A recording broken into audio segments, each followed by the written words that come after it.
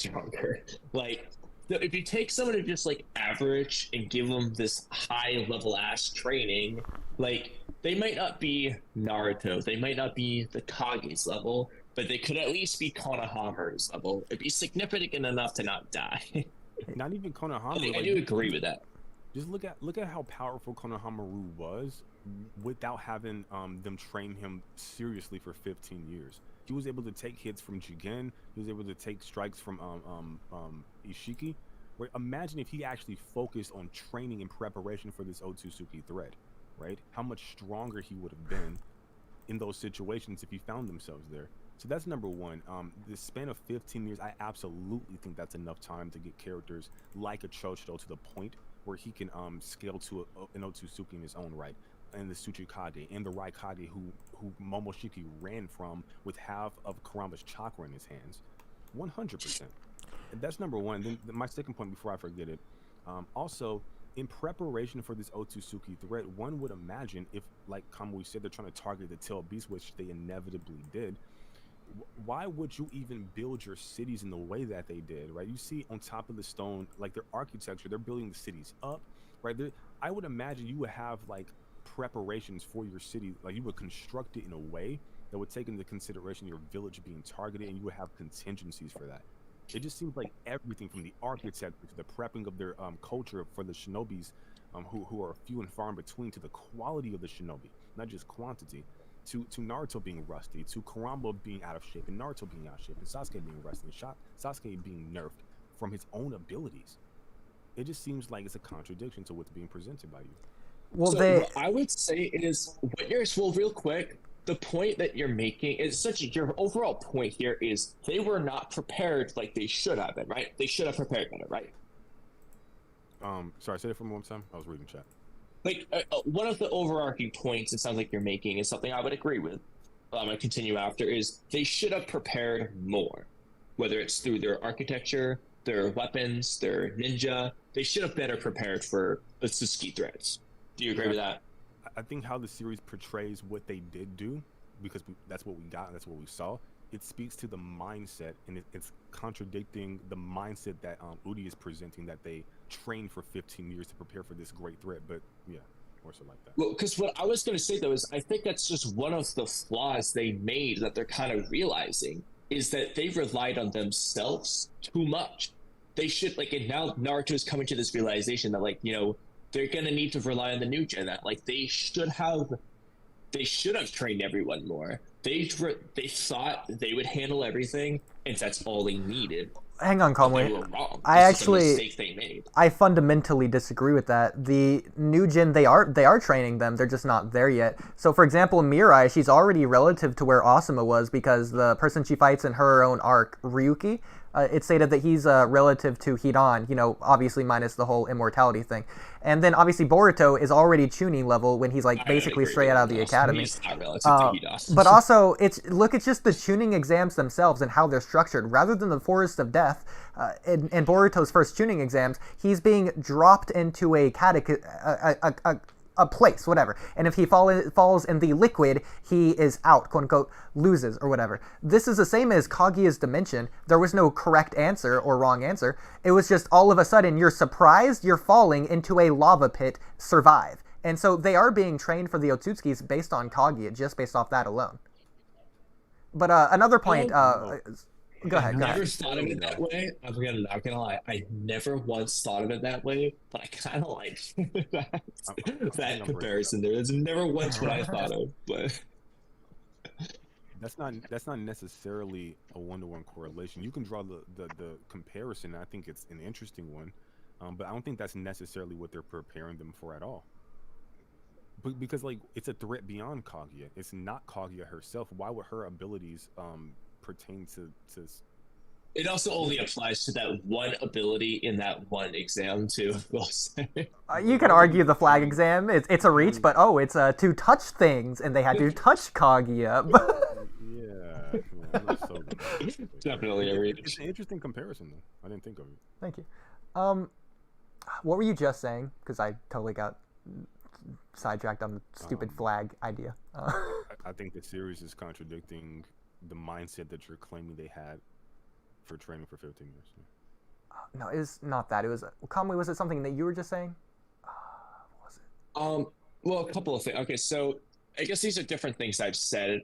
So one would be that, like, I mean, overall they kind of blends together. So I think Naruto, Sasuke, and the Kaguya relied heavily on themselves, and especially up until Isshiki's fight, especially, they just relied on themselves to handle everything. They thought they could handle everything. They didn't necessarily want to drag the other people into the mess. They didn't want to warn it. They just thought, you know what? Anything happens, we'll handle it. And that is arguably a mistake, that they should have prepared better. I mean, you can say whether or not they needed to or not, but like they didn't because they thought they would handle it. Right. Okay. I know what I wanted kind to of say. proved them wrong. So like, I still disagree with that. Beyond. So Isshiki, let's just go backwards in time. With Isshiki, they did gather their top shinobi in order to fight. They literally do this in the anime. In the manga, they don't. Go into their top forms, dude. Sorry, dude. Choji did not enter butterfly mode. Rock Lee did not use his gates. 10-10 doesn't have anything. Okay, that's fine. Okay, well, but, like, the point is, they did not 10-10 go does. into their peak modes. They didn't do anything. I'm not going to even pay attention to that scene. If you're talking about the Konohamaru Isshiki scene with all of them, it seems like they didn't have a plan or a contingency. They just rushed in, almost like they didn't plan for this to happen. No, I mean before this. This is what results from it, but like they do gather everyone before this. You're talking about the Momoshiki situation? No, or the Isshiki situation. Isshiki invades. Oh, you mean like when people are in Shikamaru's hide. point. Shikamaru just gathered all the shinobi and said, I don't have a plan. Yeah, well, that's exactly what I'm referring. Well, not that he doesn't have plans, just the fact that he gathered all these shinobi. That was the Yeah, it told him, I don't know what to do. He didn't send all the shinobi after Isshiki. Okay, well, I'm just telling you the Because extent of what happened here. That's why that happened, is why they all They gathered didn't there. even have a contingency for it. It's like they just was. Well, but that's the point, Oodie, is they relied on Naruto and Sasuke. Like, Okay, but we're going backwards do in time. that They now didn't. that No, they they got didn't. They there. didn't rely on Naruto and Sasuke because they went in on their own, or arguably because they were ordered to, because we didn't see what happened. At the very least, Konohamaru seemed to be leading them. no, it's So you could definitely argue implied that Konohamaru. they've been relying on Naruto and Sasuke, but they can't now because they got nerfed. That is a They weren't thing nerfed that's yet. like- No, And the I Isshiki think thing. the No, but I'm problem talking was about up they were until trying to- Ishiki's fight, they were relying on Naruto and Sasuke too much. That's something that Sasuke- I just want to say. A character says this in an anime or a manga, like that we need to stop relying on them, Sasuke was especially I think after they got Boruto. nerfed. I think Boruto says that, but Sasuke. Whoever said, anyway, the point is they've been relying on them. That's what they did up until Ishiki's fight. That's when the Sasuke is trying shift to- changes. Sasuke's having a conversation with Boruto, and Naruto's trying to get Kawaki settled. I think I'm not sure, but the point is like they just needed to stall for time to get the civilians away, and that's why Konohamaru and them did their shenanigans with that. But to Kamui's point, Shikamaru had no plan. There was no contingency, no nothing, no prior forethought to any of this, which again contradicts what you're saying. Okay, I'm not gonna lie. That right there Well, is I don't pretty think- bad. But I have other instances. Um, But well, we'll just put a pin in that. Well, like the point, I guess I would say is like, essentially Naruto and Sasuke, and maybe the five Kage and Shikamaru, like a select group of people may have trained for this threat, but they didn't drag everyone else into the training for this threat. I would say that's probably not. They should have trained them more, whether they knew what they were training for or not. They should have given them like a big reason to get ready. Whether you want to manipulate them, say, "Oh, it's because." Whatever, just in case, just they should have given a reason to train hard, whether it's a fake reason or not. Well, But they Kamui, didn't. They relied on Naruto and Sasuke. you say it as if they don't train them at all. I know you're saying the word more, but you're saying it as if Naruto didn't train them at all. Obviously, they train them, but like, Well, no, specifically the for kids the were half Otsutsuki that as trained. well. Not even the named characters, because you see Naruto training just like random Jonin for like the sealing jutsu when he gives Team 7 their name. well, that was in response to Nue. But yeah, I mean, like, yeah, they do it, but like, Well, I new mean, age link yeah, to like I Kaguya. said, I'm kind of in the middle here because I think part of it is also just like a lot of these ninjas suck. Okay, well, before I forget really quick, just a side tangent going back to something Mello was saying earlier about the architecture. I mean, that's a kind of weird point in my opinion. They have Ino's, the Inoichi bubble around the village. So they knew when Isshiki appeared. They knew when Jigen appeared. No, well, what I was thinking at least is that they should have, how like the Raikage made a chakra cannon that can blow up a moon. Like they should have been making weapons like that to just blow up Momoshiki. Granted, he would have absorbed be, it. Granted, he would have absorbed it. It would have worked out really bad in that case. But like, it's a hypothetical thing. They should have been creating like mass weapons for that. The giant fuck you cannon. Yeah, that's crazy. Yeah. I mean, hey, they're developing scientific ninja tech. The architecture more so speaks to, again, the mindset. That's super important to me. Like why do you do what you do, right? Why would you build in anticipation for a threat greater than Kage, which basically almost folded your whole way of life? How you build your cities tells me something about your mindset. You're building that city in a way that's supposed to induce it's very colorful, it's very bright and vibrant, it's very like it's almost like they're not prepping for something. It's like the threat's gone, era of peace. We're going to construct our cities in a way that's not going to, because like with the Otsutsuki show up, all that shit's gone, right? If Isshiki wanted it, all that shit gets wiped out. But imagine if they constructed their cities, their villages in a way with like domes or some kind of scientific ninja tech where a dome comes over the thing that physically protects them from something. That to me speaks to their mindset. Maybe not that specifically, but as a hypothetical. That's more so what the architecture says to me. Naruto is the one that protects the village, so I think it's like okay. A mix of both. In Naruto the Last, ready for it, but Sasuke says if Naruto's not here, then Sasuke will protect the village. So the village is protected not by a physical thing, but by a person. And so if Naruto thinks he's strong enough to defeat Kaguya, or the Otsutsuki threat in this case, and there is no other threat. So the village is, in their opinion, protected. To get rusty and out of shape. Well, hey, I'll get to that point next, but we'll get to that point last. I want to say, hold on, just on the architecture, just the fact that they do have preparation. So, for example, the underground secret bunker, that did work. Isshiki was unable to locate Kawaki or anyone else down there. Same thing with, in the Isshiki fight, Sasuke at the very end, he pulls out random, like, Byakugan blocking dust. And that works as well. I mean, that didn't exist before. So they clearly have these contentions already set in place. I will say the Kawaki underground thing, they were just using what Danzo are. I understand, but it worked. So it wasn't in preparation for the Otsutsuki, it's just like a makeshift thing. Listen, it was upkept. Utility. They maintained it. Well, that ninja tech bomb, though, is fair. Like, it was a clairvoyant blocking dust. Like, that is a fair point. That was clearly created for people with dojutsu. I mean, Shin Uchiha. I don't know. But I mean, they are still preparing. Like, they have scientific ninja tech, and that's being constantly updated in advance. What's up?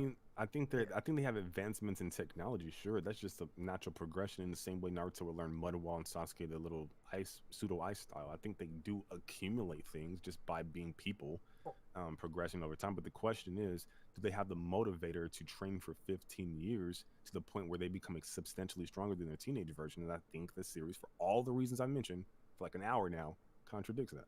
Let's keep in mind, they can't necessarily just build weapons willy-nilly. In Naruto the Last, the Kage got in trouble for building his chakra cannon because they have a peace treaty between all the villages because they're in the era of peace. And because of that, because Shinobi are becoming less and less, they have less need to develop technology in regards to combat. But specifically, scientific ninja tools are made with the idea of combat in mind in the first place. Okay, that's good. So So progression of time, scientific ninja tech, this seems to be a thing that can amplify Shinobi. It would be really cool if they train their Shinobi and then also use this to get them ready for the up-and-coming Otsutsuki. If Chochiro can go from his end of Shippuden power level to the point where he can contend with Kinshiki a bit, imagine if he had some scientific ninja tech on the side, he might get there. I think if you train these people and you maintain your military presence, your force, and you approach them as a united front, I'm pretty sure you're okay. I'm pretty sure we can get a normal Shinobi to the level of the Raikage. I don't think there's anything inherently special about Datari outside of his Kage Genkai, of course, right? But outside of that, I think it's 100% in the realm of possibility to get your average Jonin to Kage level in 15 years with enough motivation plus scientific ninja tech, yes. So the whole thing with Chojuro and like Darui and Katatsutsi or whatever her name is, all these characters being significantly stronger is really interesting to me because clearly they train to get significantly stronger. You agree with this. But other characters we know did still continually train like the entire time. But why didn't they get as strong? For example, the implication is Rock Lee trained so much to the point that where he's literally now bald. He's just being like one shot by Otsutsuki. I mean, we know he trained because it's stated he's trained through like the novels and like Naruto the Last. He has a, I'm about to censor a word here, so it's gonna sound weird. The SS side squad, Rock Lee is like leading this, so he's clearly still training this whole time, and he has a whole armament underneath him, a whole army basically.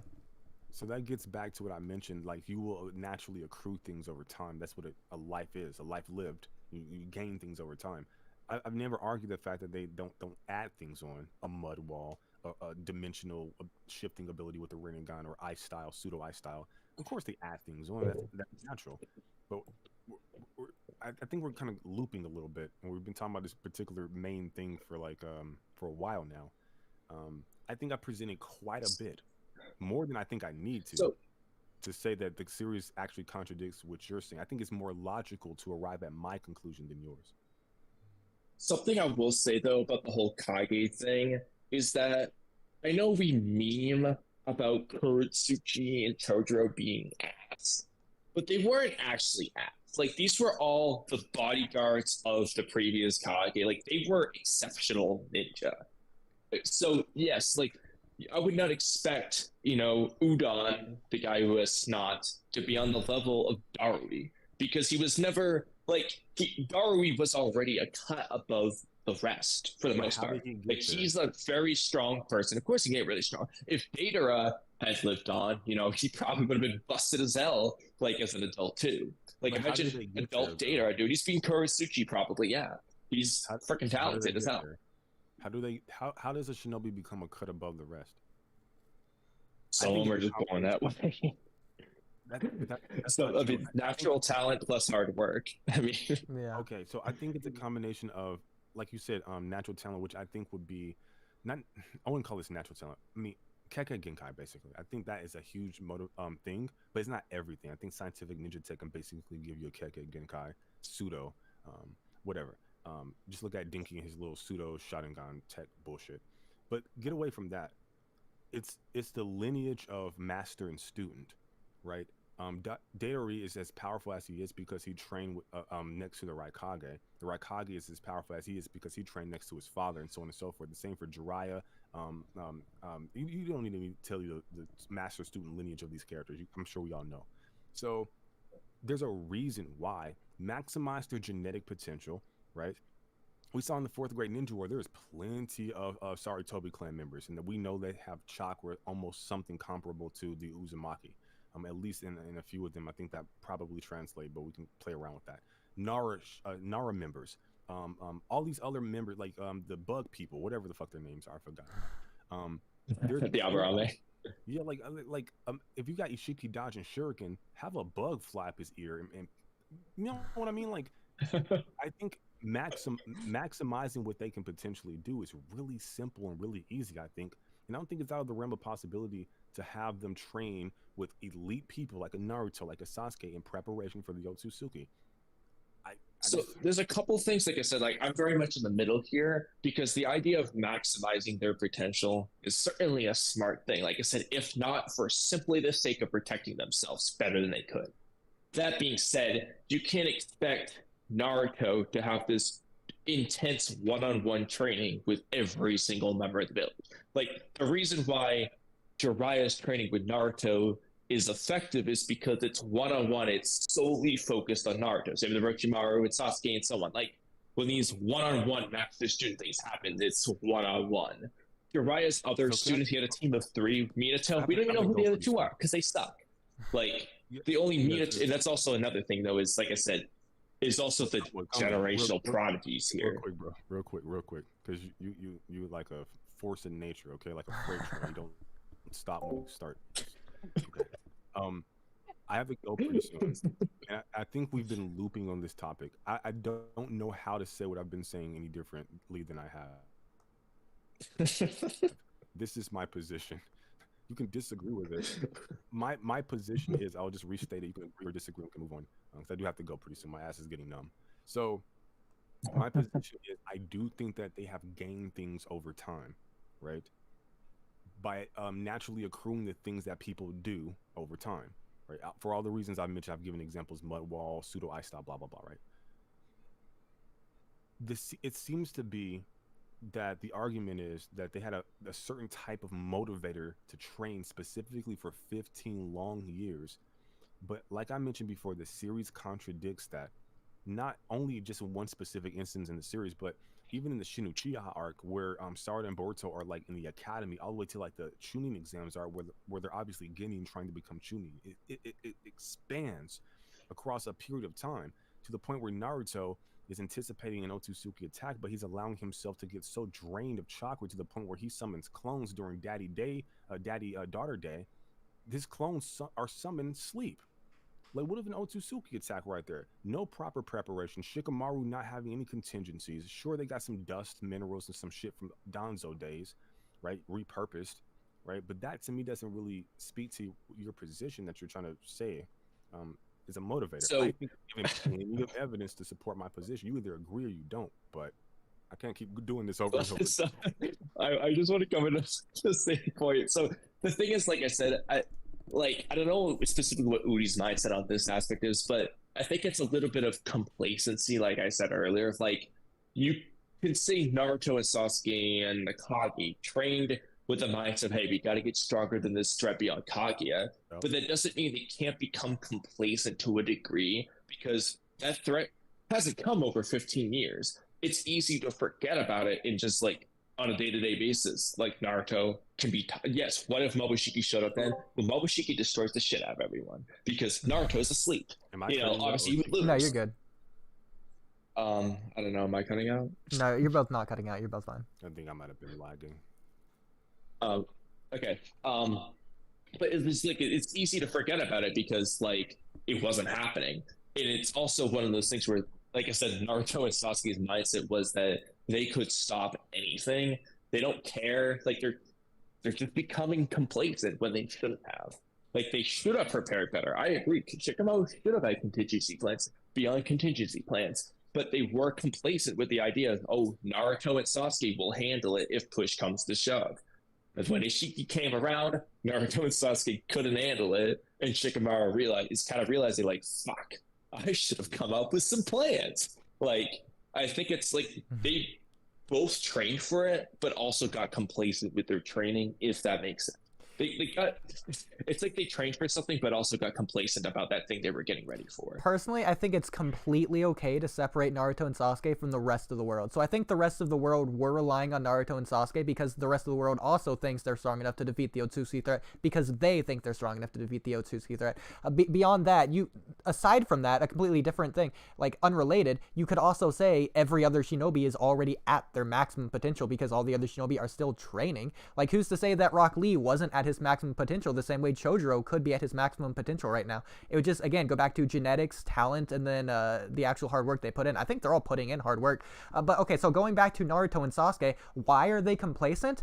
So, okay, let's use Kamui's example. Let's say you're going for the Super Bowl. Your mindset's to win the Super Bowl. That doesn't mean on your birthday, the one day of the year of your birth of which you celebrate, you're not going to just not have a cupcake. That doesn't mean you're not dedicated to winning the Super Bowl. You have a mindset, a goal. As long as you maintain consistency, as long as you don't fail in the end, it doesn't matter what you do along the way, as long as you stumble across that path, as long as you still clear the finish goal. So going back to what Mello was saying, why are Naruto and Sasuke rusty?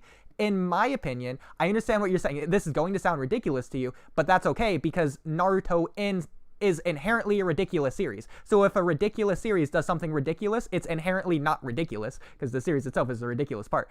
Just like One Punch Man, Saitama is ridiculously strong, but it's normal in One Punch Man. So applying this to Naruto, why is Naruto rusty to the point to where his clones are asleep when he spawns them? Well, it's because Naruto sleeping clones, he believes, is still stronger than Kaguya. Again, I understand that's rusty, but let's say an Otsutsuki stronger than Kaguya invaded during Naruto in the like parent and child day. Naruto still, at his rusty let go self, he still thinks that rusty let go version of himself would still be stronger than Kaguya. Just because he's rusty doesn't mean he's minimum at a certain level. We just don't know how weak a rusty Naruto is, because even a rusty Naruto went on to defeat Shin.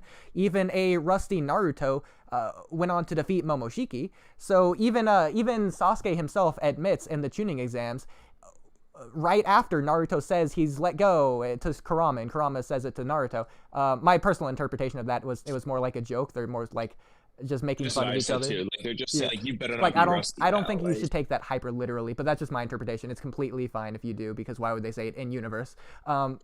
So Sasuke says, well, Naruto could easily knock that blast away. So a let go Naruto, let's take it hyper literally. Let's say Naruto is let go. A weak nerfed version of Naruto to where he's let go could still easily blast away a blast from a being which was known as the threat stronger than Kaguya. So this rusty version of Naruto, well, he can get rusty because he was at his peak, so far above his peak that he knows how rusty he is. His rusty version is still above where he needs to be. I think I'm cutting in and out.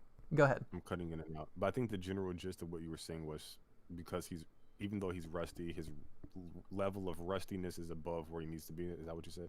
Yeah, so bringing it back to like the Super Bowl analogy, let's say you win the Super Bowl. Let's say you take like a month off of training. So you're rusty. You won the Super Bowl, you're stronger than like a middle schooler playing football. But they haven't won anything. What's that? The problem is they're in preparation for a thing, right? Yeah. And like, so the Super Bowl analogy doesn't work on like a few fronts. So like you said, like they won the Super Bowl. In this instance, they're not winning the fight with the up and coming threat that they're anticipating coming. They're anticipating it coming, so it hasn't happened yet. That's one. Then two, the whole eat the cupcake thing. You're not eating the cupcake to the point where it spans over the course of I'm not even sure like what's the gap between Academy Boruto and Chunin exam Boruto. But to the point where it expands a lengthy period of time. You eat a cupcake one time, once that day, and then you get back to the grind, right? And I find that when I think a better analogy would have been like you take a rest day than the cupcake. Like you take a month off of training. Like ignore the cupcake part. I find when I talk about like the rusty thing or him being out of shape and Kurama being out of shape, I think people focus too much on the power aspect of that conversation, whereas I'm focusing in on the mindset. Right, the rationale, like why are you doing what you're doing? Why would you ever feel so motivated to prepare for Otsutsuki for 15 years, right, and not prepare the world for at least to be able to educate them on the Otsutsuki? The new generation didn't even know about them. There seems to be a blackout when it comes to education. There seems to be no contingency plans when they attack. You can say, okay, well, they went under like something when Isshiki came, but I can just say that's from the Pain Invasion. That just makes good sense, right? Same thing with the Danzo, a repurposed thing, not specifically for the Otsutsuki, but hey, it's there, so it serves a utility. There's just too many examples that contradict your position to the point where I think, honestly, I have absolutely no idea why you're still arguing for your position after everything that I've given you, outside of it just being, this is the hill you want to die on. Like I think we just disagree. It's what this boils down to, but. Again, I feel like I'm continuing to say. I'm even granting that they have gained something over time. I'm not even taking that away from you, but this idea that they were preparing for this Otsutsuki and the reason for 15 long years, and at some arbitrary point, for some arbitrary reason, they stopped and got rusty to the point where it spans over a great period of time. Naruto doesn't even know if Kurama's in shape. So what the fuck kind of training was he even doing if it wasn't with Kurama? Sasuke was gone half the time, so he wasn't sparring with him. He learned no new jutsu. They had no contingency plans. Like at this point, I think I've given you 20 examples from the actual series, anime and manga, that contradicts your point. You've given me like 2 points. I have no idea why you're still in this position. I completely disagree with that in general, but again, we just disagree. We don't think Naruto is literally asking Kurama if he's out of shape. We think that's just boys teasing each other, basically. I think people do that all the time. That's the way I interpreted it. Why would that? Why was that an oh come on thing, as if it's obvious the other way? That's fine. That's fine. It's your interpretation. It's okay. your right well, besides that, though, I think the point that I think we're just not connecting on is the fact that they train for something and just thought they were so far above that threat that they got lazy with it. Like, How do you know essentially, that, if Naruto thinks he's twice as strong as Kaguya, and he says, I can relax, I'm this strong, match it with me and Sasuke. Nobody's taking us on. That's kind of the mindset they had. Well, like Kamui was They saying thought earlier, they could handle it. regardless of their performance against Momoshiki, Naruto and Sasuke went into the fight confident. And that should be the threat stronger than Kaguya. So they shouldn't know how strong Momoshiki is necessarily. They just know it's the threat stronger than Kaguya, but they're still going into it confident as if they know that they could beat up Momoshiki, who they think is stronger than Kaguya. What other also, way they also don't know. They don't even know about the threat beyond Kage. They don't know about Isshiki. Like, so they're not training for him. They're training for Momoshiki. So they only need to be like a little bit above what they think is enough to beat this threat beyond Kage. They're not planning on the threat beyond that. And if Sasuke alone can defeat Momoshiki, what he thinks, I'm sorry, Melbourne, earlier, I'm just saying. Double team me. You guys can't double Go team. ahead, Okay, go ahead. You got to reply to something. So, number one, like, they don't know the gap in between Kage and like wherever they perceive to be stronger than her. So that is weird. Just what Kamui said. Yes, that's true. But the thing is, like I said, it's a mindset. Like you said, it's a mindset thing. They think. To answer your question, why would they do that? Because they think they are so strong, no one can stop them. That is what they think. You can say that was stupid of them. That's fine. But the point is, well, why would they stop training? Because they thought they were so strong, it didn't matter. Yeah. But then they kind of said, like, okay, maybe we should probably train again. But like, that's kind of their mindset. Why do you believe that? I can't answer that one. Sasuke thinks he's strong enough to take on Kage. That's kind of important to be able to answer that, since you said that that's what they believed. There's a reason for you thinking they think that. Because they stopped training. So, Mello, And what they this walk goes into down the to... Momoshiki fight. They walk into the Momoshiki fight confident that they're going to beat his ass. This is the threat that they were training for, and they... Yes, but Jigen is the threat beyond Kage. First of all, they don't... And this is where I said they were wrong. They should have kept training. Like I said their complacency is a mistake because of Jigen. They weren't ready for that threat. They should have been. Well, whether or not they could have been is a different story. But the point is, they walked into that fight confident, yes. Why did they walk into that fight? Because they beat up this dude who was supposed to be stronger than Kage. So, like, but there's a reason why you guys brought up them walking into the Momoshiki fight confident. And I'm saying, like, that reason doesn't fly because they did the exact same thing with an opponent that they weren't ready for. It's not like they knew they could defeat Momoshiki, and but the point is they thought they were ready. The same thing with Isshiki. They It's also thought they could ready. defeat Isshiki. They thought they were ready. Like, they thought they were ready for Isshiki too. They weren't, but they thought they were. So because they thought they were gonna act like they think they were. It just seems like we're For example, I can come into a day, for anyone who works out, if you don't work out, I guess this won't matter, but I can walk in and say, I think I'm going to deadlift 500 pounds for 3 reps today. I could find out I can't do it, but I think I could. So again, this is there's just a talking reason on why their I thought that, mindset. probably. Because this is I what you were have to bringing up. strengths that I thought that's reasonable. Yeah, that's just the mindset. Like, they think, like I said, regardless of why, how do they come to that conclusion? Who knows? They just felt it. I don't know. But they think they're of this strength that no one can stop them. That's why they walked into both fights confident. They learned in the second fight that they were overconfident. But so we have two up until that fight, I mean, they were right about their thoughts. But so we have. But that's still boiling down to whether or not they should have been confident in their training. But it doesn't change whether they were. Yeah, we have two positions here. So, what you guys are saying? Make sure I remember this.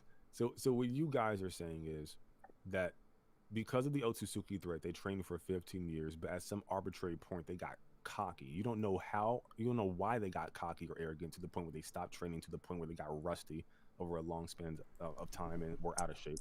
But the fact that they did is justification enough for you to make that claim that they got arrogant or cocky. Yeah. I mean, Neji thought he was stronger than Naruto. Sorry, real quick. It's like a yes or no thing. So I gotta go. Like, literally, we're Repeat your question again, then. Yeah. So it's more so like me like trying to understand your position. So you're saying they're so motivated to train for this Otsutsuki threat that they train for 15 years, but at some arbitrary point, they felt randomly that they were strong enough to scale to an opponent they don't know very much about, right? And to the extent where they allow themselves to get rusty and out of shape. And you believe that them being rusty and out of shape is a justification for your claim that they're arrogant and cocky. We never even get to what rusty meant because Kurama mentions battle senses, so that just means he hasn't been in a serious like bloodlusted battle, in my opinion. But we don't have to go down that route. I think, okay, let's just get to conclusions because you said you had to go. So I think overall, regardless of who's stronger, we can all agree it's weird, and you could argue it's bad writing. I think that's what it really boils down to, is the series is trying to tell you one thing, in our opinion at the very least, but they're just doing it in a bad way because we don't see it happen the way that we think it should happen. For example, it's explained in universe that they don't want to tell the younger generation about the Otsutsuki the same way that they don't want to tell them about like Hashirama, Madara, Hagaromo. The same way that Itachi, like the whole Uchiha massacre, it's literally hidden from the public library. There's an in-universe explanation. It's just the writers didn't want to cover it, is what it comes down to. But we're trying to give inverse explanations. I feel like that's a bit of a cop-out. Like, why would it be comparable to Madara and specifically Hashirama's conflict together? Well, I mean, I told you why Chojuro didn't want to do it. He literally explained it. Who are ending the world versus the little petty conflicts between Madara and Hashirama, or the okay, this is what Chojuro says word for word. How are we supposed to tell this to all the people whose wounds from the last war have only just begun to heal? How could they even begin to wrap their heads around this level of opponent? Yeah, that's what I was referring to. They just don't want to tell them that. Okay, they don't want the world to freak out. So it seems to me that they're trying to usher in their world towards an era of peace to where no one's prepped for a thing that they anticipate coming. Except for them. Because they think Naruto and Sasuke can handle everything. What? Oh, God. How do you arrive at this conclusion? Because they rely on Naruto and Sasuke for everything. No, that's literally not true. Like when Kawaki got discovered, they literally wanted to do a joint venture. That was their first go-to move. Let's tackle this together. Naruto had to convince them that he's the guy for the job. That wasn't their first inclination. Yeah, I don't think they. I agree. I don't think they just rely on Naruto and Sasuke. For example, when Naruto sealed away, the Kage aren't freaking out. They're like, oh yeah, we'll just handle it. So they do understand their own powers as well. They could understand how strong Kage is just based on how Naruto and Sasuke explain it. But also when Momoshiki invades in the anime, well, what about Kinshiki? Who deals with him? More specifically, Urishiki, because we know Gaara goes to fight Urishiki. You don't see Naruto freaking out. You don't see anyone like questioning this. It's just, okay, Gaara is fighting Urishiki at the same time Naruto's fighting somewhere else. Yeah, so the 5 Kage, along with Sasuke, but like aside from Sasuke, the 5 Kage go to kill Momoshiki. It's not like they're relying on Naruto and Sasuke. Yeah, I won't say only this, but the point is like the top dogs. They're relying on Naruto, Sasuke, the Kage, Shikamaru, really just the top dogs. Because they think the top dogs can handle it all. So following the Momoshiki battle, the threat that they were anticipating comes down, blah blah blah, right? Like why isn't there any motivation to do anything else? Why is Naruto still having like a chakra problem to the point where he's summoning clones that go to sleep? Why is like Urishiki still around? There's still threats there. Does Naruto do the stupid Hokage stuff after the Momoshiki fight? Because that whole plotline at least is resolved in the movie. No, it is after. It is after. I don't know about the novel timeline, but in the anime, which is what we're using right now, it is after. Yeah, so like this, okay, does it again. Okay. Again, this speaks to his mindset. If the mindset was, I'm going to train to the point where I can get wherever the hell I need to be to beat the Otsutsuki, but then for some random reason I feel like I'm strong enough for just cause I'll just. Well, I guess if it's after the Momoshiki fight, then it would be because he beat him. But well, doesn't is the parent-child day novel? Do they know about Kara at the time? This happens after. I don't think they know about Kara. No, not in the anime at least. Yeah, I'm not sure if this happens at that point. I have no idea. Yeah, in the anime, they didn't know about Kara yet. This is the parent-child day thing was definitely before the Mujina bandits. As far as Urishiki goes, I mean, Sasuke thought I don't know, like Sasuke thought he could beat a 1v1. I mean, Momoshiki doesn't hint at any future Otsutsuki. They could think that like all the Otsutsukis are just done. But Like, they might think Urashiki's the last one, and then he's weaker than Momoshiki because he was his lackey. Like, they might not think much of Urashiki. It speaks to their mindset because literally Sasuke fights this dude alongside of Gaara, and they don't even put a scratch on him. If it wasn't for Boruto randomly looking at the news at the time that he did, Naruto's dust. They literally all like he's dead. His whole timeline gets fucked. Well, hang on, they don't put a scratch on him because Urashiki leaves. So he's been training for 15 years for the Otsutsuki thread, right? And he feels they're cocky enough to feel that they're strong enough to stop them to the point where they get rusty, right? But he's still so weak and insignificant to the point where he can't even put a scratch on Urashiki. Well, so they're not rusty anymore at that point. You say they don't put a scratch on him. They defeated Urashiki, which is why Urashiki left. I haven't completed the thought. So why is it that they felt confident at any point to allow themselves to get rusty or out of shape to begin with? Because they were killing Otsutsuki. Because they defeated Urashiki. No, I mean at the point where they allowed themselves to get rusty. This is prior to Momoshiki and Kenny and Urashiki's arrival.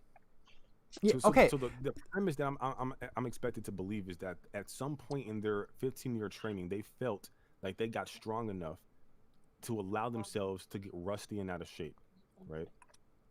So here's what I think is, speaking on the mindset, their mindset is just because they're confident in taking down the threat. That's our answer. I want to hear your answer. So what do you think is why in this regard? Why they got rusty? Sure. Bro, I've been saying it for the last hour and a half. I think the series just contradicts your point. He thinks that they don't even think that the threat's that big a deal. I think the series proves that to be the case based upon all the litany of evidence that I've been providing consistently, step by step, for the last hour and a half. I just don't know how to say it any differently. I think the actual material disagrees with you. Do you think Naruto and Sasuke think there's an enemy above Kaguya? I would go by the statements that Sasuke believes that. So then do you think Sasuke at the very least is training regardless of Naruto? I think they're both training. I said this. Okay. I just don't know how you get like them training for an Otsutsuki for 15 years, but then also they stop training because they think they're stronger, and then that's the reason why they get out of shape. Like I don't know how you get there, but then get packed. Why do you think they're? What do you think they're? All right, so if Sasuke says, "I think there's a threat beyond Kaguya," what do you think they would do to get ready for it? I think they would try to train as much as they possibly could. So what training do you think they should do? But there's a distinction between what I think that they should do, which makes sense, and what the series bore out to be true. That's the whole thing that I'm trying to put. I think they should have probably trained. I think they should have reinforced their cities. I think they should have trained up their military shinobi. I think they should not have let their numbers diminish and their quality and quantity diminish. I think they should have prioritized scientific ninja tech. I think they should have informed the next generation. There's a lot of things I think they should have done. But the series consistently shows you that they didn't do any of that shit. My God, Isshiki showed up and Shikamaru had no plan. Okay, that's where I said. But that's where I said Hello? Is this what they should do isn't what they did. Filler. Hello? Why are you still arguing this? I think they got something over a period of time. I don't think the motivator for the Otsutsuki was so strong to the extent to where they trained for 15 years straight, but randomly allowed themselves to get rusty. That is a mindset thing. And then once they defeat an Otsutsuki and there's still one lingering around that they can't seem to pack up, that being a Sasuke who thinks he can deal with an Otsutsuki threat, but can't even deal with one with a Kage by his side. So like, again, me and Kamui said this is bad writing. Like, this is our interpretation. We just don't like it. We don't like it just like you don't. You just think it's an inconsistency. The way we make it consistent is by saying we don't like it, but this is just the way it's consistent to us. But why? But I don't understand why it's consistent to you, having me giving you this aura of evidence to support. The thing is, what you're saying is why they were wrong. That's not what they did. You're saying why they shouldn't have done what they did. No, I've literally. They shouldn't have become complacent. They should have trained all these things. No, but like, We're not disagreeing on that. We're just saying what they did. I'm literally giving you what this series, the canon material, and then also what I think they should have done. I'm literally giving you both for the last hour and a half. Yeah, but what we're just the disagreement is on what they did, not what they should have done. Because I mean, ultimately, what we're saying is we think they trained for a threat, got complacent because they fought Kage, they know how strong she is. If they hypothetically think they're some X amount stronger than her and they feel complacent about it, that would be a reason to kind of get relaxed on their training. To explain that. Because otherwise, you have to ask, why did they train? I mean, it comes down to the same thing. Why did they train and then stop? What is another reason you can give besides training for a threat and becoming complacent? Okay, hang on, Kamui. Let Mello address your thing real quick. Why would at any point, say hypothetically they got stronger than Kaguya, why would they ever just let themselves get rusty having done that when they don't know how powerful or what the gap in between Kage and the threat that they're prepping for is? That doesn't even make sense. Because they're overconfident. That's their flaw. Oh, God. But you're just saying that. You're just... Well, we see it. They were overconfident, and it was a flaw. The Jigen fight proves that. They were overconfident. They didn't think they were going to lose versus Jigen. That's just where they're wrong. But their mindset was that they could beat them. Why did they think that? Because they're Naruto and Sasuke and they think that. Yeah, so they're overconfident, which is why they lose. But they were winning up until that point. They have to be overconfident. Because they think they're over Kaguya. But they don't... Well, they know how strong Kaguya was. They don't know how strong the threat is. They assume how strong the threat is, which is the thing. So, wait, so why would being over that's their flaw. They wrongfully assume... So say they assume they're over Kaguya. Why would that ever be a thing? Why would that be enough for them to stop and allow themselves to get rusty and unprepared and no plan or strategies once Otsutsuki arrived? So Mello, we agree. Plethora of things I've mentioned before. That's why it's bad. We agree. Well, that can't just be enough of a justification for you to arrive at your conclusions in comparison to what I'm presenting you with. But let me ask you, the thing is, I'm confused with, why do you think they're trained? Because I think we're kind of saying the same thing, because there's only one answer. They're training for a threat, and then they just get rusty because they probably think they can beat the threat. What other reason would they have to train? To point out there's a threat beyond Kage that Sasuke knows about. So, what other... they're training. At the end of the day, the reason they got lazy is because they thought they could handle. So if we ask Naruto in universe why he stopped training, he's not going to say it's a contradiction. That doesn't make sense because that's in universe. So what do you think Naruto would say in universe is his reasoning for stopping training? This is what I feel. I feel like the threat of the Otsutsuki, and this is just my opinion. I feel like the threat of the Otsutsuki that were coming, whatever. I feel like this was this thing that they knew about, but they weren't sure about, because I think Sasuke had an assumption about this, and that's why he was trying to figure out more information about Kage or whatever. It was a hypothesis. Yeah, he said it's only a hypothesis, but there might be a threat beyond Kage. Yeah, I feel like this is like a something in the abstract, to where somebody can die in some other country. It's super tragic, but it didn't happen to you, so let's go back to Netflix. It's one of those things, out of sight, out of mind, on the back burner. Yeah, it's this threat thing that we should be prepared for, but life happens. I got kids, I got a job, and this shit just keeps rolling. I don't think that they prepared for the Otsutsuki. I think they got stronger by accruing things over time, as people do, right? And I think there's two kind of levels here. One where we can say, okay, they know about the Otsutsuki and they're preparing for them, and then there's the other one where, okay, well, Kage was preparing for something 1,000 years ago. It hasn't shown up yet. It's kind of my general assumption. So this is the justification for me going to dimension to dimension, trying to learn more about my assumption, right? Because it's not a definitive thing, right? So then time passes, and this is bearing itself out in the actual series, where there's no strategy from a Shikamaru, the second in command, when an Otsutsuki does show up. There's Naruto's letting himself go to the point where he doesn't even train with Kurama because he's calling into question if he's in shape, and all the other things I mentioned. I don't feel like going over them again, right? On and on and on. I think that is the honest and genuine thing that has happened here. That's just my read of the situation. I actually don't even really disagree with much of anything you said here. But I will say this. All that's fine, but that doesn't take away from the point that the story is trying to make us think Momoshiki is the threat beyond Kaguya that they defeated. But Which now is we're the getting off original of something point. that's completely different than what we've been But discussing. that's the for the original last point. The whole reason we got on this topic is because we said the story is trying to make us think that adult Naruto is stronger than teen because the threat got up and they defeated it. That's why we had this back and forth. Regardless of why they trained, they still told us there might be a threat beyond Kaguya. Then it showed up and Sasuke says, yeah, this is the one Kaguya was talking about. And then he defeated. I asked you to like show me specifically, because you said like there were words stated or dialogue stated or whatever. I was like, okay, specifically what was it? And then that's how we got on this. Like, you couldn't provide anything. Well, I posted those in chat.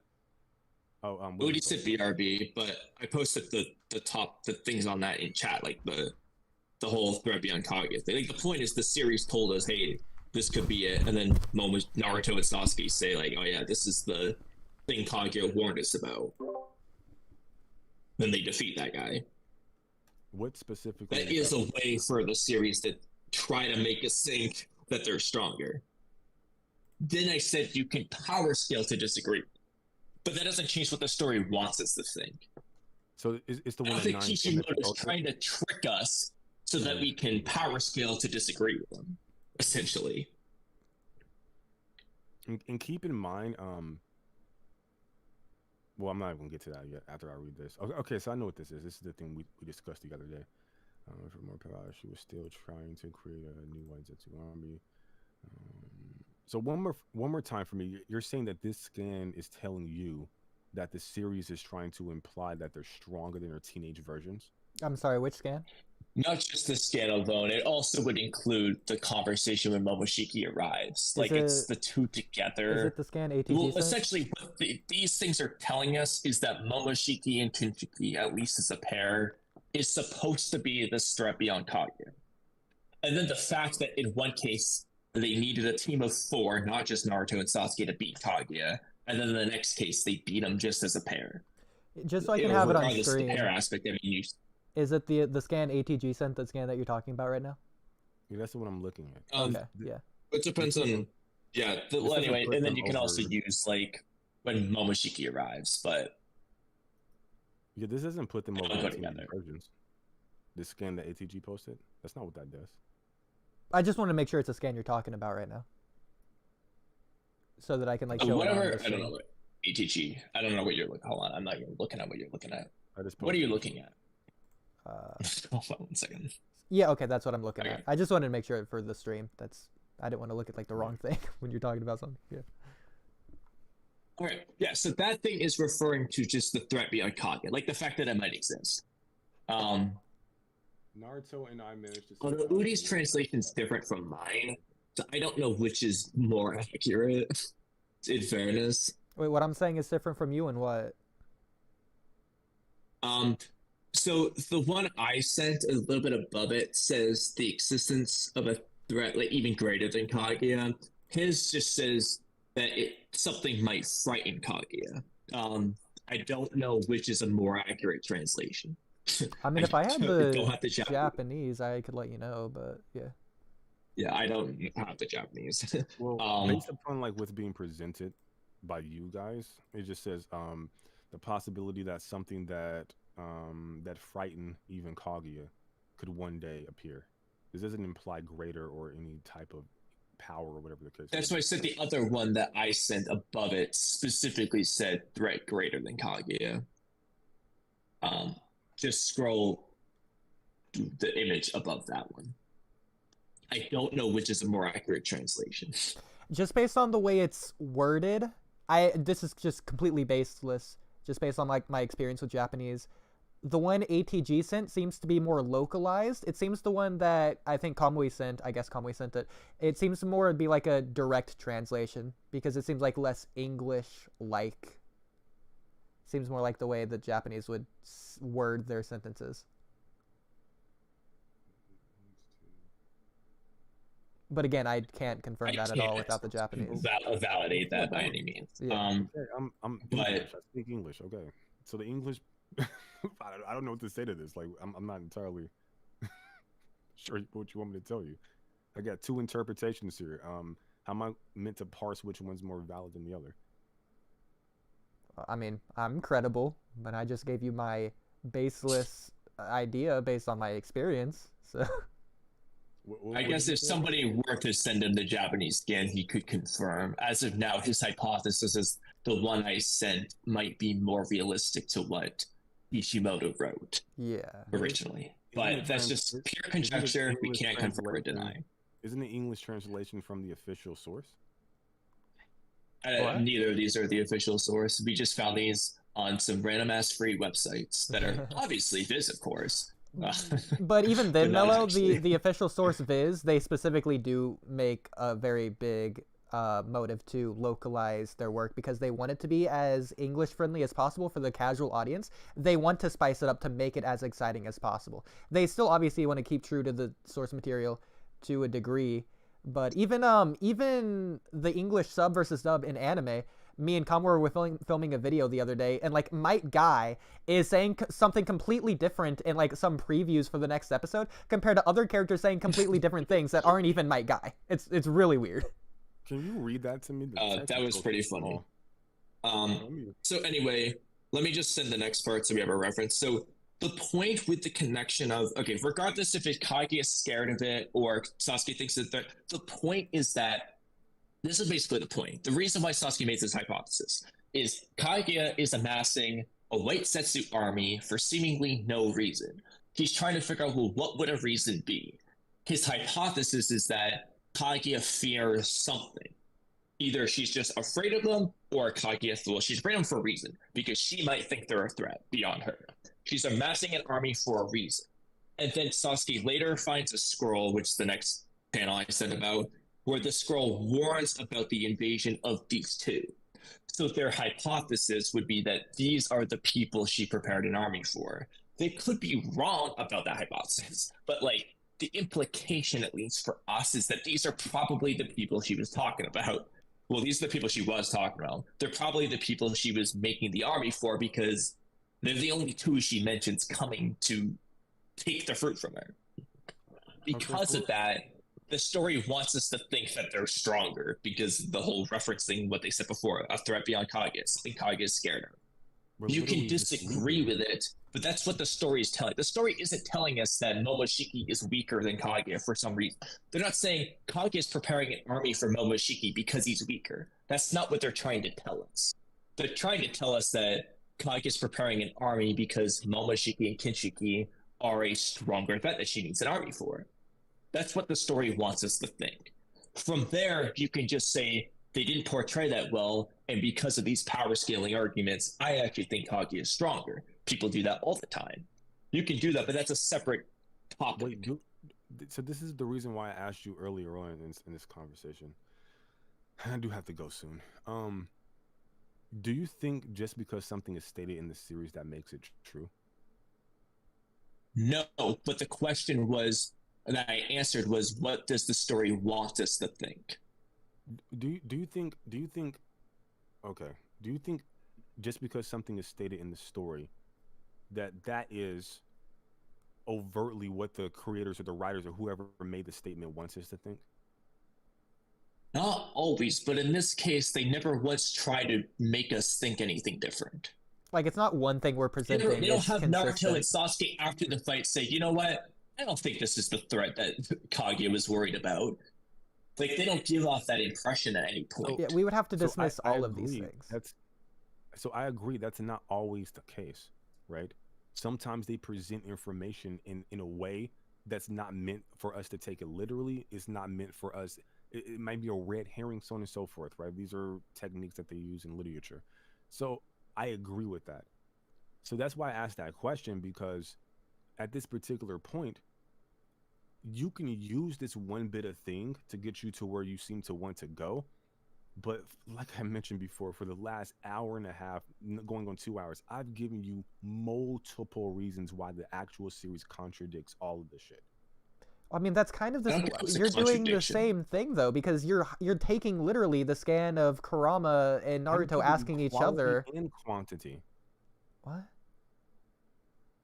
well, in this case, they're being serious. In the Kurama case, it's like a jab at each other. Like, wait, so, Naruto, like Sasuke calls Naruto names. They're just teasing each other. For example, I don't think that scan should be taken word for word any more than this scans would be. Yeah, so I'm not dismissing everything you sent. Like, for example, the Rusty thing, I do agree that they are literally Rusty. They're hyper literally calling themselves that. But like that scan where they're like, oh, or I hope you're not out of shape. I don't think we should take that literally.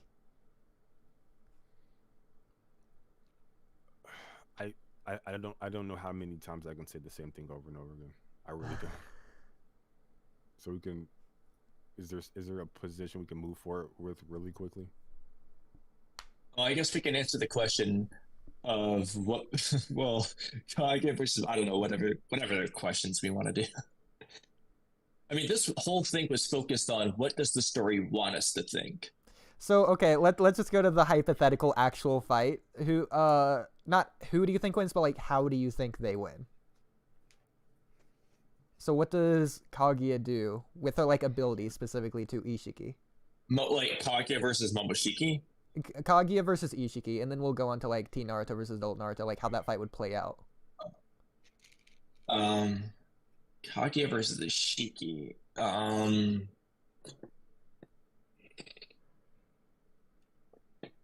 Well, see, the problem is, hypothetically, like, Isshiki can go in for a kick, but if he just, like, touches Kaguya's bones, is he gonna disintegrate? Like, does he know what her ability is? Like, I'm sorry. Is he just gonna be cocky and just, like, disintegrate himself? Like, for Momoshiki, I'm gonna be honest, I don't see how Momoshiki beats Kaguya, because I don't know what the fuck he's gonna do. So right now, Mello, we're talking about like we're talking about like the actual hypothetical fight, how it would actually go down in series, like Isshiki versus Kaguya, like not the stats, but like their abilities, or like how the fight would play out, how we think it would. So were we always on Kaguya and Isshiki? No, right now we're just giving like the hypothetical of what we think, just for fun, and then after we'll do Naruto and Naruto versus Naruto, Teen versus Adult. What we were focused on was what does the story seem to be trying to tell us. Yeah. Versus just like this is more just like how their abilities interact, power scaling stuff, those things that I separated. Okay. This one I have less of an opinion on, to be honest, because if we're gonna take in character, well, I can see Isshiki just trying to smack Kaguya's bones, and well, this is another question though, I guess, is for Kaguya's bones, do they specifically have to stab you, or can touching them also make you disintegrate? That also plays a factor. I think it would be stab. I would think so too, but it's possible that just touching would also, because what's fundamentally different? Yeah. You know, they're making contact. I guess it depends if it's a ninjutsu or if it's a shinjutsu. And in the data book, it is stated a ninjutsu, but it could be a recon. Yeah, honestly, I think it's possible that I'm actually just gonna make a video explain this, but everything is implied from Amato's topic in chapter 75 that Otsutsuki powers are Shinjutsu. Like, the jutsu that Otsutsuki use are Shinjutsu, the jutsu ninja use are ninjutsu. That's what's implied, meaning that they will have to retcon those data books. But that's a side note. Regardless, the point is, like, I mean, because, for example, when Torne punches you with his bugs, he's not stabbing you, you're just making contact. When Naruto's Baryon mode life force stuff, it's just contact. So, like, in the case of Kaguya's bones, the only time you see him make contact with anyone is through stabbing. But do they need to actually stab specifically, or do they just need a touch? Because if Isshiki, like I said, just slaps him and he disintegrates himself, like, he's losing. So, Mello, if Kaguya and Isshiki just did happen to fight in the series, do you think it would be through the Ashbone Kaguya could win? Or do you think she would try something else? I meme and cream about this, okay? Well, I guess he could just shrink him, though, in fairness. But it just depends. I think if Ashbone's work on Isshiki, it's because of overconfidence, I think. Otherwise, he would shrink him. I wish we had an army if she could just boop him. Well, actually, I don't know. Bones have living cells, so maybe you can't. No. We're not going down that avenue. We're not going down that avenue. Those claw marks have his blood, but he can still shrink them, so he can definitely shrink them. Yeah, trust me. I've already heard this the other day. I don't want to talk on that. No, based off, since Kawaki can shrink Ko's claw marks, which have blood and which is alive, I think the same thing should apply to the bones, so he can shrink them.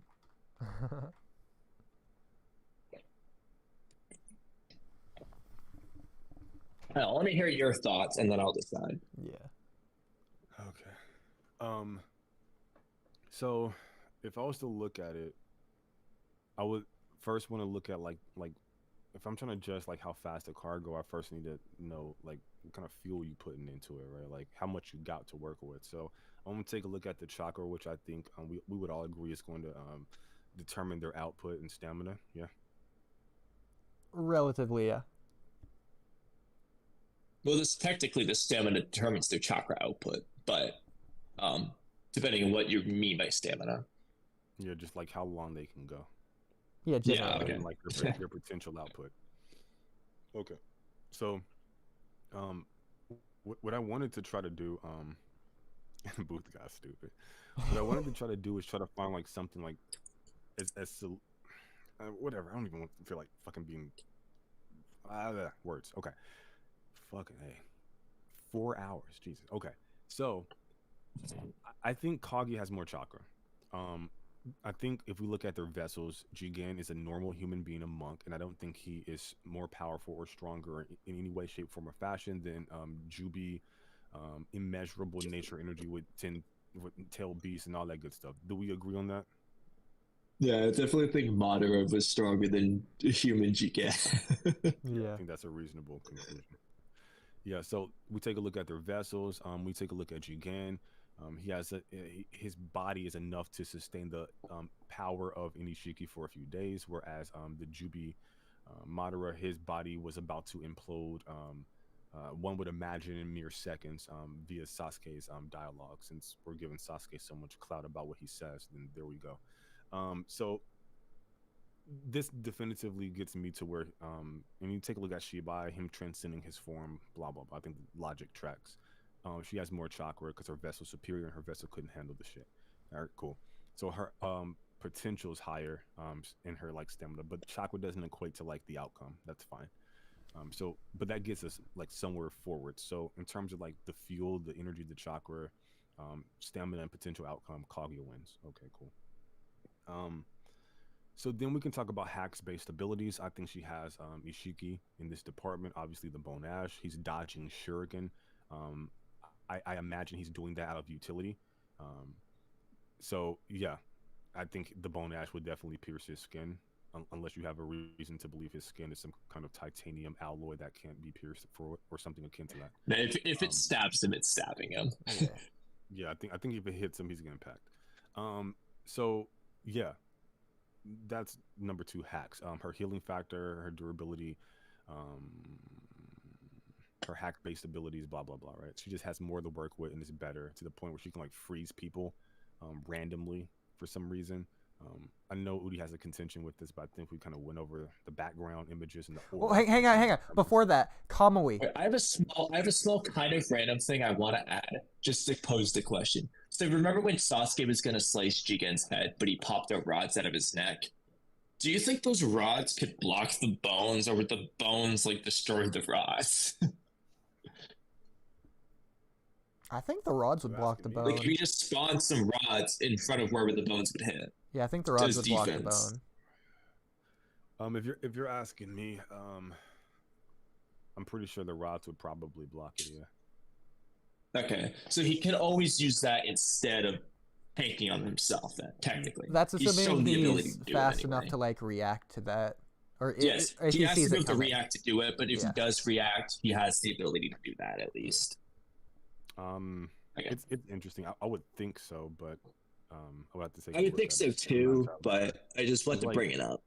I'm not sure what the limitations of them are. Like, if it hits the things, does it disintegrate the things? Like, it's all killing Bone Ash, I guess, but the rods aren't technically alive. Well, let's look at what the data book has to say about it. I have the data book, but it's only in Japanese, so it won't help you. But yeah, so like. Okay, well, I'm just gonna look it up in Google Images, see if it shows up. It's hard to find. I'll send it to you. If it hits the rod, Okay. then like. Do you have an English version? No. Oh Jesus. Go ahead, Mello. I think I found the Japanese one. Or this looks like somebody. They did a translation. I don't know. Flying beyond time and space rod with bones. Technique that can change the constituent elements of bones to become a hard weapon. Danger of this technique is much greater than the ones blah blah blah. Collapses hits the target, but at the same time, it will make the target's body and bones turn into ash and then disappear. So it just says target, not human. Interesting. So apparently the way it's describing it is that when the bone hits a target, both the bone and the target crumble to ash. The stabbed person will surely disappear with the bone into ash. The body will begin to weather and collapse with bone and gradually spin over the way. So basically, when the bone hits the target, it turns to ash, and so does the person. Now, given that it says target, I mean, I don't know. It might just turn the other mirror to ash. Interesting. That's also just this random translation I'm looking at, but Yeah, I think if it hits the thing and it does affect it, and then he's connected to the thing, then he would just like get affected by it. then that wouldn't go so well. Yeah. That might become problematic. Yeah. So where was that? Oh yeah. I think she has him in hacks based abilities. She just froze Naruto and Sasuke for no reason. They couldn't move, as stated. You can have an interpretation of that. I'll just take them at what they said and what I saw. For all the reasons, I'm pretty sure we all know her abilities by now, whatever the case may be. So- If you Yame, if you want to be like a head ass boy, put him in the Genjutsu, all that crazy shit. And we know she can like rip open like space and time and to a place with a moon. So hack based abilities, power, I think she has some, which will affect her stamina and output potential, so on and so forth. Hack based abilities. In terms of speed is interesting, because I think you would have to maybe scale the whole Naruto and teen Naruto and adult Naruto to each other, which I think that's what we've been doing for forever, and we haven't really arrived at any position. Technically, we were in a way, but not fully. Let's just say We were speed doesn't only matter talking for what now. the story wants us to think. Let's just say more. they're relative, just Yeah. for the sake of not arguing. Okay, you can say they're relative. Well, because then that's kind of like a shitty thing that I would do next. But my whole thing, because I was if they're relative, then there's a moment in the fight where she gets exponentially stronger and faster, that she literally moves so fast that it makes them look like they're moving slow. So if we say they're relative, then that gets her over their versions in the Boruto era, so that fucks them over. But I just think she's substantially stronger than them for the reasons I just mentioned. Moving so fast, it makes them look like they're moving in slow motion. But we can get away from that. I just don't see what Isshiki has. The rods, every single time he launches these things, they're never killing blows, except for one dude who was a clone. So it seems to be like a Yeah, dude, he doesn't aim for the eyes and shit. But even if he did, though, Kage would just regenerate. The only benefit those rods will pose is like a ceiling benefit of restricting chakra. Apart from that, they're not physically posing any benefit. It's only for the chakra restriction / ceiling aspects that they'd be remotely relevant. And That being said, though, I was gonna say, that being said, Naruto and Sasuke both showed the ability to use jutsu while stabbed by rods. Specifically, Sasuke changed dimensions. This is the problem I run into for Isshiki. Kaguya can just change her dimension, even if he puts her in the Robin pot. And at that point, I don't know what else he does. He can't kill her because of her ability to not die, only be sealed. Or rather, I guess she can die if you drain her chakra. Like, Hagaromo sealed it, but Isshiki doesn't have that. So that's irrelevant. Yeah. So yeah, like it seems he like scatter shots them at some points, and then some points he aims specifically, but he almost never aims at vital organs, or things that take people out. So those rods are hella inconsistent. So there's that, and then like freaking Sasuke with his like human body can tank the shots and still be good enough to, like, I don't know, fight Momoshiki after the fact. So I'm pretty sure Kage is good. And then like what the chakra absorbs, it's not even a lot, because Sasuke, who's like constantly nerfed and shit, he gets hit by, I think I actually counted for my video, 3 and then 4 when the battle's finished, but it's already over by then. for a total of 7, and he still has enough chakra to like use Amaterasu before the 4 hit, and then use space time ninjutsu to escape. So I highly doubt this is draining a significant portion of her immeasurable nature energy, tail beast, blah blah blah, shenanigans. So the rods are a no-go for me. I think that's literally all he does is taijutsu, the rods and the cubes. The cubes, like, he's gonna hurl a big object, like she's just gonna move slightly to the left. I don't even think that's an issue for her. Like Naruto is dodging this stuff. So then it's like, okay, I guess the best possible argument I can ever make for him would be he's fast enough to blitz her and put her in the Daikokuten. Because I don't know what he's doing to kill her. I guess that's true. She might not be able to escape that one. That's yeah, because I think for Isshiki, the problem is she can be faster and stronger. Kaguya has a very anti-Isshiki hacks. I'm just gonna put that. The same as Momoshiki. Like, her abilities very much. This is why it's like she very much counters their abilities in ways. Anyway, like her regeneration ability is just ridiculous. She can change dimensions very easily to allow her to escape a lot of things. Where it's kind of like, I guess, yeah, Ishiki's win con, like, first, he can kick around all he wants, but if she keeps getting up, it doesn't matter. His main win con would be, I guess, the sender to Daikokuten. Even that, like, her ability to, like, shift dimensions, it seems to be faster than her movement speed, because when Sasuke got his chakra back and attacked her, she didn't even, like, bother with movement. She just, like, shifted dimensions. So that's not only that though, this is a very weird thing to say, but so Boruto, it kind of seems like Boruto absorbed Kawaki's dimension portal when he tried to use it on Boruto. Yeah. Kaguya absorbed his jutsu like through her body. So technically, would she just absorb the portal as she used it? I don't know. You should include that. Yeah. You're supposed to be arguing for Isshiki? We're just having fun now. We're not arguing. No, I'm neutral on this. I'm deciding as I go. I respect it. I respect it. So yeah, I even the Boruto Kawaki thing. It seems like if you're somewhat relative, then you can at least react and, like, it's not like an insta kill thing or insta seal in this particular instance. So yeah, get him substantially stronger than a Kaguya for reasons, I guess. And if you can see that he, like, I'm not even sure how you do that if you think she has more potential stamina and output in terms of her chakra.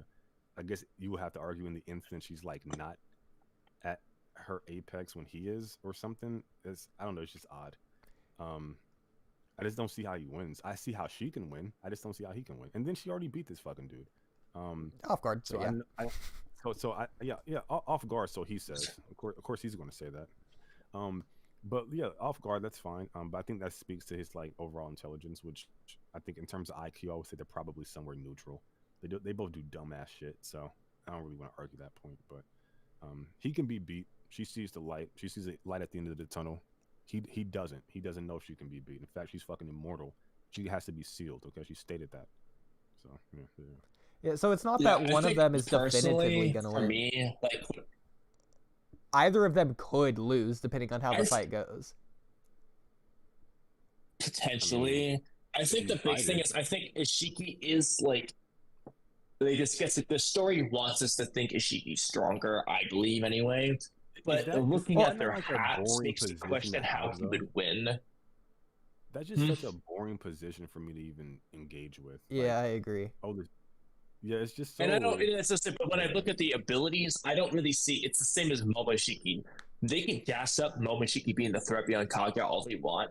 I don't really see how he actually wins, especially if he can't absorb her ash bones. If he can, a little bit different. But, like, if he can't, I don't know what the hell Momoshiki would ever do to be top without her army. Like, I don't know what he would do. So he doesn't have anything. Here's the thing, just like this stance is boring. So that's where it gets a very different answer. If in the future we actually see the fight, no matter what, they aren't going to write it to where one's just overwhelmingly stronger than the other. They are going to write it relative, because if you're going to show two characters fighting and make it exciting, they by default have to be relative no matter what. So every single fight we ever see in Naruto, the people are fighting relative. Like even Genin Naruto, they have to nerf down Haku. Technically, we saw a flashback of Neji just beating the shit out of Rock Lee. Okay, we didn't see the fight. We just saw the aftermath, but whatever. If you make them relative, we saw We just saw like a quick scene. He just beat him up. Whatever. If you make them relative, he's fucked. I don't even know what the argument is. Okay, but here. Honestly. Well, I mean it relative, not in terms of stats, but just in terms of overall, because they don't want the fight to last half a second in the manga, because it'd be a big fight. I'm sure you would agree, at least if they actually showed the fight. It would be a I would pretty agree big fight. the fight would be less interesting if it ends in half a second, but I wouldn't say that it's impossible they do that, because they've definitely done fights in the story that were very quick and not relative whatsoever. So no matter what, they are going to make them relative. They're But just not necessarily great I fights. think if they actually fought, there's a possibility Kaguya probably just like start siphoning off his chakra at every touch, like Baryon mode. That's literally what she was doing with like Black Zetsu or whatever. Like I don't even want to talk about Infinite Tsukuyomi because it's not fair. I don't even want to talk about Bone Ash because it's not fair. I don't want to talk about her freezing this fucking dude, whatever fucking ability that was, because that's not fair. Her making contact with him and like fucking stealing his chakra, which fucks up his lifespan, not fair. Her having more stamina and potential output with more chakra and him still dying, which we haven't taken into consideration. So his stamina is very low. How long he can go is limited, and he's losing chakra potentially. I don't even want to talk about that because that's not fair. It's just not fair. We also got to consider Isshiki has to be her within 3 days. Yeah. This fight can't last longer. Or else he and dies. Kaguya is immortal, so there you go. In a weakened version, Yeah. of her fighting for months. Like, I just Yeah. So as long as Kage can survive for 3 days, she wins. Did someone say I think someone said that Kaguya has a moon in her dimension. I don't remember that. Is there a moon in one of her when dimensions? she packs up humanity for the first time. There's no moon, remember, because Hagaromo creates it. Oh, so- yeah. Yeah. Wait, Opens up is there a certain moon time- in that anime episode, or does she just do it? Yeah, like she opens up a space-time rift to some Oh, dimension. with the right, moon. you're right. She just makes an eye in the sky. Yeah, literally. That's why I say like it doesn't matter what dimension she shifts him to or whatever the Okay. case may be. Like if she uses Infinite Tsukuyomi, he's fucked. Yeah.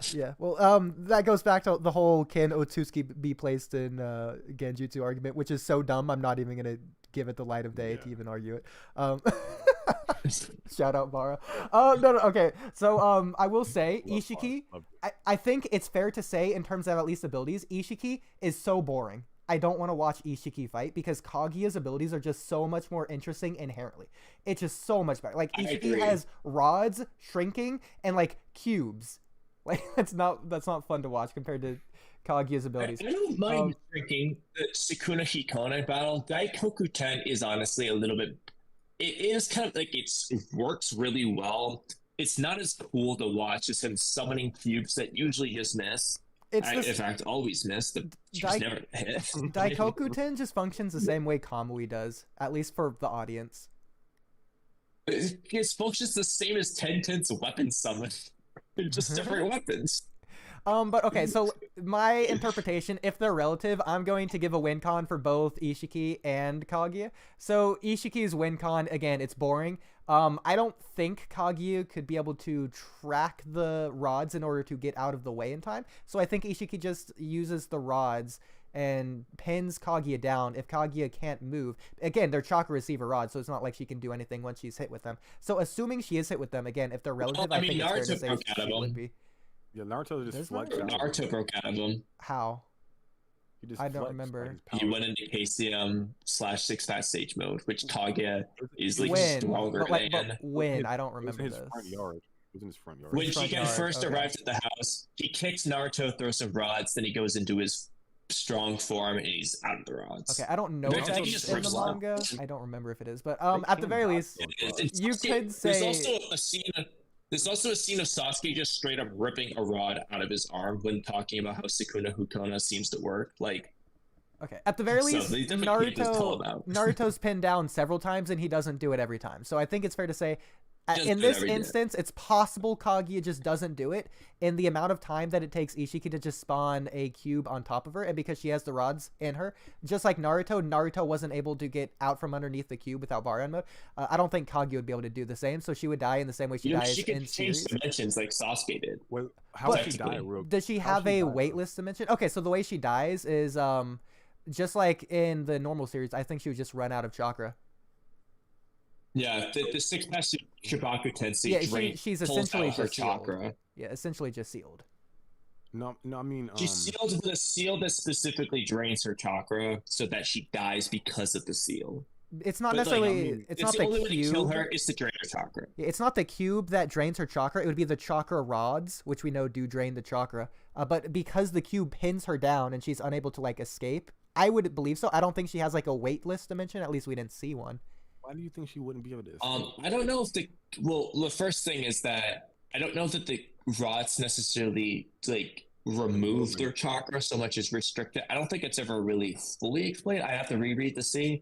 But more importantly, absorb, Sasuke not escapes the rods with his space-time ninjutsu.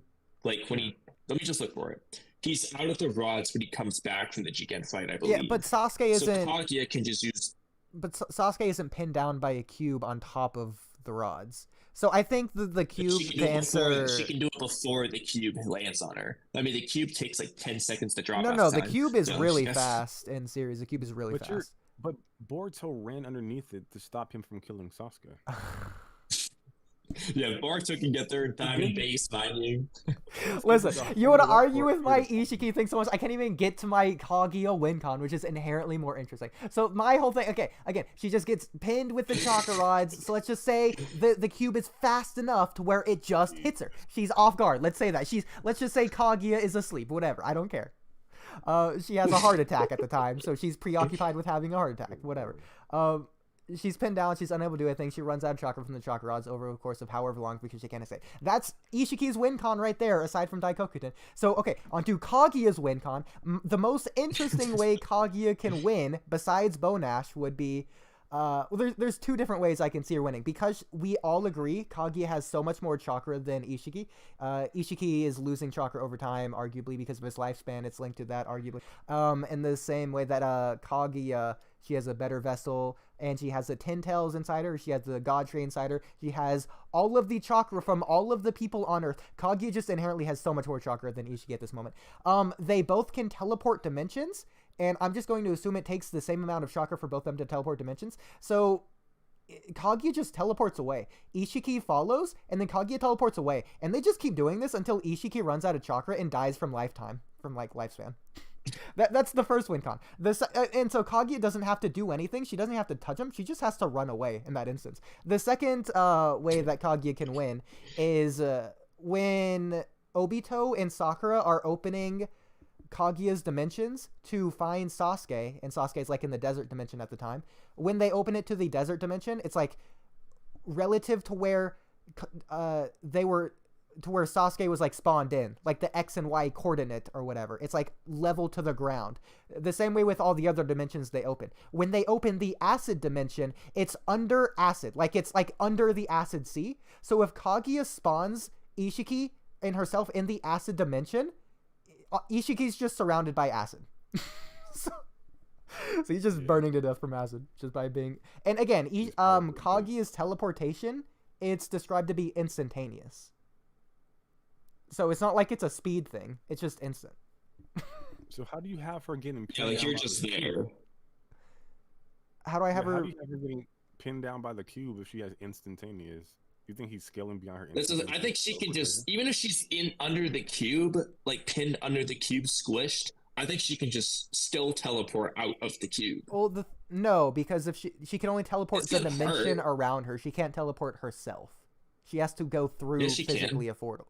She has to open the black portal Yeah, and I then mean, go Sasuke through it. did it. Sasuke went through a portal while he was stabbed by rods. He didn't even move. I don't even know how he went into the portal for She that has matter. two ways of teleporting between dimensions, though. So I'm talking about with her Rinnegan, she can just like go to a different spot. But yeah, with her That's another Rinnegan, question, she though, is she the doesn't teleport surroundings, herself. though- She teleports her surroundings. Yeah. Yeah, so But the can, thing is, she doesn't herself in teleport all the sky. surroundings. She teleports the people, but like not every surrounding. Well, I don't think she can teleport herself with her Rinnegan into her dimension that she's already in, just like at a different location. Like, I don't think she could teleport herself and the cube and the rods into the sky. I think she would have to just teleport to a different dimension, which would still be relative XY coordinate on the ground. No, but I don't know if the cubes would go with her or not. Is the question. I mean, if But the if she rods does do, that- then I think the cubes would. But when she teleported to the lava, I don't know if the rods would either. I don't know if either of them would go. She was just standing there, and then she was in the sky. So who's to say that the coordinates wouldn't be in the sky depending on where she's at? In the lava dimension, I mean, they all teleported relatively the same XY coordinate in the lava dimension. My point is saying hypothetical that she's not fast enough to do shit. She just gets like she's pinned down, cubes drop on her, she teleports in the sky. All that shit that's pinning her down, there's no ground underneath her that's holding her down. So she's just in the sky, she's falling. So now the cube isn't like smushing her against some other thing like the ground itself. There's nothing but air behind her. Okay, so she just like moves out the way now. She's not pinned down anymore. Okay, Stuff let's like just that. say But I don't even think it gets that far. let's just say the chakra disrupting rods disrupt her chakra so much that she's not anticipating it to the point that she just can't do anything. She can't fly because that uses chakra. She can't teleport dimensions. Even if she teleports dimensions, it's just gonna fall back on her because she can't move because she's pinned down from the rods because she can't fly. Well, the thing is, I don't actually know if the cubes would come with her. I'm trying to look at the when she changes dimensions at various times I got 5 to minutes. see like Okay. for random objects because I don't know that every single object comes with them. Listen, I'm just trying to give Isshiki something here in a fight where they're relative. I just want to give him one way to win. I just want you to be okay with that. I want Isshiki to have a way to win. Like, at the very least, Isshiki just chokes Kaguya to death the same way Obito chokes Konan to death. But that would be bad for him because now he's closer to them bone ashes. Now he's closer to her absorbing his chakra. Konan could kamikaze explode. Okay, she's gonna do like the Cyberman. Okay, I mean he's gonna do the Cyberman. But you see how difficult it is to try to get him anything over her. I mean, it's not like Kaguya wasn't hurt. She was still hurt by like a few things, like Raikiri. Okay. And like Naruto's, but you gotta understand, like when the rod. Raikiri hit. So when Sakura's falling down, the energy hasn't even dispelled from the Susanoo. That's how quick this was, right? So we didn't even get time to see her recover from something like that. Well, what about when even if she's not expecting it, like you say, when Naruto quote unquote speed blitzes her because she's not expecting it, regardless of the speed, Naruto has the strength to use the rod to cut her arm off. Do you think Isshiki has the strength to do that regardless of speed? It was like a chakra blade he used. That was Naruto. Okay. He did some weird chakra blade thing and then cut her arm. But this would be a Kage that's not massively stronger and faster. It's the same thing that Madara does to Minato, who was in Sage Mode at the time. So real Jubi Madara does it to Minato, if you remember that. And then like he kicks Minato and Minato goes through the sand and like the Rasengan arm goes through the sand as well and they hit Gaara and Kakashi. Yeah. This is right before the 8 Gates thing. This is right before Obito betrays Madara. Yeah. And this is not even us taking into consideration like truth-seeking orbs. Her like just negging this dude. Does Kage have truth-seeking orbs? Just a big fuck you, truth-seeking orb. Oh yeah, the expansive one. Can she like control it or can she just like expand it? Well, did she only have that one because of the tailed beast? I don't even remember how that one made sense, if I'm being honest. Make a small one. I think that's a reasonable conclusion. I don't remember how she had it in the first place. She could only have it because of the God Tree, because that's how everyone else got it. But but she has Madara as a vessel, right? And like it expands, so it had to start at a certain point and then go outward. Like do you guys think she has everything that a Madara has? I'm just out of curiosity. Like, is it possible? We didn't see it, but no, I don't. Okay, I was just curious about that. Yeah, like Limbo. I think if she had Limbo, she would have used it. I mean, she went up when she could have just went down and got hit by Sakura with a Byakugan activated. It's kind of dumb, but yeah, I feel you. People like to argue Sakura was in her like 1 degree out of the 360-degree blind spot, but like you could argue that only Neji had that apply to him, not all Hyuga, or at least not even the Otsutsuki. Isn't the blind spot behind them, not above them? Kaguya was looking down at the time. There you go. No, I think she was like looking forwards. I think I did like a frame by frame on stream once. I don't know. Maybe that's just what people say. Yeah. But even still, it's just. Well, I think it's definitely a fun topic at the very least. I will say, it really in Naruto fights don't come down to raw power like in Dragon Ball. They don't come down to power levels.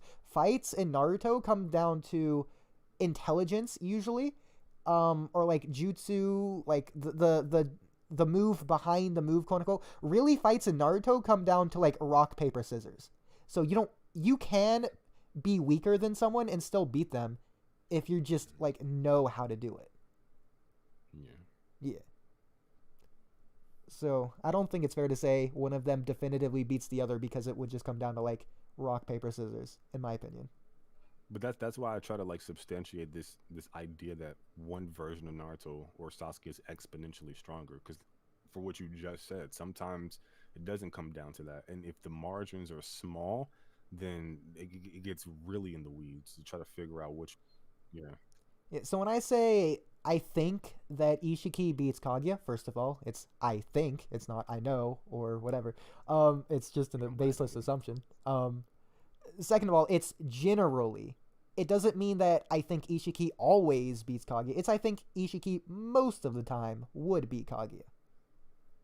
I think he just dies, bro. I'm not even gonna hold you. I think the only he's not punching and kicking her to death. He has no big giant fuck you Rasengan to like eviscerate her. What he's gonna do? Use fire on her? Like the Ten Tails got hit by Amaterasu and just like glumped it off of its like skin or whatever. Like just moved on. Like the rods aren't gonna do shit to her. The best thing he got going is maybe blitzing her and doing Daiko Kuten, but you gotta get him fast enough to do that.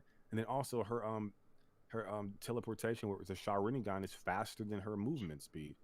And this is like before she gets exponentially faster and stronger when Sasuke attacks. It's just too much in her favor. Even when you try to come up with win cons for the dude, like it's sparse. It's like highly contextual. But for Kaguya, it's like she can win this way, this way, up that way. I mean, Infinite Tsukuyomi alone, my God. Like it's Yeah, so obviously power does play a role in it. I don't think Academy Naruto is beating End of Shippuden Sasuke regardless of rock paper scissors. But Mello, what I really want to see from you is a up-to-date tier list with just your opinions. Like, don't have like a collab with anyone else at the time.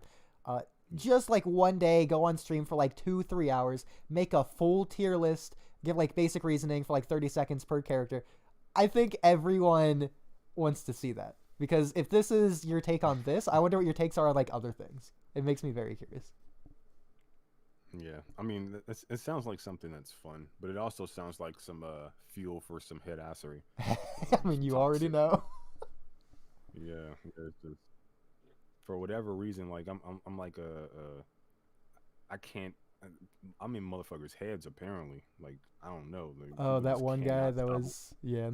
Like for whatever reason, people cannot stop watching or tuning in, even if they despise me for talking about cartoons. Mello, that same guy was I think, to spite you, he was in my chat earlier, the Walky Talky chat, like the first stream that Trippy was doing. And he was like saying, "Yeah, Mello is so wrong. You are so right." Like, so it was really funny. I was like, dude was big mad, but like, I don't want to talk about him since he ain't here. Yeah, it's fine. But yeah, it's just stuff like that is really odd. Like, I literally just talk about like cartoons, so and people are like apparently just all in their feels about me. So it's fine. But I got you. It sounds like a fun idea for sure. Yeah. But I just generally scale the characters lower than I think most people do. I think Boroshiki's weaker than 6-Path Sage Mode Naruto. More or less. I'm kind of pivoting on that a tad, but I'm more so trending in that direction. I think that's just better off. You're better off for thinking that for the series. I agree. Boruto scaling is just confusing as fuck. Yeah, everyone agrees with that, actually. This is like why people say Urashiki scaling doesn't make sense. You could either scale them like the strongest or the weakest. That's a problem. Yeah. But I will say, me and Kamui are going to make a tier list. It's probably going to take a while to make. And it's also going to include way more characters than you would like to scale. But it's going to include like everyone. So if you are interested in that, well, wait weeks or months or years. Depends how long it takes for us to finish. So yeah. Yeah, it sounds fun. Just let me know when you start, and I'll definitely tune in. No problem. Yeah. All right, boys. I appreciate you inviting me on the was it Walky Talky? I'm not sure which one comes first. The Walky Talky podcast. I appreciate you guys so much. No problem. Yeah, I respect what you guys are doing. And yeah, Appreciate look forward to seeing more. Yeah. Yes, sir. And of course, everyone can find Mello at. Well, are you changing your names? I think you mentioned that you might change it back to something to Mello. Maybe Mello the Dreamer, but I think I'll just keep it as Mello. It's fine. Okay, well, everyone go check out Mello. Obviously, he'll be linked in the description below of both streams. So there you go. Yeah. He makes Naruto and Boruto content, great analysis content, and soon to be a Why Teen Naruto Isn't As Weak As Everyone Says video. And I look forward to it. I appreciate it. Oodie, Kamui, always a pleasure. Enjoy the rest of your night. You too. Thank you. Later, guys. See you. Anyway, back to what you were asking me, Oodie. What did I think? Which part? Let's go point by point, I guess. What? Well, like, what do I think about what thing? What do you mean? What do I mean? What do you mean? What were you hoping for me to answer in reference to? I don't know. Did I say something like that? Well, you said, well, what did you think, Kamui? Oh, yeah. What do you think? I don't know. You tell me. What do you think about all of it? How about that? Or the last 15 minutes, since I didn't hear your opinion on any of that, apparently.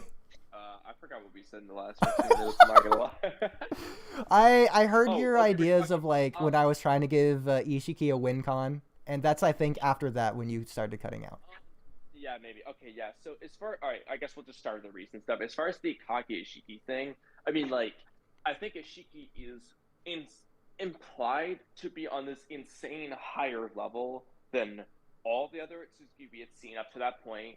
Of course, Shibai was on the same thing, where it's just way beyond Isshiki too. But at the time of Isshiki, anyway, it's implied like he's just like this ridiculous threat. He's gonna end the world. He's stronger than everyone else. Blah blah blah. So I think Isshiki is implied to be like a stronger person.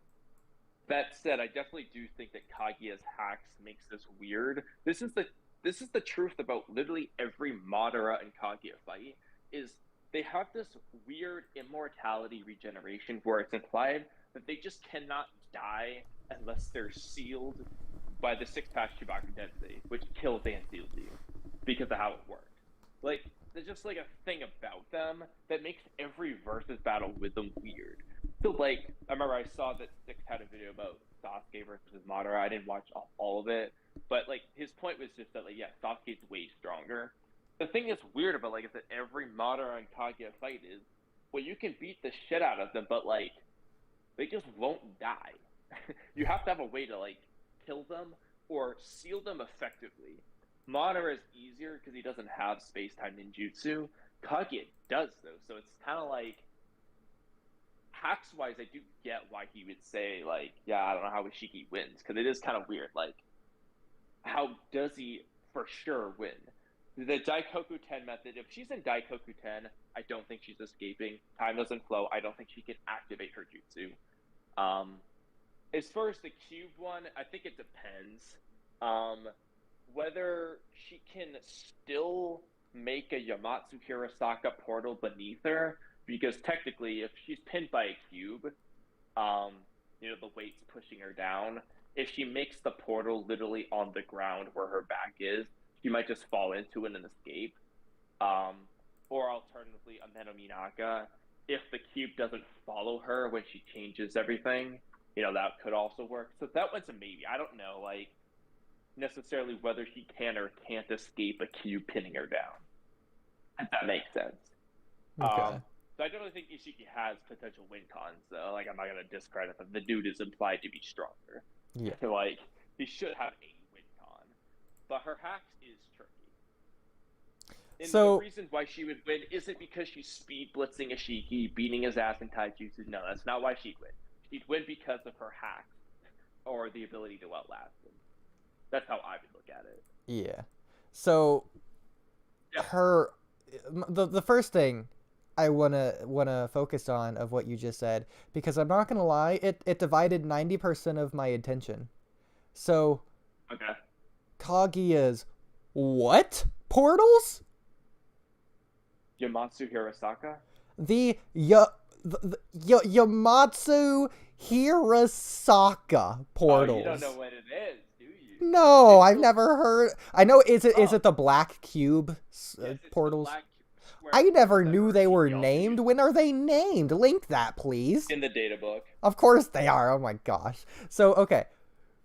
That's where the name. It's not named in the series. It's named in the data book. Of I just course. happen to have seen it and talked about it in enough situations that I haven't memorized. Yeah, at this point, I have Madara's Meteors memorized. Shingai Tensei. But- Yeah, Tengai Shinsei. Ten- Shut up. Yeah, I have. It's actually crazy. I actually have the names of a lot of jutsu memorized. Like, it's kind of like ridiculous. I'm like, honestly, dude, like, why do I know all these? Like I said, or, I think if you want to get like a good site that has a lot of shit, it's like Naruto University WordPress or something like that. Anyway, just type Naruto databooks as one of the first links. Yeah, I'm not gonna lie, you're really great at memorizing them, but not only memorizing them, just effortlessly, flawlessly saying them midst conversation. Oh, dude, like Ameno Super Rubashi no Mikado. Exactly. Like Exactly. I have them all, remember? Yes. Kami, Musubi no Kami, Ameno Minaka, Ameno Techikara. Like I memorize like Rasengan. And that's about it. That's about the level of complexity I can do. In fairness, in some of them, I've made it a point. Like, Ameno Super Ruboshi no Mikoto Ryu. Like, I've made it a point to memorize that one. Like, said it, even like, if I 3 memorize times it, in I my- couldn't say it what that am I to do? fast. Like, you just say it so good. Huh? Even if I memorized Yeah, it, know, I couldn't even say it that like fast. Roshi, It's like supercalifragilisticexpialidocious. Gilgoo, or like Oh my the way god. Momoshiki says it. Anyway, practice it and you'll get it down. Okay. I believe. Okay, You so know anyways, Japanese. Anyway, yeah. side so, tangent aside, let me hang on. So, you said I agree it's weird, but Sasuke is able to like spawn a portal on himself, and it worked to like teleport himself, even though he was bound by the cubes. Yeah, technically, Or, I mean, based the on how we rods. see Sasuke's portal work, it doesn't make sense how he escaped again. I agree. Just gonna be honest, because every time he jumps into it, That being that's how said, his portal works. so that being said, I could argue maybe he could just spawn the portal on himself, or like he sucked himself in off screen to the portal. Maybe. So that is to say, regardless of if it made sense or not, I don't think Kaguya's portals function in the same way. First of all, there's no sucking Well, ability. this is why I actually used the weight of the cube against it, because the point was, if she makes the portal on the ground, not only is there natural gravity to make her just fall into it, but there's literally a cube pushing her down. So I have reason to believe she'd fall into it. Perhaps with the rods in tow, the cube itself isn't fitting inside because the portal's too small.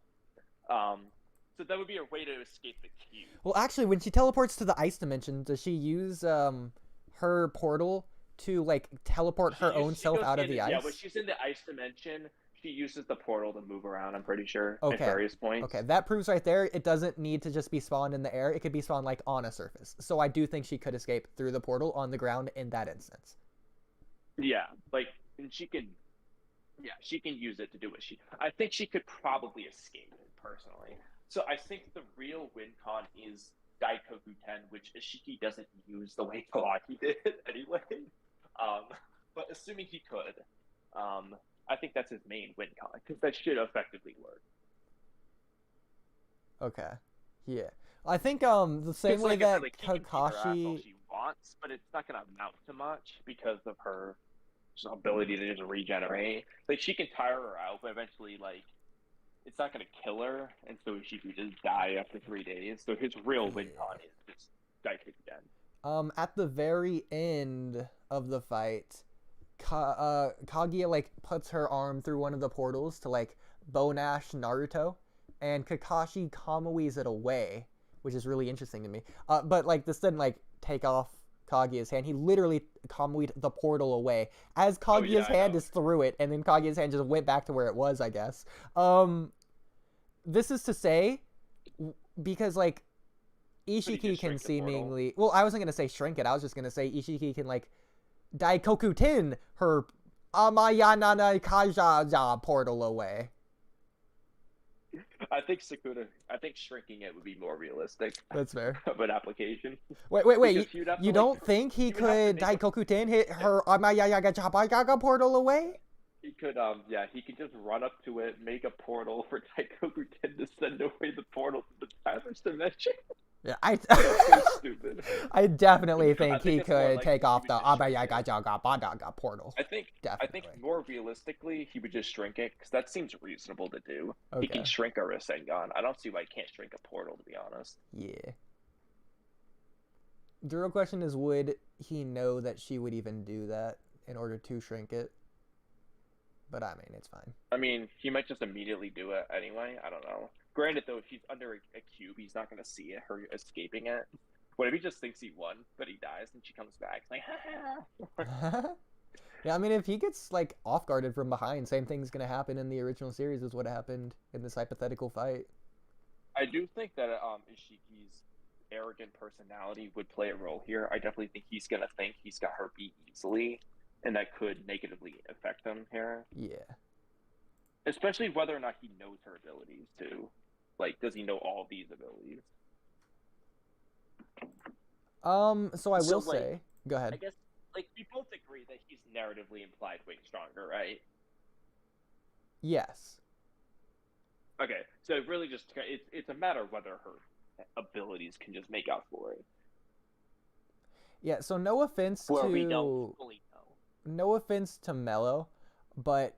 when he, like, stops the conversation to talk, like, fourth wall, basically, about the conversation, and he's like, I can't believe I've been explaining this for over an hour, like, 20 different ways, and you've given me, like, 2 points, how you're still even arguing.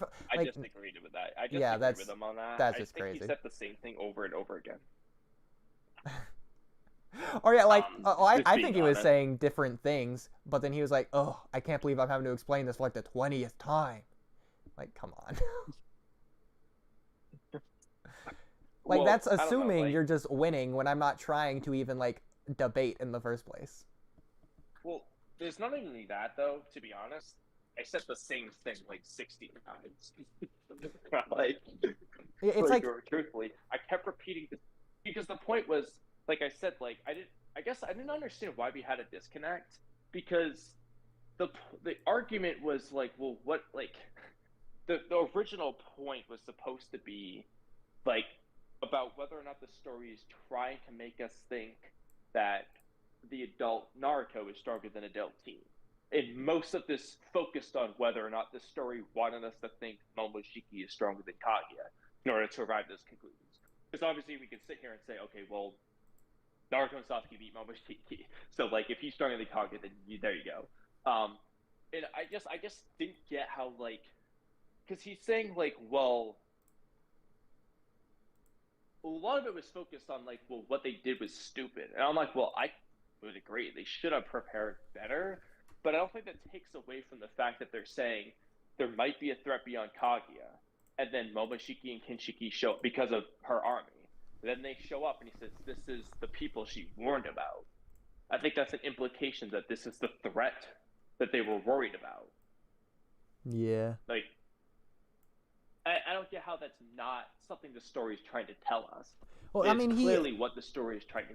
You can disagree with it, but that's not what they're trying to... I don't like. It's never once... The story never once gives us reason to think that Momoshiki wasn't the threat beyond Kaguya, that that she was worried about. They never once give... It's not like Naruto and Sasuke finished the fight and said, I'm thinking that maybe she was preparing the army for someone else. They don't say that. You know what I mean? Like, it's never, like, implied that, like, oh, this wasn't actually what she was worried about. It's implied that this is what she was worried about. You know what I mean? Like, it makes no sense to me how he can agree that most of the Naruto community agrees with this general sentiment, and he understands that it's a hot take and an uphill battle. And then at the same time, like 30 minutes into the debate, he's like, I've been saying this for like an hour. I can't believe you're still disagreeing with me. Like, I don't know. Like, it's as if he thinks that it's proven in the series and that we're being ignorant or something, when it's just not proven either way. So neither of us can definitively say it. We could just go based off the series. yeah. I mean, like, I also just think he didn't. I don't want to put words in his mouth. I don't think he understood what the argument we're making is. ATG definitely didn't, but No, that's my ATG thoughts, didn't. yeah. Because I think it just wasn't clear, I guess. Because I never, like, I mean, like, what he said, like, his points he made, I don't think they say that the series is trying to make me think that Momoshiki is weaker than Kaguya. I don't think there's anything to imply that. You know what I mean? Yeah, so What a lot of the series things thing implies that Momoshiki's weaker than Kage. nothing. That's the thing. There's the thing, like, you can argue it because of power scaling. This is the first thing I said. I made a distinction between the narrative implications and the power scaling things. Because that's how we all of a sudden, out of nowhere, I start kind of leaning towards Kaguya when we just talk about that fight.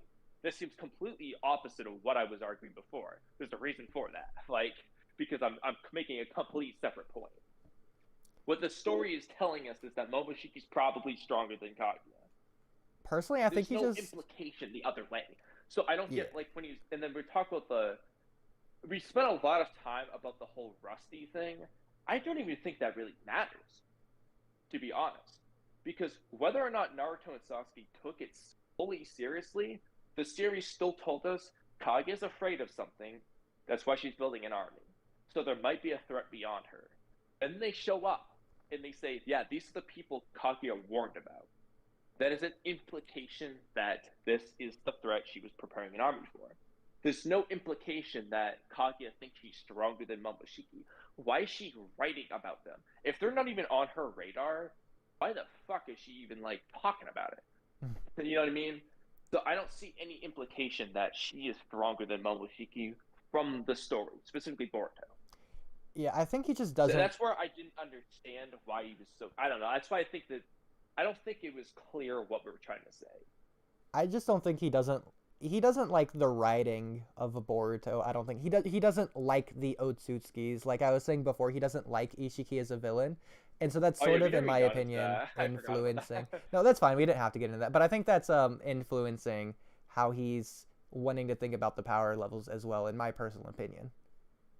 Because he can't say that he's agnostic on it and then say he also is, like, very much so, like, expecting, or, like, he can't see how Isshiki could possibly win because he's not saying he knows Kaguya wins, but he's, like, implying it's the only option, essentially. Yeah, he can't see how Isshiki would win. Yeah, so, like, any piece of evidence we had, he said that he already, like, debunked it or invalidated it or whatever, or, like, it's inconsistent. I think he just said that. Wait, what? God. I think he just said that. I didn't really ever get when he did that. Yeah, I agree. But then, like, we did the same honestly, thing to him. Like, we were just having a conversation. Saying this again, no offense, but I never felt like my point was countered. Yeah, I completely get that. You know what I mean? Like I specifically kept trying to counter a specific point. The one I kept repeating was the whole complacency thing. They think they fought Kage, they know how strong she is. If they get to a strength where they're like, okay, well, based off my fight with her, I am stronger than her, and then they get relaxed because of that, I think that makes sense, for one thing. But, like, I kept bringing that up, and I'm like, I don't think you're countering this. Like, that's the reason why I keep bringing it up. So specifically because he, like, seemed like he had to go, we couldn't even get through, like, all the points. I had to rush a lot of different points. So the thing with, like, the rustiness, I also, by the way, the, like, several hour-long conversations we've had the past couple days, me and Mello, like, outside of this podcast, like, in the Cloud Ninja podcast, we've been talking there at night about this topic. I didn't mention, like, any of the recap of anything we've like established or said there, or any of those extra points, I do want to get into those here. Just fine. because, yeah. So like just in general, like reference. outside of Mello, I wanted to bring up the recap of everything like we like talked about anyways to get your opinion on it. And just like entirely unique things that weren't even mentioned here because like I already knew Mello's take and like what he would say. But anyways, the thing about the Rusty, it's so Kurama said this in regard to like their battle senses, and I mentioned this during the podcast. Like, Like when he was here against Shin? Yeah, like, so it was this. like, Yeah, early it's when on. he like just doesn't dodge something. He's just like, yeah, your battle senses have dulled. Yeah, so that doesn't say that Naruto's stats are weaker. That's not saying Naruto is slower or physically not as strong. His battle senses were just lower. Correct. So like to draw a comparison for sports, I can work on my dribbling, my shooting, my physical speed and jumping outside of the game. But my game senses can be dulled because I haven't played a real basketball game against real opponents in forever. Exactly. Did you make it? You know what I'm saying? Yeah, like so the same, but it's applied to literally any sport. Like even for weightlifting, something I do avidly, I can get my chest stronger without training bench press. But if my bench press technique can get worse, you know, because I haven't been doing it, or Yeah. say with squat, whatever, I can do leg press instead of squat. My quads will still grow. Then it's going to strengthen. I didn't squat anymore, but my squat will go down because I haven't been practicing it. My technique sucks. Essentially, it's just like it's a specific aspect. He's just saying your battle senses have dulled. This doesn't mean that Naruto is slower. It just means that he's not like ready for battle. Yeah. Yeah, I love your basketball analogy. It goes in line with exactly what I was saying. Of Naruto just hasn't been in a real fight to the death since the end of Shippuden. But he's still been training. Like, he's still stronger. He's just not used to a opponent who is trying to kill him. Like, even if he's sparring against Sasuke at the end of Shippuden, which I do have, it's pure like speculation, but I do have some slight evidence that suggests it's possible that they were sparring at the end of Shippuden. But even then, they weren't trying to kill each other. They were just trying to get stronger in training. Yeah. Yeah. So by the way, I might as well. Difference. That's why Kawaki. That's specifically. I'm glad you mentioned this because Kawaki makes a specific comparison between life and death training, like he did with Jigen, versus what they were doing, like what the ninja wanted, like what Boruto, Sarada wanted to do. Like there was a difference. He's saying, I think it's far more effective. I mean, we see it in the story that the real battles, they're more effective, but that doesn't mean that they. I mean, I'm just gonna make up some numbers. 1 year of straight constant real battle could make you equally strong as 5 years of just training but not battle. But he has 15 years. So, I mean, like that's still a long time. Like that would be like 3 years of constant battle, which Naruto never even does in the story. If those numbers tracked anyway. He can still make a lot. I mean, that's a lot of progress he can make. It's also important to note, though, that, like, while Naruto, I'm going to use Naruto as a more obvious example, Naruto did lose some things.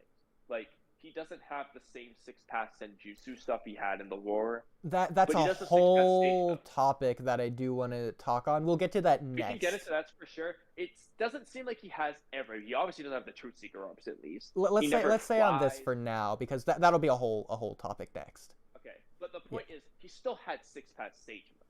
Like, Sasuke still has his Rinnegan. They may have lost something, but they definitely retained other things. Probably the most important things at that. Like, even if, like, they lost something valuable, they still retained the most important thing they got. And then they train beyond that. I don't think it's unreasonable in general for them to surpass. Honestly, in my opinion, I would say that the teens are more hacked in terms of, like, their hacked abilities, or specifically Naruto anyway, in terms of what he shows, at least. He shows more hacked abilities, but I think adult Naruto is physically stronger. Like, I agree. If they had to just make a competition on who can make the biggest Rasengan, adult Naruto's winning. If they have a race, adult Naruto's winning.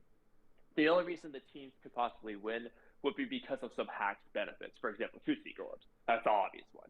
Adult Naruto doesn't have that anymore. Like, things like that. I think it's the same as the Kage versus Isshiki. Like Isshiki is physically stronger.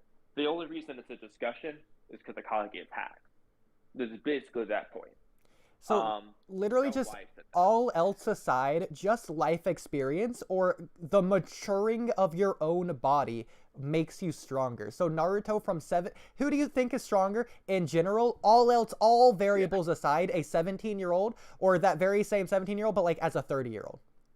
Yeah. It's like the adult is just generally they have a size comparison, they have a weight difference, they're just bigger, they're faster, they're stronger, they're better. In just general. He literally has an age better. Like in this case, age works for him. It's not working against him like Harrison. This is in his benefit right now. Yeah. So that's not to Like, say it I don't applies know to everyone, for but obviously it is when to like, Naruto. the prime is supposed to end, but I think it's like maybe 40. Like then it goes downhill. No, I don't I'd say know it's what like it is 60. for most sport. Oh, in real life? I meant in Naruto. No, but I meant in like real life. Like if we're just gonna use real life, when is the age when like I know a lot of athletes like don't hit their prime until like even late 30s sometimes. I think so. I think somewhere it's in the 40s. 40 or later. So I Like, think yeah.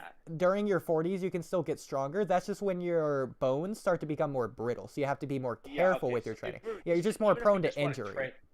Yeah, and so like let's just translate that. Even though in Naruto, like it's never once implied that Jiraiya or Tsunade were in that degenerating stage yet. But even if we want to translate it to Naruto, he's in his low 30s, not his 40s. It's working for him in this case. But again, it's not just like your physical body, it's also your experience. Naruto has the age of wisdom booth from his sage mode. He says he's stronger with the age of wisdom. I think part of that is a joke in a way. Like Shikamaru even makes a joke. I think the point was just it's not an actual wisdom of age stage mode. I just want to clarify this for people who might think it is. It's just Naruto's just better at it. Okay, it is. I'm not gonna lie. It is. Stage mode, like yeah, it is. It's a rat stage argument, but go ahead. What? Oh, I was gonna like that as an actual mode, like. No, the Age of Wisdom, it's not like a transformation. It does apply to a sage mode. I think Naruto specifically says... So it's in reference to Shikamaru's asking how long Naruto can maintain sage mode, how long he can stay in the form. The point is just that he's better at it now. Like, that's all it is. Like, he's just better at it. Like, but that being said... He's still older. He still has more wisdom. So at the end of Shippuden, he trains to become a Jonin by reading like 1,000 different books. To be fair, he doesn't finish this training, aka he's not a Jonin, but he still underwent that training for seemingly years. But even like when it comes to wisdom, like you can just say experience. Like he's used Sage Mode so many times that he's still better at it now than he was. Like Naruto is definitively more skilled. I'm like, this is obvious. Naruto is, you can say that his wacky, clever strategies were better in Naruto because the unpredictable stuff. I've seen that argument. I do almost agree, to be honest. Like, his unpredictability is shown way more in Naruto than Boruto. That said, Naruto is clearly more skilled in Boruto. Like, his hand-to-hand combat, his jutsu knowledge, everything, like, he is a more skilled ninja. Now, clearly. Like, he's more skilled. Let's also... Go ahead. If I want to make a comparison with people real quick, like Momoshiki versus Kinshiki, Momoshiki versus Isshiki. Momoshiki is unskilled. Kinshiki, Isshiki, they are skilled. I think we saw very clearly that skill matters because Momoshiki has a lot of power, crap skill. Well, he lost because he got outskilled ultimately. So like having more skill is a huge benefit for the adults. Like, too. Outside of power, just use more basketball analogies. Even if I'm faster, like, you can be slower and weaker than someone. Or here, let's just do this. Okay, Steph Curry is really skilled. Okay, Yao Ming, dude, super freaking tall. Okay, he's gonna slam dunk over Steph Curry all day long if they're right in front of the hoop. But Steph Curry's so much more skilled that he might still beat him in a 1v1. So, like, even if Naruto and Sasuke were slower, if their skill made up for it, it wouldn't matter. But we do know that they're most likely physically stronger and more skilled. That's 2 bonuses right there. Yeah. Let's also keep in mind that Mello says this a lot. Chakra is the combination of mental and physical energy. So if Naruto just studies, trains his mental energy, he has more chakra as well. He's literally physically stronger in that instance. Yeah, I mean, no, It's a dumb literally, argument, but, but yeah. mental amps and nerfs are a real thing because it literally ties into their chakra. Yes. Like, exactly. Sakura says in part 1, I only know this because I was using it for a video that I scrapped it because it didn't matter, but I read it anyway, which is that spiritual energy is gained through training and life experiences. You don't even have to train to improve your mental/spiritual energy. Literally just life experiences can just make it better. So Naruto just most literally likely- existing makes him stronger. Well, no, but like literally, as jokes aside, like it's kind of true. Like Naruto most likely has a stronger mental energy now, just Yeah. for being older. Like very likely. So In on the addition same- to his Go ahead. physical energy being higher because he's bigger, stronger. Like I mean, from Naruto, I'm not gonna count. I'm separating six pads, Kurama, and stuff from that. Naruto himself, in his base, is far superior to what his base was in Shippuden. Like that's way different. So also because Kurama specifically calls out his battle senses, he could have been training the entire time. Like we just don't know if he stopped training or not. So the whole thing, Mello was just assuming that we were saying he was stopping training. Well, I never said that. He could still be training. That's true, actually. Although, yeah, even the rustiness, though, that would still apply. I do know, though, that we see Naruto all of a sudden start training in the anime. I don't remember if it was implied that he wasn't training before, but now is training. Like, it's a new thing, though. I would have to rewatch a bunch of episodes to confirm. There's 4 different instances of Naruto training. The first instance I mentioned earlier was when he's training with the people, the like random nameless Jonin, in Boruto, like Hokage Yeah, Naruto. I remember that one. Yeah, he does the sealing thing to where they're trying to seal him and they like can't And he because breaks Naruto out, flexes his chakra. That's the first instance. The second instance is Naruto is like shadow boxing in front of the academy during the beginning of the Naruto the last movie. Like he's focused on his training, he's just shadow boxing. It's like he's not bossing someone specific. He's not sparring. He's just like pretending like he is basically. But he's like focused on the training.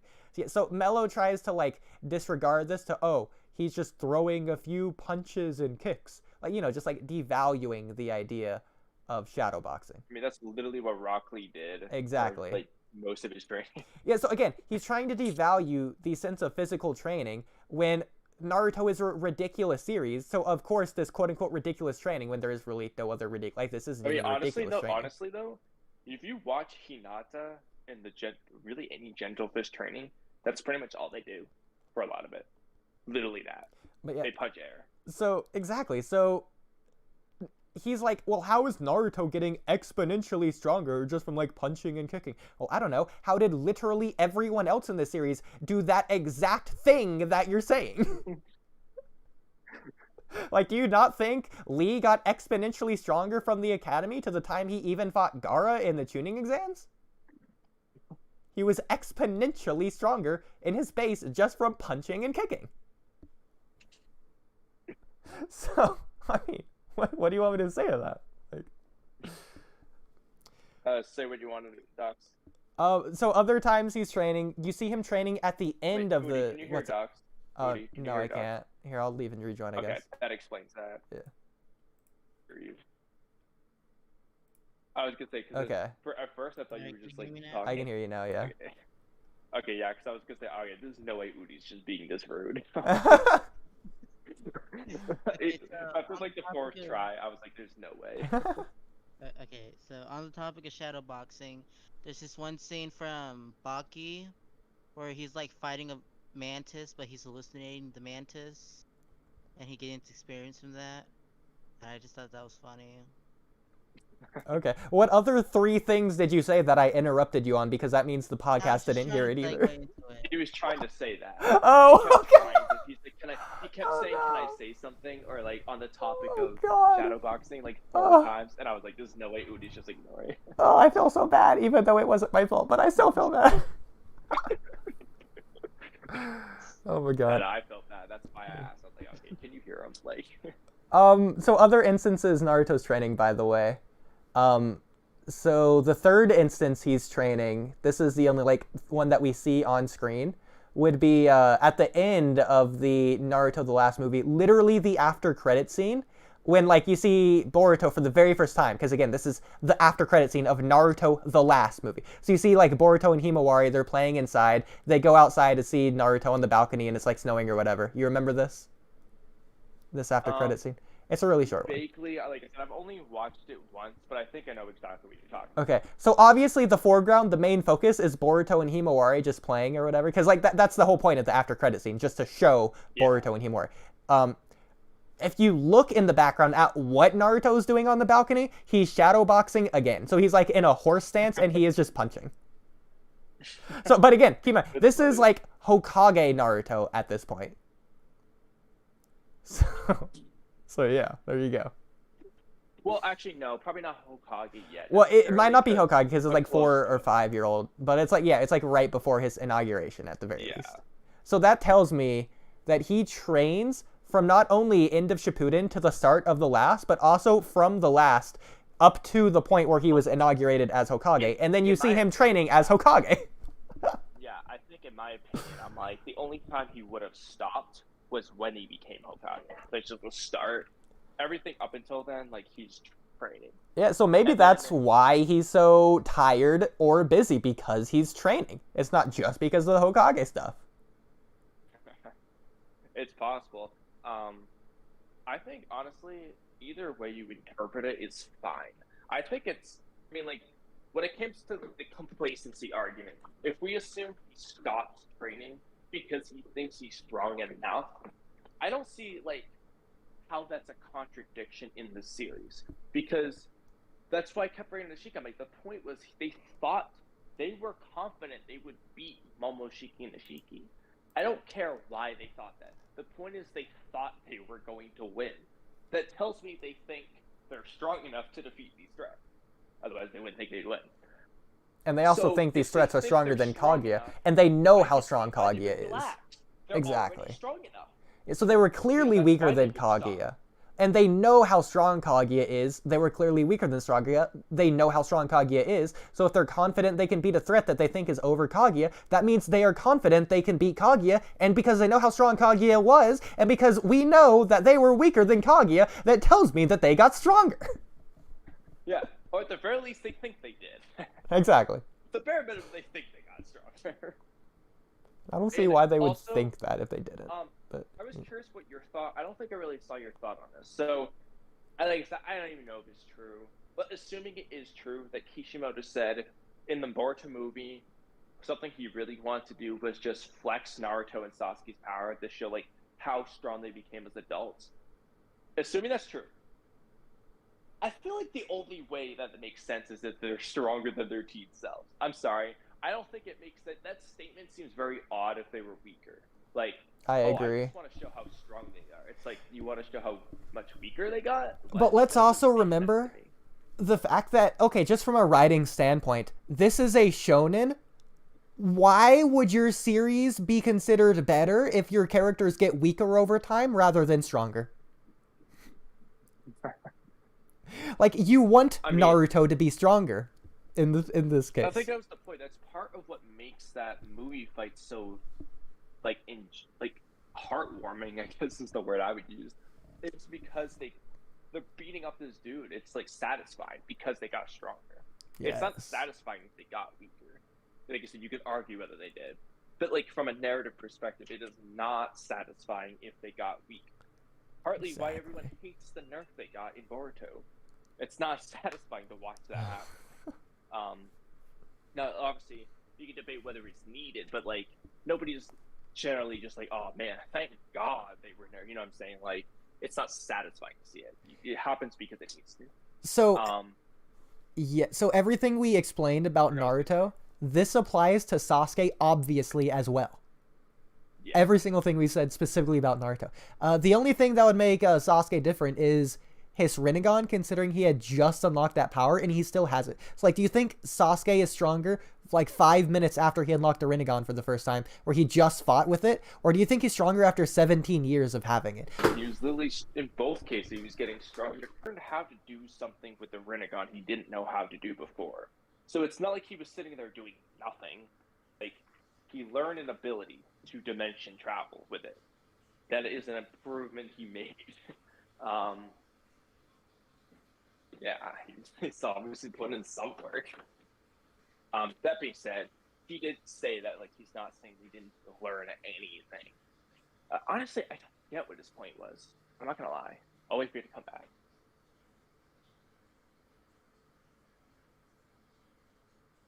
What do you talk about now? I'm gonna wait for Oodie to come back so I can have him elaborate. Because, honestly, there's a certain extent to where I just never understood the point. And I want to make sure I understood something. So how's your day? Not bad. I actually had a pretty good workout. Pretty baller, I would say myself. Legs were super pumped. Oh, also, update for the health stuff. I'm, of course, eating my salmon right now as we speak. As So what's tradition. fish? Yes, I'm eating all the salmon of the world. Hopefully you don't hate me for eating Now, seafood. what is the best fish, in your opinion? That, like, tastiest? Yeah, best fish. Lobster. It's not a fish. Lobster's my favorite. It's a fish. It's a shellfish. Yep. Yeah, it's fish in the name. We can debate Lobsters Ian. are crustaceans. Is it's a fish. Now, if you mean non-shelly fish, a tough question. I don't might really go like with lobster. salmon. Still, if it's not counting shellfish, I get salmon probably. Off the top of my head, shellfish are my favorite. Though, generally, like, I mean, specifically lobster anyway. I think lobster's alright. Really, I love lobster. It's okay. My favorite meat-like product. Oh, wow, Probably, lobster. honestly, my favorite food in general. I really like lobster a lot. Well, Oodie's okay. back. Yeah. Oh, yes, Oodie. So honestly, as I was talking, I've kind of come to a little bit of a realization that I also realized throughout the entirety of the pod. But can you just explain to me what his point was? Because I'm not sure I fully understood it. So, like I was explaining it, this Like, is why I wanted sort of Mello understood to... what he was saying, Like, this is but Mello's I don't topic. think I I don't... understood it. I don't know why Mello wanted me to be the one to explain his topic, because this, like, I didn't think of this. I just commented on it. Like, this is Mello's idea. I don't know why he wanted me to be the one to explain it at first. I was like, hey, you want to explain it? He's like, no, you do it. Sure you But whatever, understood? whatever. I don't know. I'm just ranting at this way. His whole idea is the sentiment of the community is that Boruto characters tend to be stronger than Naruto characters. Anything is for, like, unexplainable reasons or whatever. So he wants to look at specifically Naruto and say that teen Naruto was stronger than adult Naruto. Well, how do you do that? Because obviously teen Naruto doesn't fight adult Naruto. The way you do this is look at who he fights. So he fights Kaguya and he fights Isshiki. So you compare, okay, well, what about Kaguya and Isshiki? Who's stronger between them? Well, he says that we see, not see, but like, he says, Amado says that Isshiki says that Kaguya off-guarded him. So Kaguya beat him in a fight. Therefore, Kaguya is stronger. Okay. I want to start by elaborating on something that whether or not Naruto is stronger as an adult or teen doesn't fully correlate with whether most Boruto characters are stronger or weaker than Naruto characters. Like, so hypothetically here, just because let's just say Naruto is stronger as an adult, the more common consensus in that the peak villains, so Isshiki, Momoshiki, Odes without limiters and so on, is stronger than, you know, the peak Naruto villains, Kaguya, Madara, and so on. That's not to say that every villain necessarily would have to be stronger, though. Like, there's plenty of villains that are in Boruto that are weaker than Kaguya. Even, like, relevant ones. Like, you can argue, I guess, yes, you can make arguments about whether Delta or Victor or Boro could beat Madara or Isshiki. But you can definitely argue that they're weaker. They were still important, powerful villains, though. That doesn't mean, like, all of them. I guess, peak to peak, I would say, yeah, peak to peak, Boruto villains are stronger. Why? Because it's a continuation of the series. It would honestly be kind of weird, especially given Naruto having a pretty prominent role, if they all got weaker, because, like, Naruto have to get... It would just be weird. Honestly, it just would be weird. Like, nobody would want to see the sequel Naruto just weaker, like, fighting weaker villains. Like, I couldn't get by that. I would be very annoyed. Same, yeah. So, by the way, side note, but you know how I said when I was going to the bathroom you should talk about Sasuke's Rinnegan, how he has more experience, like, after, like, 5 minutes compared to, like, 17 years? I thought of something when I was in the bathroom. I wanted to say it when I got back, but we got sidetracked. So going back to that really quick, you can't even say, like, he didn't use it, considering he had to use it to explore Kaguya's dimensions for, like, 17 years. I was saying, he learned how to do that, and then he did it. Yeah, and he actively, like, continuously did it for, like, 17 years to explore Kaguya's dimensions. So... Yeah, that's how we eventually found her scroll. Exactly. But even just, like, everything I said was completely ignoring all of the direct evidence we have, such as the promotional material, episode descriptions, data books, yeah, I was blatantly in those, series. I didn't know them all off the top of my head. I've seen some of these, but I'm like, I couldn't, like, point to tell you where it is or anything. So I just ignored it. I can here. So this is first of all, I'll just post this one. And again, each of these is, like, all we need. But, like, this is, in my opinion, just the most blatant, direct one. So, here you go. I think there was one that actually just said that the threat, there was a, I don't even know. Oh, let me just look at what you have. Here is, protecting everyone within Konohagakure village. He's the strongest Hokage in the ninja world. Now, he is the hero of Konoha who has become admired throughout the entire ninja world. As a shinobi, his true strength is also at the strongest level. He's saving everyone in the village from numerous threats. Like, it doesn't get more blatant than right now, as a ninja, his true strength is also at the strongest level. Hokage Naruto is the strongest he's ever been. If you want to extrapolate things, you could say it's only the fact that he's protecting others, like it says he's protecting his village and stuff from threats. It could be just saying that, like, hey, Naruto's protecting people, then so he's at his strongest level currently. You could argue that, but I mean, directly, it is just saying it's at the strongest level. You're interpreting that because that's after his true strength is at the strongest level. Well, what's that in reference to? It's in reference to he's saving everyone in the village from numerous threats. That's how you're interpreting that. Because I interpret it, the more likely interpretation is it's what directly it follows. So it's as a shinobi, comma. So that's what it's in referencing to. So his true strength is also at the strongest level in reference to his being of a shinobi. I mean, yeah, I was just saying that you could argue it's because he's protecting things, which we know is when you become your strongest. And that it could just be saying currently his strongest because he's in that moment he's protecting someone. But that being said, that's not necessarily a more likely interpretation. Yeah, so that interpretation does exist.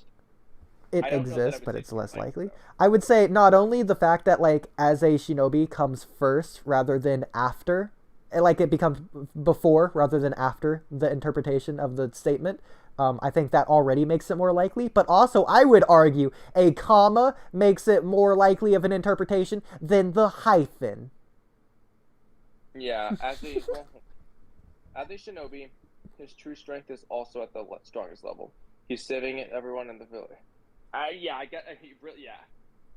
Because he's saving everyone in the village from numerous it can go threats. Either way, because it can go either way, doesn't make it a full debunk necessarily, though. Like, it's not, like, disproving. No, I have a way to disprove it. I have a way to disprove it. This goes back to your freaking English classes in middle school. Do you remember dependent versus independent clauses? Yes. Yeah. Okay, so specifically, he's saving everyone in the village from numerous threats is an independent clause. It is its own complete sentence. It is its own idea. It is a standalone sentence. Whereas, as a shinobi, that is a dependent clause. You need something else. So, his true strength is also at the strongest level. That is an independent clause, so it can only apply to the dependent clause in this case. Take that. Oh my god. Hold on. I want to I don't know if you have it. This is unrelated to the dependent clause thing. Which, can you actually say that again for me? Because I was too busy looking for this. I wasn't focusing. Because it's a dependent clause that, as a shinobi, can't stand on its own, whereas he's the strongest, or like he can protect everyone, is a standalone sentence, so it can be by itself. Yeah. So this extra sentence that we're interpreting can only go with the sentence that isn't a full sentence. Or like it definitively does go with that, based on It goes with the grammar structures. strength is at the strongest level. Yeah. No, yeah. Wait, what? As a shinobi. Yeah, so that sentence. It goes with as a shinobi. It can't go with the following sentence. Yeah. Yeah, as a shinobi, it definitely goes with his true strength is at the strongest level, for sure.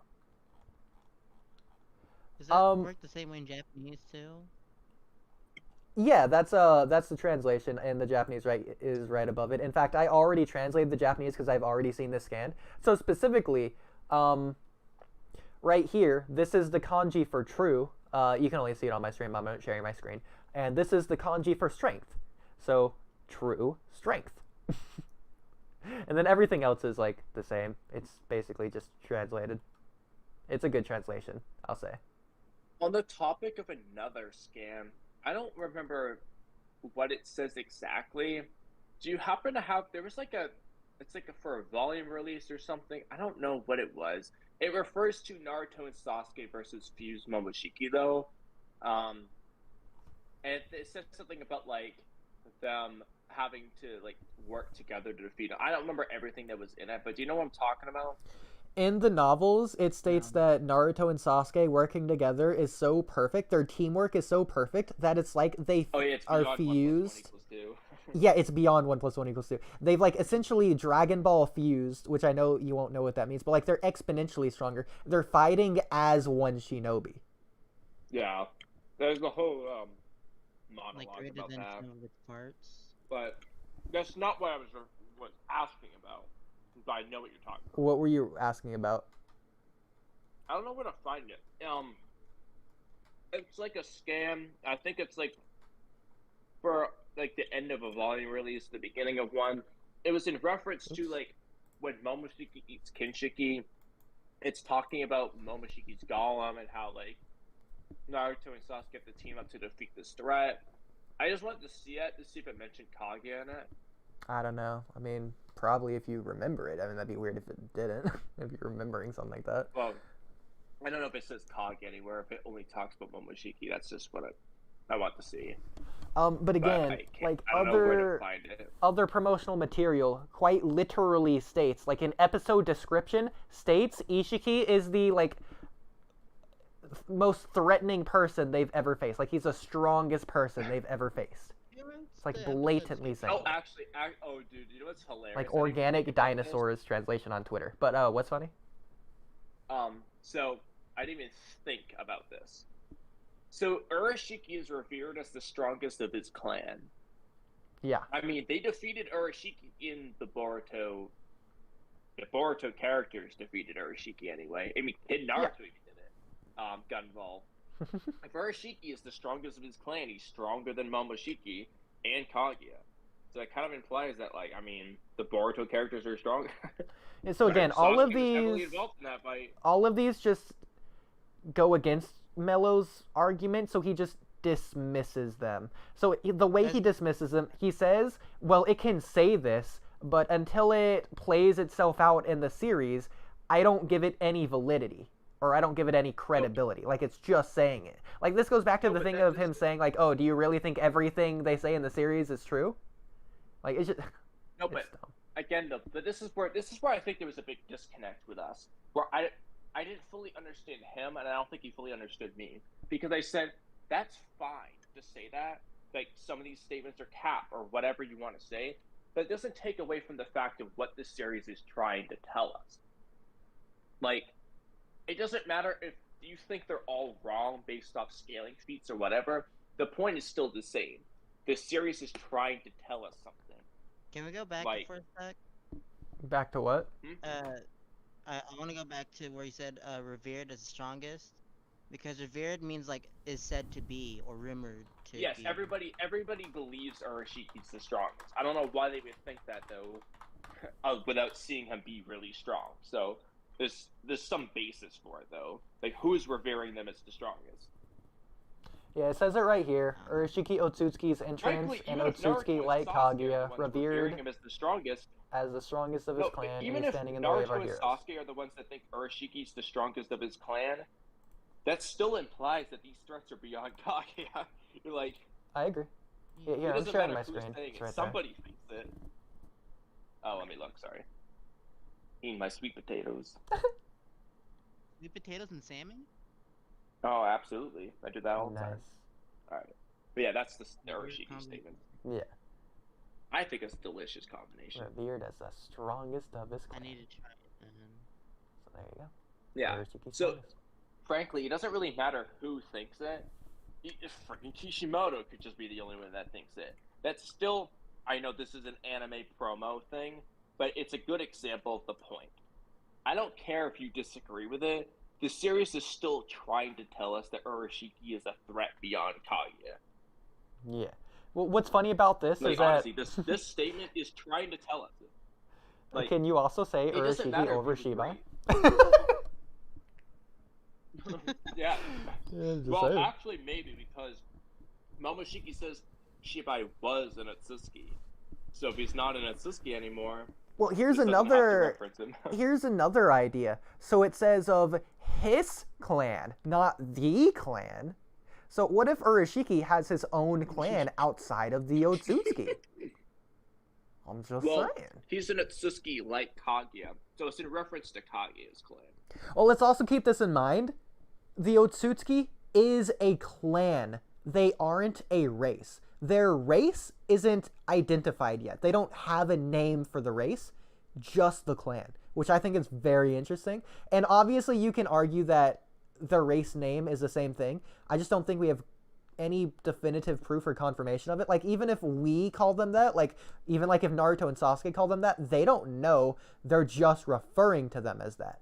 So it's the same thing in Dragon Ball. There's a character named Frieza who is like his own race, but like we would call them the Frieza race because we just don't know. It's kind of like the same idea there. They just don't have a Well, yeah, 'cause named technically race there name. could be like people just like the Otsutsuki that are white-skinned and powerful, but have a different last name. But They're this called the Butsutsuki clan or something, you know, like... exactly. But this also explains to me Toneri, because Toneri isn't the same race as Kaguya or Urashiki, etc. He's like a diluted version of Hamura, who even wasn't a full-blooded Otsutsuki. So, but Yeah. Urashiki, but Toneri is still considered a clan member, and he still has clan information. So this tells me he is absolutely a part of the clan, but then the clan is separate from Yeah, the because race. Urashiki said, I'm not permitted to kill a member of the clan. Exactly. But this So goes you even kill further. him. This goes even further. So with this idea in mind, the idea between the difference between the clan and the race. So Naruto, one of the first things he asks Hagaromo is where Kaguya came from.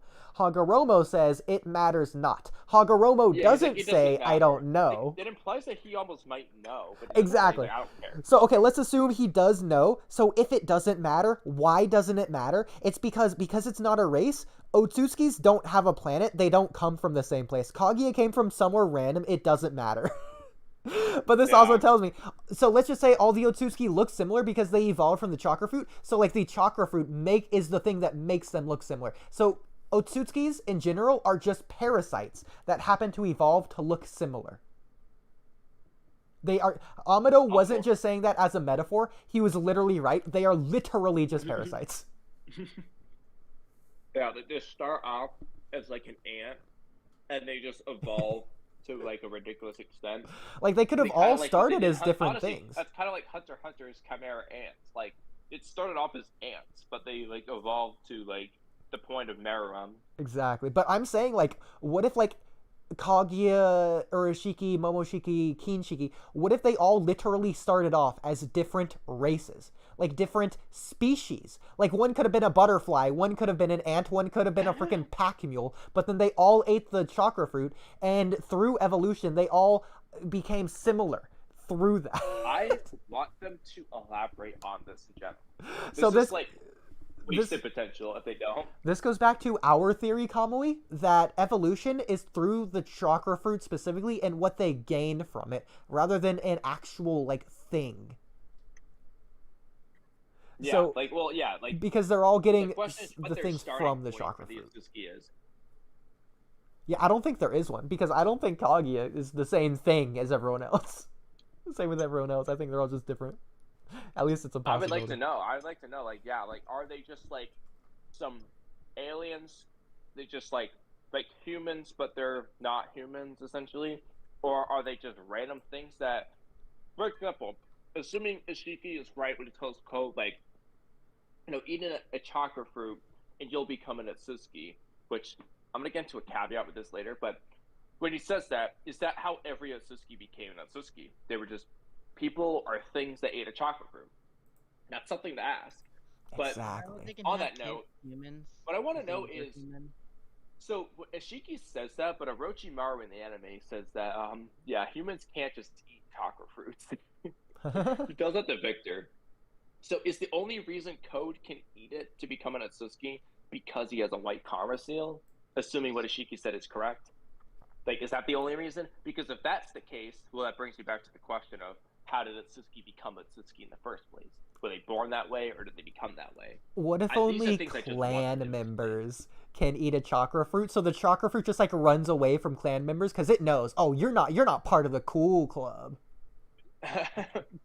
It's just physically impossible. The fruit itself won't allow it. Orochimaru said that, like, it's not something a mere human could handle. Is specifically what he said. Okay. Like, maybe they would just explode or something. Yeah, he was implying that, like, humans' bodies can't handle eating a chakra fruit. They look like Madara if they tried. Yeah, it's like they would, like, explode, basically. Dude, I'm not gonna lie. That was a disingenuous argument when he said that. What, the Madara exploding thing? Yes! He's like, yeah, I thought it was weird, because eventually Madara didn't... he was, like, blowing up, but, like, he didn't explode. Like, he still took in everything. His idea here was that Madara was a weaker vessel than Jigen, because Jigen could handle, freaking Isshiki, but Madara was blowing up from Kaguya. No, because this is what I would say. There's two ways to look at it. First of all, Jigen couldn't really handle Ishiki's power. That was the whole point. But I wouldn't really say Jigen could handle it. He could kind of handle it, but, like, not really. So you could either look at it as Isshiki is so dang strong that even Jigen can't handle it, or you can just look at it as Madara is a good vessel, so Kage can use him. Jigen is not a good vessel, so Isshiki can. I don't think it necessarily has to quantify to anything, because yes, Madara is probably way stronger than that Jigen, human monk Jigen was. But that could just be why, Jigen didn't work for Isshiki, whereas Madara worked for Kage. I mean, I would hope that Madara would work for Kage, considering he was the Ten Tails Jinchuriki and he was totally fine and he had all this shit. Like, I would hope he'd be good enough vessel. Yeah, if anything, you should say Kaguya was immortal, whereas Isshiki only had 3 days. If Kaguya is immortal, and if it depends on, like, if your lifespan depends on the efficiency of the host, then Madara was literally perfect / omnipotent. In fact, Madara himself said he was. Madara said he was immortal. Exactly. And so did Kaguya. Essentially, I become immortal. Which is like what this is a thing that's weird though. This kind of gets back into something we talked about at one point, which is how all the Ten Tails might just have different powers because, like, the powers Madara and Kaguya, like the powers Madara gained from the Ten Tails, are similar to the powers that Kage got from eating the chakra fruit of that Ten Tails. So like, there's clearly a correlation. But these powers are vastly different from anything Momoshiki and Isshiki had. So like, Are you getting each Ten Tails has different benefit. What's that? Are you gonna get copyrighted for showing this? No, because I'm not gonna play the video. I'm just gonna go through it. Plus, I'm going to put the red filter on, so we're safer. Vaughn. And we're gonna They talk could about have it. been animals, like in the animal sage. Sage is something Earth. I can't see what this. I could just go to the actual. You know, you need to put it like in like a little border and then have like an animated background. The animal sage So is it'd be on fine. Earth. I could do that as well, but it's already tiny. Listen, we're not going to play the video or the sound. We're just going to show it like this. So, okay. So, my interpretation, there's two ways to interpret this. One, Madara started blowing up, not because of Kaguya, but because he was absorbing the chakra from everyone on Earth inside of the... that's why he's blowing up. But... Or you could say it has something to do with like Zetsu stabbing him / Kaguya transforming into him, which is how I first interpreted this. No, I agree with the first one. It's because he's blowing up because Zetsu is sucking in so much chakra into Madara that's making him blow up. But that was necessary to revive Kaguya. He needed all that chakra. That's why he was doing it. Now, Kaguya is a being who has all that chakra. Like, all that chakra came from Kage to begin with. Essentially, in a way, Zetsu's bringing it back to her. It's really weird. Zetsu's clearly doing something here because Kaguya isn't blown up. Madara transforms into Kaguya. He does it through blowing up, but he still transforms into her. Well, what it is Zetsu. There's one last step to Kaguya's revival that Zetsu hadn't done yet, and that is the whole reason the Infinite Tsukuyomi was needed. It was so he could suck up all their chakra into Madara. Doing this was blowing Madara up, but it was also the last step to reviving Kaguya. That's why he came out. Okay, yeah, sure.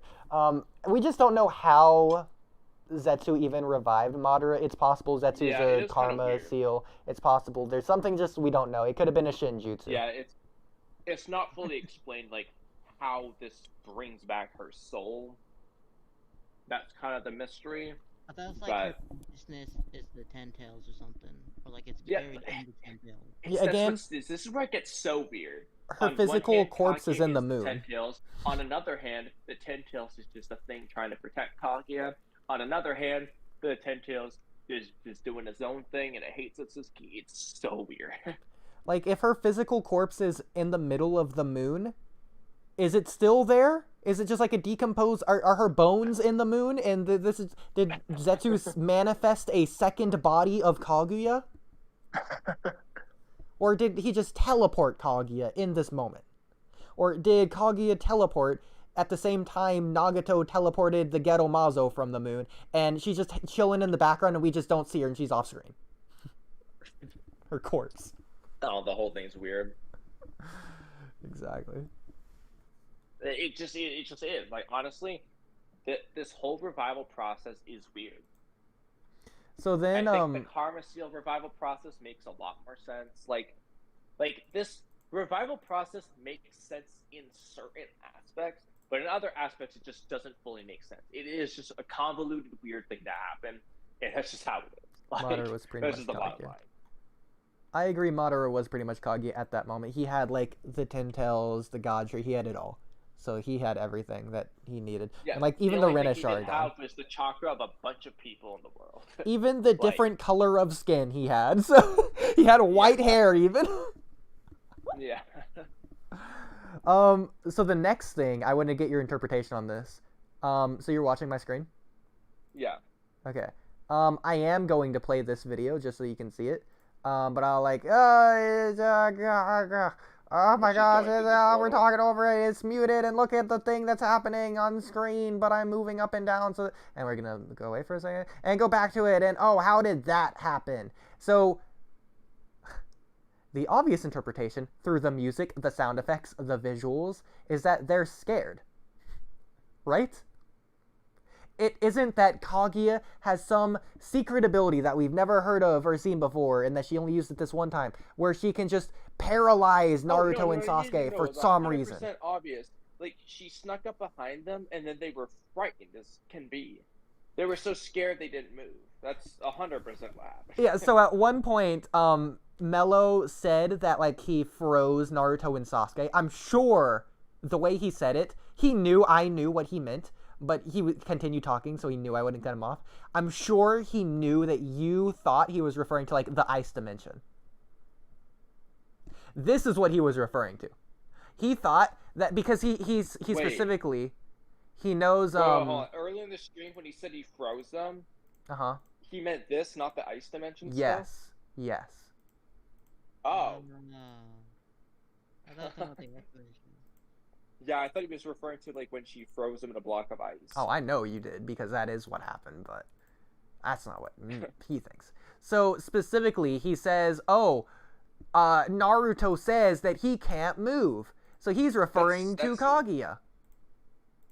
I would argue that's referring to Zetsu. Because I Zetsu agree. does the same thing with Madara. And Madara says, I can't move. In both cases, Zetsu is, like, connected to them. Yeah, so I told Mello this already. And he still thinks it's because of Kage. She has some crazy ability to just make them paralyzed, but not all the way. But, like, does she do it through looking at them, through touching them? How does she do it? Because she hasn't touched them yet. I would sit there and say, why does she never use this again? Exactly. And if Naruto can't move, how come he was moving? To turn around. Yeah, no.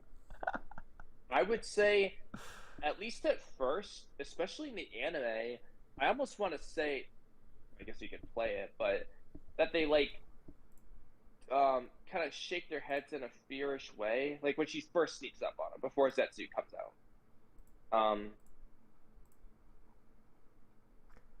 Let's go back up. Yeah, so, Wait, you have to rewind. Before, Here, I'm going to go to something else until we find where he says, I can't move. Because he says it, like, soon after Zetsu goes on him. But he was saying... I first... Go ahead. Well, I was going to say, what I was initially talking about here is I wanted to see, like, when she sneaks up on them initially, because I think it, like, shows them, like, looking scared. Like... Oh, yeah, it does. The reason why they just let her touch their faces, was because they were scared. No, I explained this to Mello. And he agreed at the time as well. Like, it's because of the music. It's the production value. She's literally crying. They're wondering what the heck's going on. Why is she saying mother, etc., etc.? Yeah, I like I said, I have to rewatch everything, but I think there was, like, a ton of indications that they were just scared at that moment. That's why they just let her touch their faces. Exactly. And then the Zetsu thing... Zetsu has some level of weird paralysis powers, like we've seen it more than once. So if you want to say that if Zetsu touched Isshiki, maybe he could paralyze them, I think that's fine. But that's Zetsu. Yeah, I completely agree. It's just weird. I don't know. It's, again, they're just freaked out because Kaguya isn't even trying to kill them at this moment. Yeah, like, it was frightening. Like, they knew how wicked strong this lady was. They thought, like, their observations, like, Sasuke was like, I can't believe this person existed. She has so much chakra. And then she poops them into a lava dimension, where that was really dangerous. And then out of nowhere, she just pops up behind them and is, like, trying to hug them, basically. Exactly. It's like, they're like, what? Okay, to be fair, I did just find it in the episode. They do say this after Kaguya touches them and before Zetsu's on them. Naruto says, I can't move. That doesn't change anything we're saying, though. Yeah, because, I mean, honestly, Sasuke says the same thing when he first sees Orochimaru. That's exactly what I was going to point out, yeah. He says, I can't move right here. So we have, like, canonically, you can be fear paralyzed in the series. And that wasn't a jutsu. That wasn't a genjutsu. That wasn't a ninjutsu. That wasn't anything. That was quite literally just Orochimaru's bloodlust made them physically paralyzed. I was They were wondering scared. about that. That they like saw their own death. Like what? Like how do you do that? Yeah, so again, Sasuke saw his own death. Sakura didn't. no, she did. I thought Sakura did too. She did. Maybe she didn't. I remember it. She did. But yeah. We'll close out of that now. I Okay. can't remember anything. But there's still way more as well. I don't know what this is. Okay, so here, let's just go into the next thing. So, yesterday, Mello and Kitomaki and I were, I want to say discussing, but Kitomaki always loves to turn it into a debate, and he wants to think everyone is an idiot and crying and so upset at him. And then he'll interrupt everyone. It's a lose-lose to talk with anything about Kitomaki, and honestly, but whatever. I never actually no. I think I was with him in one Cloud Ninja podcast, but we agreed on everything, so we never had the debate. Yeah, God forbid you disagree with Kitomaki. He'll basically do the same thing Mello did, where he'll just sigh, just like ruin the mood of everyone. God. Yeah, I will say you like Trippy doesn't really debate against us very much, so I can't really. Sorry, Trippy, I can't really use him for this. But I love arguing with you because you and I do the same thing where we don't like do that. We get into it, but we're literally just arguing the points, and we crack jokes. But it's like it's very lighthearted, like the way that we debate. Like Exactly. Like Kitomaki, I swear to God, he's just used to it at this point to where he didn't even know how to handle me. So I started like laughing at his point, and he's like, "Oh, bro, you don't need to get heated. It's not that serious." He says, as I am laughing. The indication being, I am laughing because it's not serious nor heated. Otherwise, I wouldn't be laughing. Maybe he interpreted it as in maniacal laughing. Yeah. You're evil. No. It's just because he was used to it. He's just used to trying to call people out and trying to make people look lower than him.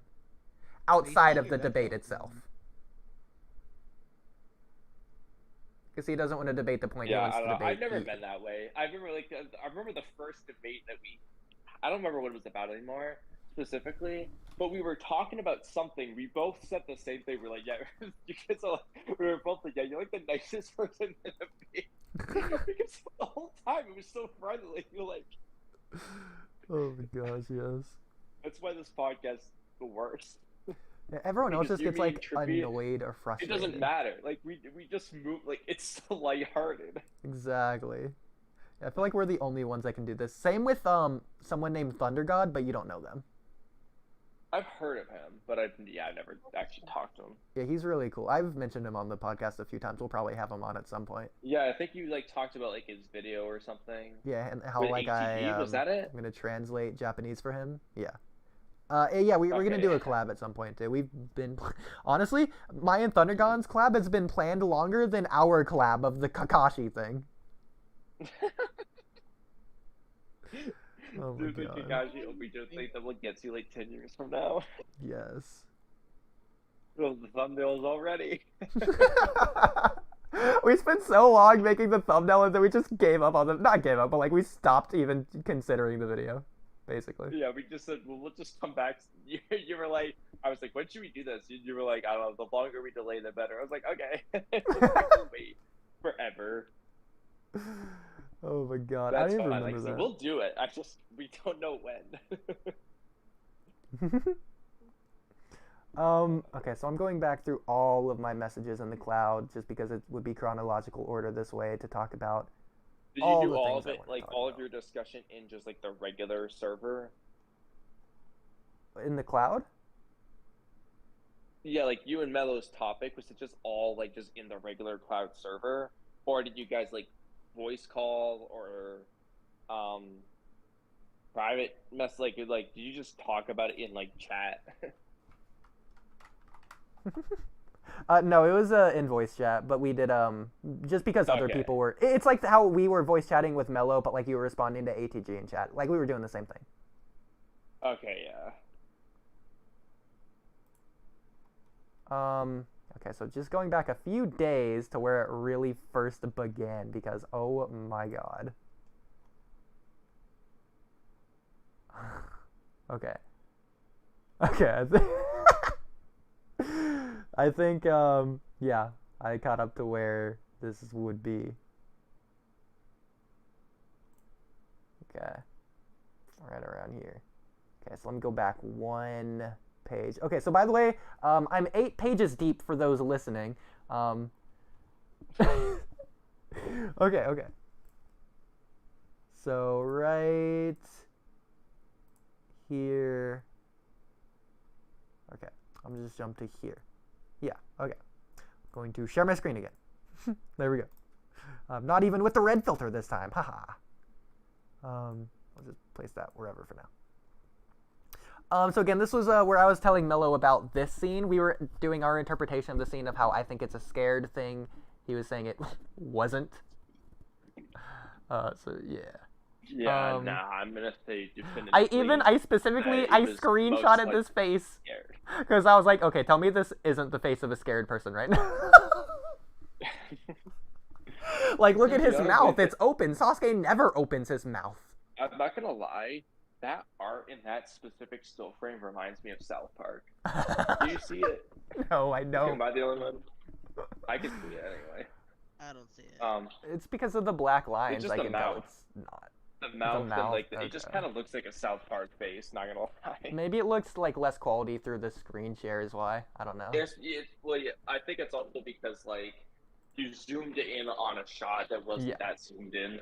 Yeah. Like it was a zoomed out, kind of more zoomed out shot, and so it's gonna look goofy. Like there's a lot of those. Okay, let me also not show potentially inappropriate things on stream. Let me go to the next thing here. What things would you have? No, you know, it's Wait, you have incognito tabs open or something? No, I mean in the cloud server, people post inappropriate stuff in there. Cloud server, like people half-naked post woman. things, Exactly. Why did they post that? Because it's the freaking they're cloud talking people. about Why do how- you think? Yeah.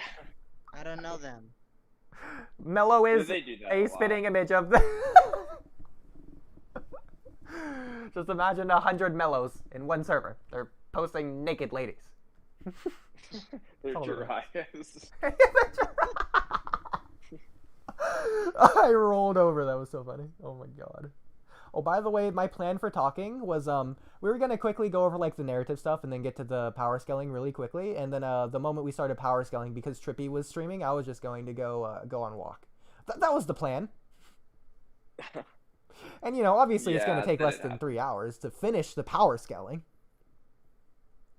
Dude, I told you, like I said, like when they were talking about that, I was like, dude, do you realize who you're talking to? I'm like, this is not gonna be short. I'm like, because let's be honest, especially dude, like Mello's like, I can't believe we're still talking about this. I mean, honestly, look who he's talking to this time. We're on a team. Do you really think me and you were ever going to concede? Let's also be real. He said that like 18 different times. The first time he said it was like 20% throughout the total duration of the conversation. I'm like, bruh, there's no way you like Oodie and I, like us two, were ever going to just like not defend our case till we die. Like honestly though, the thing is like I didn't think I was wrong at any point. If I think I'm wrong, I'll be like, oh, you know what, actually never mind. And then it ends.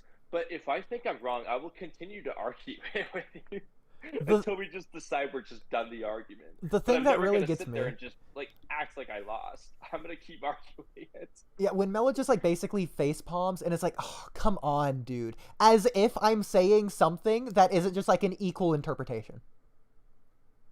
He's like, oh, I can't believe you're making that argument. There was something where you said It's like, totally oh, come on, reasonable. like, don't say that. I forgot what it was in reference to.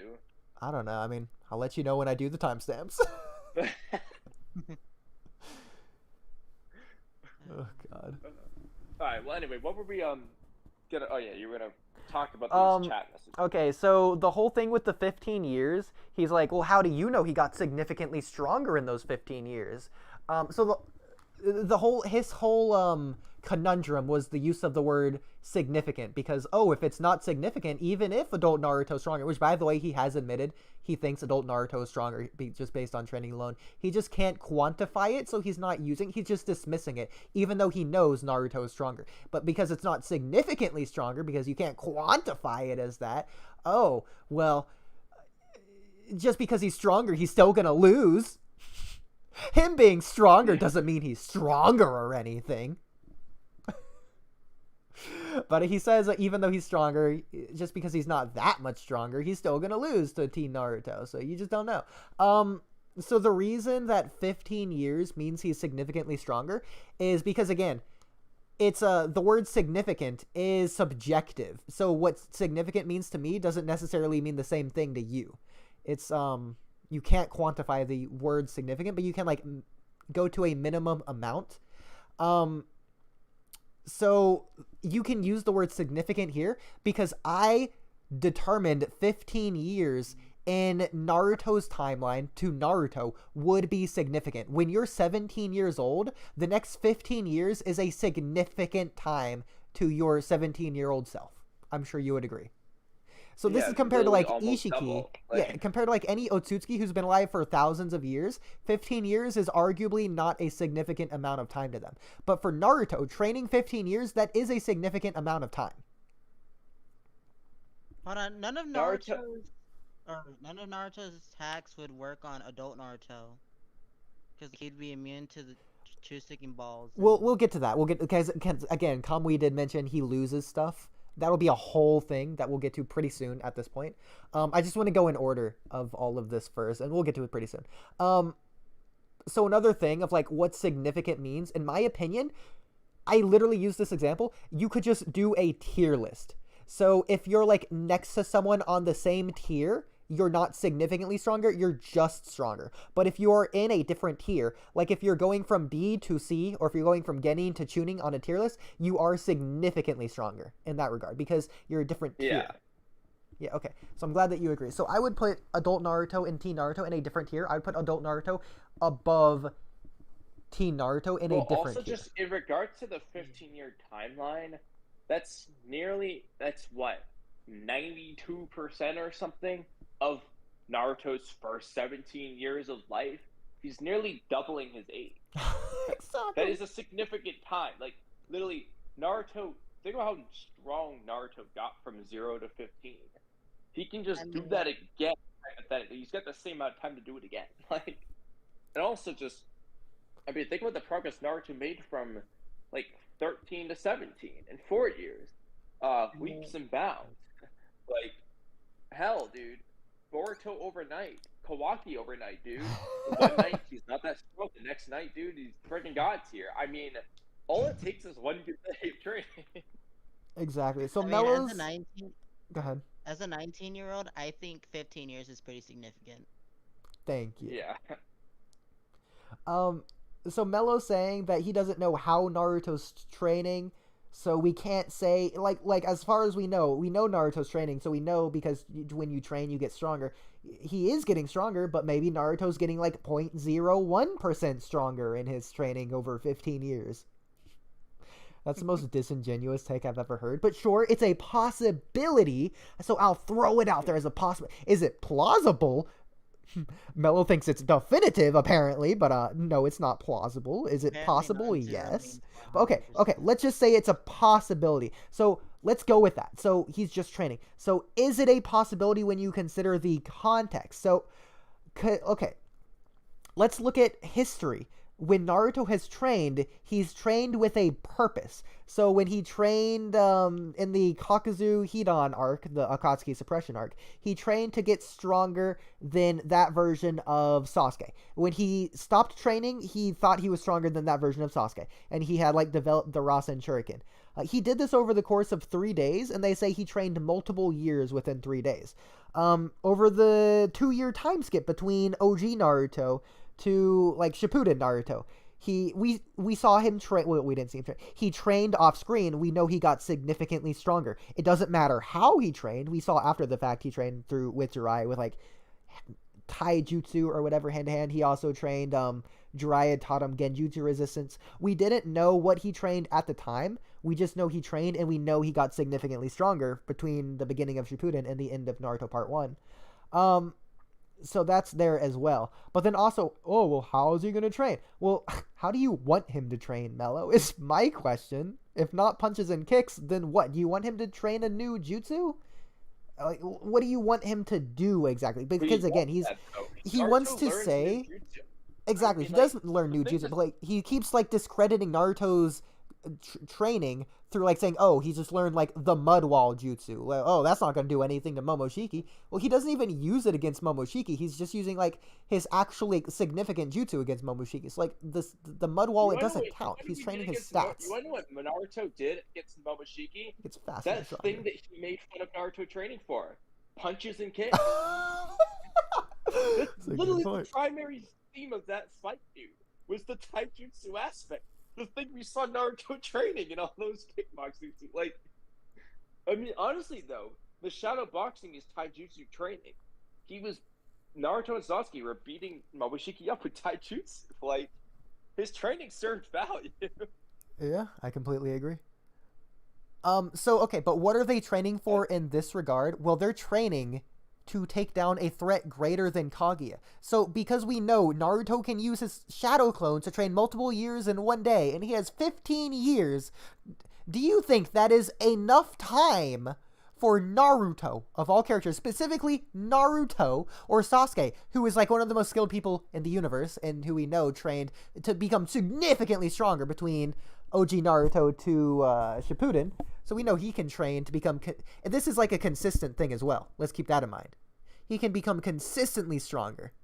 So, like, consistently from his training, he becomes stronger. Strong enough to accomplish his goal from his training. We see that through every instance of Naruto training. He accomplishes his goal from the training. Sage mode, he accomplishes his training. He becomes stronger than Dry. He becomes strong enough to defeat Pain.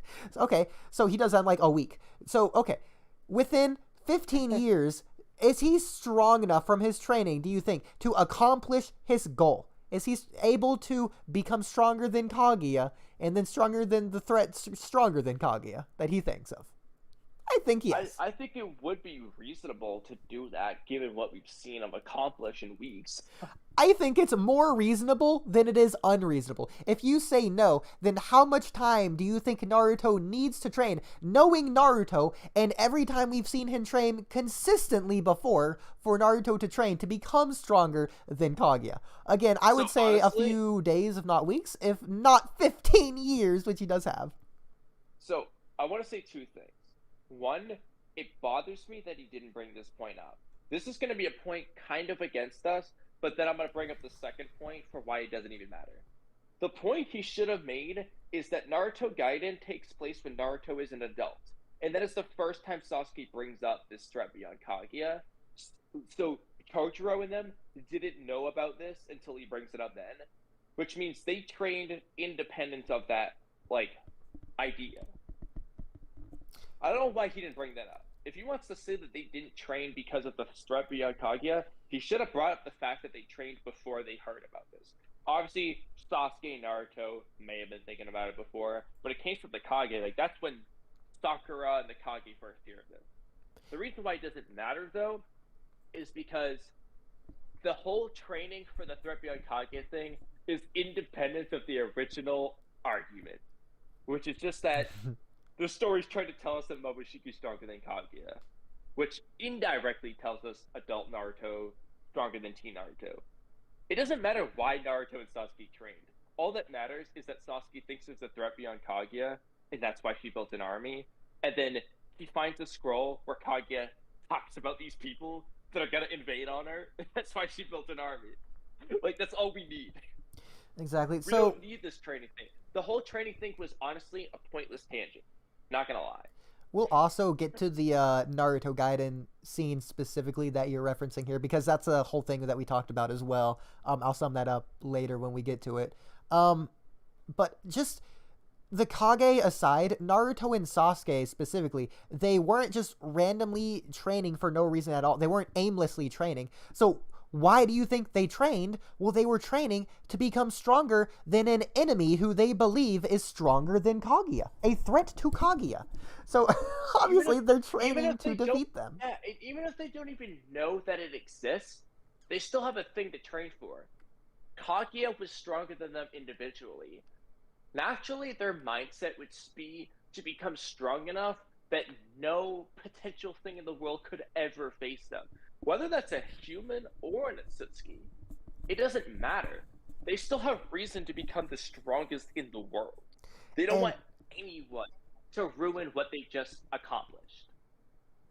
This goes back to something else I was trying to tell Mello that he just wasn't listening to. Okay, well, if Kaguya can prepare a white Zetsu army, oh, well, if Kaguya is stronger than them, why prepare? Because this was my argument to Mello. If Momoshiki and Kinshiki, if Kaguya just knows that she's stronger than them, why even prepare a white Zetsu army? So that's what I said. I'm like, she obviously thinks they're stronger. Like, she thinks there's something to be weary of, is the point. Like, it doesn't matter if you think she's stronger, Kaguya doesn't think that. So Mello's explanation for this, I can't believe he just doesn't consider this disingenuous, if I'm being honest. So he says Kaguya's just being overly cautious. First of all, I don't think that's true. Second of all, even if she does think this and she is being overly cautious, okay, let's just assume this is the case. Sure, let's give you that for the sake of this argument. Why would this not apply to Naruto and Sasuke? Yeah. Why would Naruto and Sasuke, assuming they think they're stronger, why would they just not overcautiously be the case, and then why would they just not train? Just in case. Because again, this is a world-ending threat. Sasuke and Naruto have a reason to protect the world. If there's any risk, any threat whatsoever, they are going to train for it because they don't want that risk to even be a factor at all. But then he's going to be like, well, why did they stop training then? And I said, well, because they reached their goal. Exactly. They got strong enough. Yeah, so when Naruto achieved the Rasen Shuriken, why did Naruto stop training for the Rasen Shuriken? Because he achieved the Rasen Shuriken.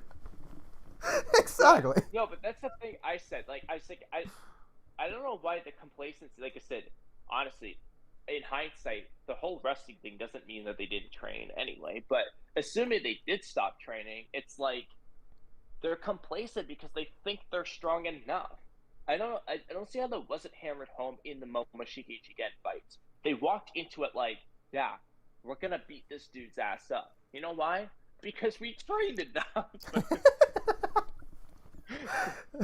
That's what they thought, though. It's like I said, you can discuss whether they were wrong for that. I said like 6 different times, no, 60,000 times. That's more like it. That like they could have been. You could definitely argue for them being wrong. You could argue that they should have trained everyone. Blah blah blah.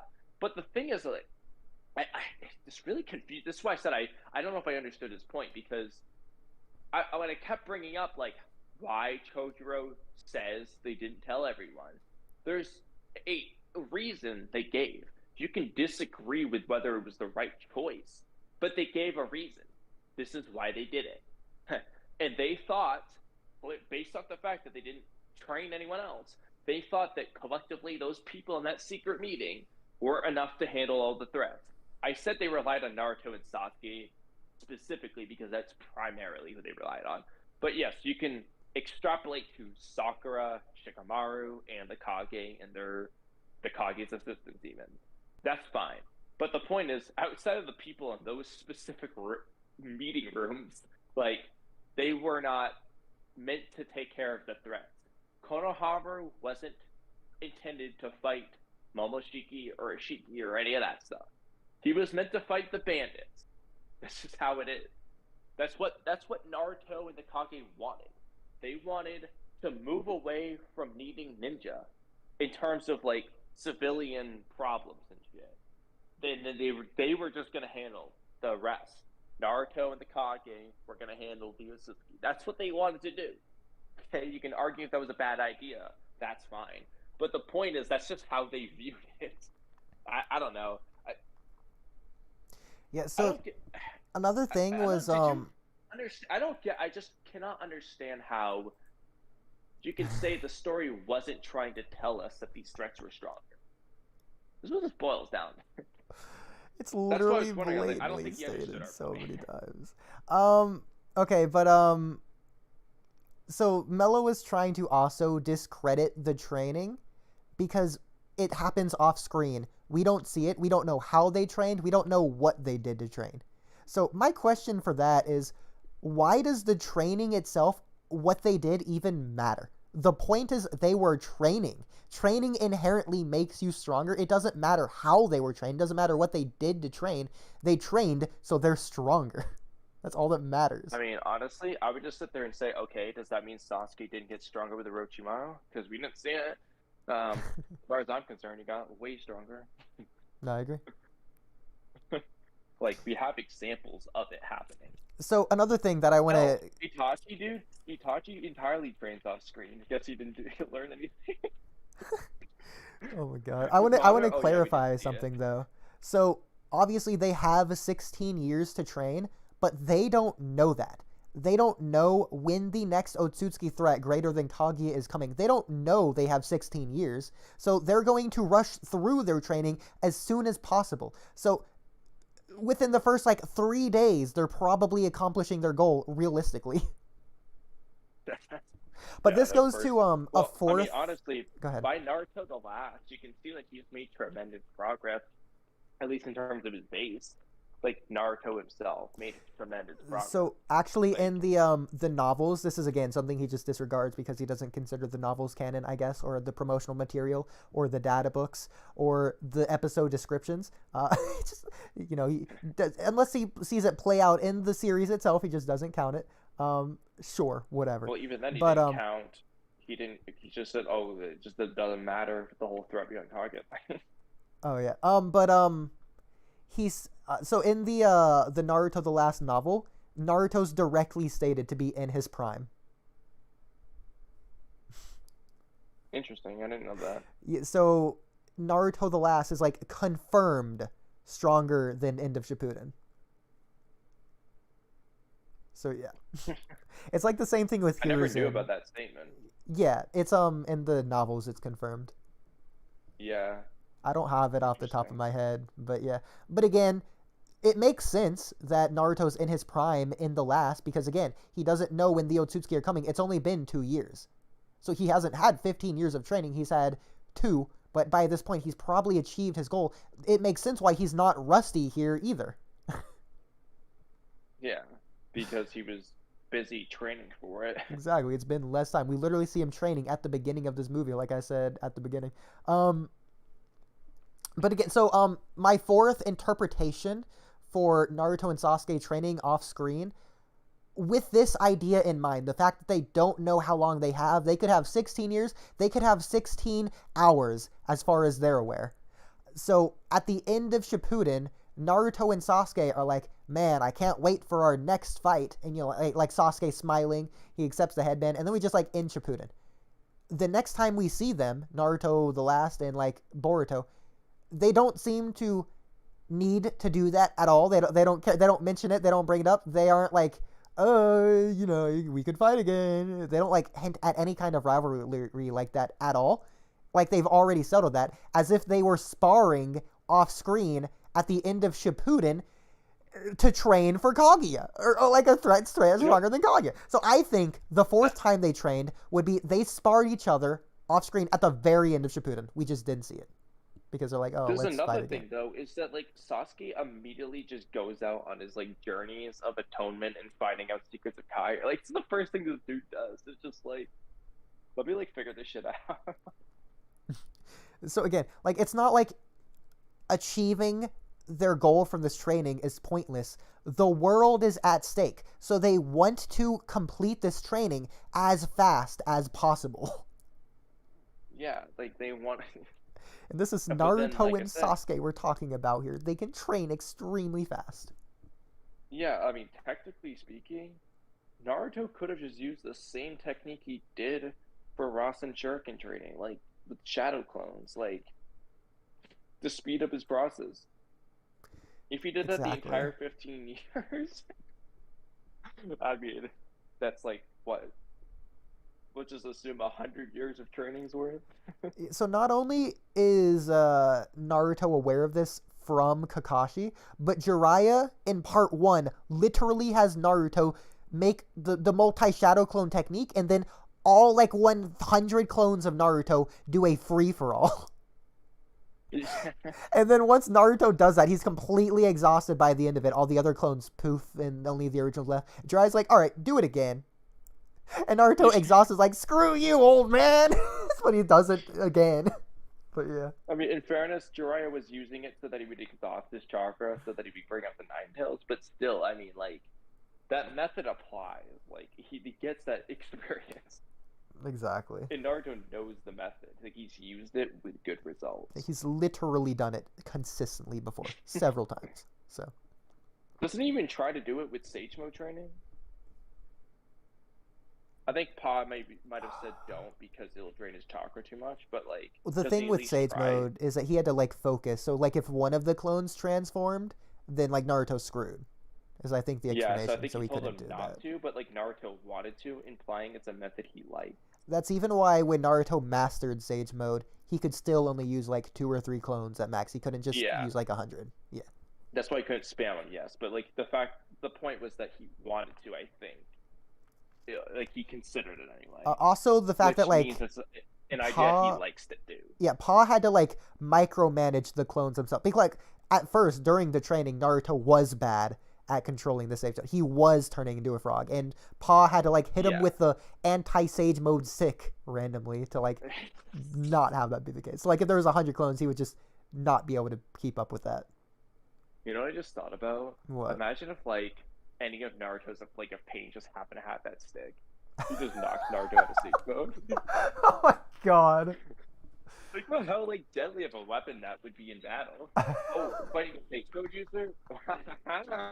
Smack. Yeah, screw pinning Naruto down with the chakra rod. Just pin him down with the stick. it's over. Game over. Wait, what if Fukasaku just brought it with him? That's like, what I'm thinking. Yeah. And then Pain stole it. He's like, wait, what does this do? Because because Ma is the one that summoned him, and that's regardless of if Naruto knew it was going to happen. Because Naruto went from training to moments before they were summoned.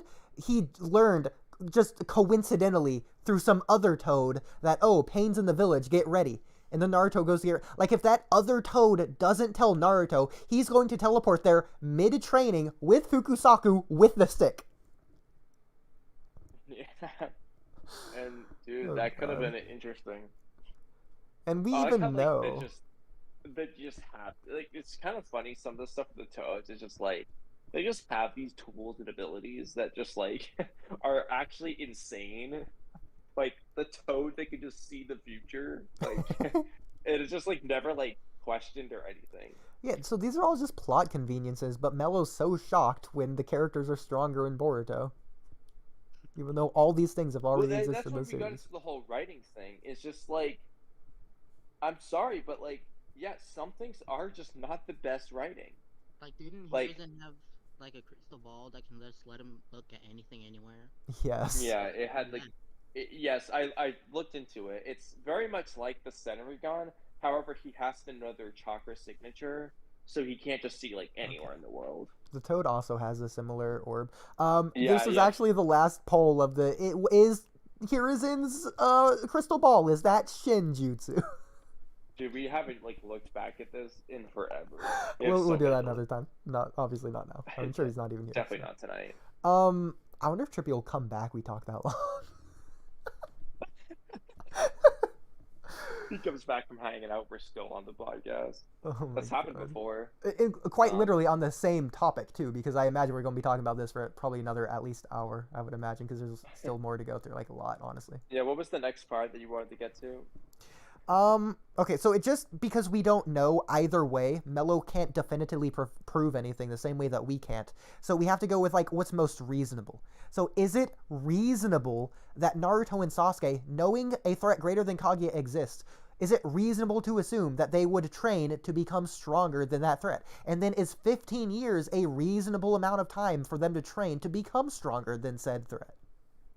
I think based on consistency with what we have seen in the series, based on every single time we've seen Naruto and Sasuke train, I think it's more reasonable than it is not.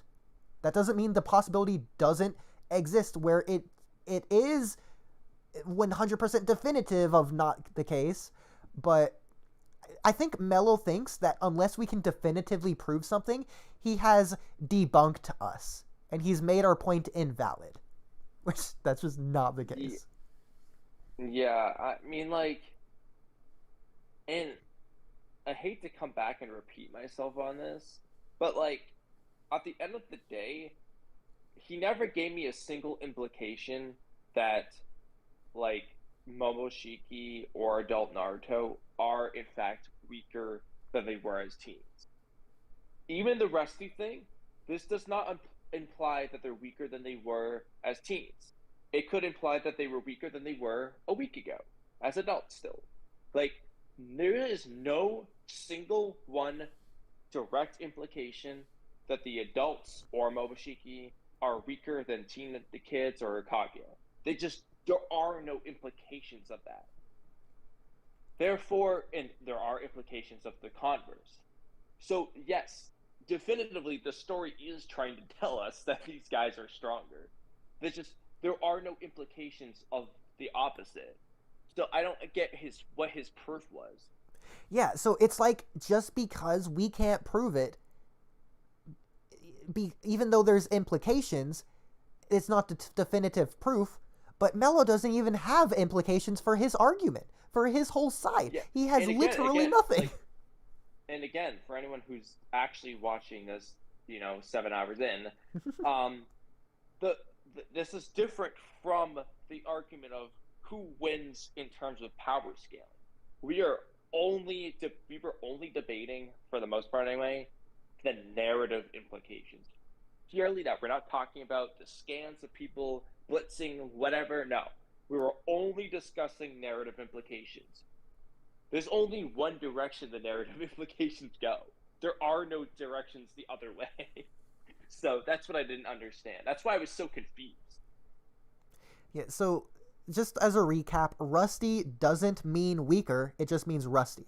And Naruto and Sasuke, they don't have, like, they're not just going to aimlessly train. They're not going to become 0.001% stronger. They have a bare minimum that they need to reach. Not want to reach, but I would argue need to reach. They have a need to protect the world, and so they have a need to become stronger than Kaguya to defeat the threat that's greater than Kaguya.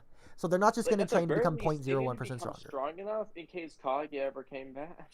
Like, that's true too, yeah. And they know how strong Kaguya was because they saw it themselves. Yeah, and they know they can't rely on DMS Kakashi anymore. Like, they gotta at least make up for that. Like, exactly, yes. Apparently, the definition of rusty is impaired knowledge due to lack of practice recently. Yeah, but applying that to battle senses, so he hasn't he has a lack of practice in terms of real battle. And that makes sense. Naruto hasn't been in a real battle for 16 years. Yeah.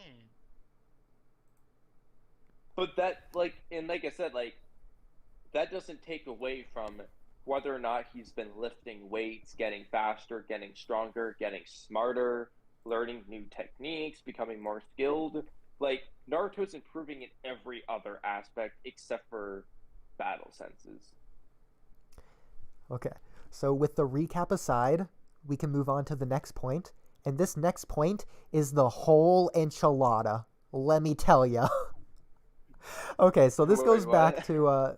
I'm going over the whole tomato right now of the whole argument right here. This whole next point. This gets into this is like a firework and a half. Let me tell you. I don't know how many other dumb analogies I can make, but so this is what you were saying. The Hagaromo chakra thing. How strong was it, and what did Naruto lose? Because if we're comparing forms of Naruto, we have adult Naruto, and then we have teen Naruto. So we have adult Naruto from like the Isshiki fight, like without Baryon mode. That doesn't count. We're not giving him Baryon mode. We're just giving him like adult Naruto from the Isshiki fight, and then we're putting that against teen Naruto specifically from the Kaguya fight. The Kaguya fight Naruto, this isn't just normal teen Naruto. This is the specific version of Naruto that had Hagaromo's chakra for like an hour or whatever. Yeah.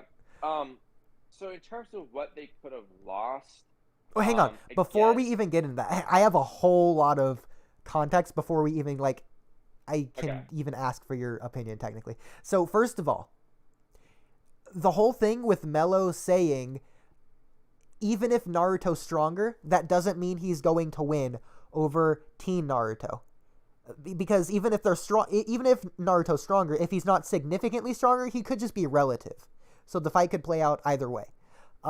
I disagree because Naruto is fighting Naruto. It's the same exact character here. So it's different if you say it's like Naruto versus Sasuke. If Naruto and Sasuke are relative, either of them can win, regardless of who is slightly stronger. I'm sure both of you would agree with that, right? Yeah. I'm going to just go ahead and assume the reason why he says that is because he's assuming he's looking at abilities that Naruto doesn't have, or at least doesn't use as an adult. Okay, so I will get into that. Magnet style Rasengan or True Seeker orbs, like things we don't see adult Naruto do, flying. Like, I'm assuming he's referring to the slight difference in abilities between the two characters. I will get into that. First, I want to say, again, it's different when you use the same character because they have the same behaviors, the same idiosyncrasies. If one version is stronger, then even if they are 0.0001% stronger, that version of the character will definitively 100% of the time win. It's not going to go either way. If you're the slightest bit stronger, you're going to win. So my example of this is Naruto versus Dark Naruto from the Waterfall.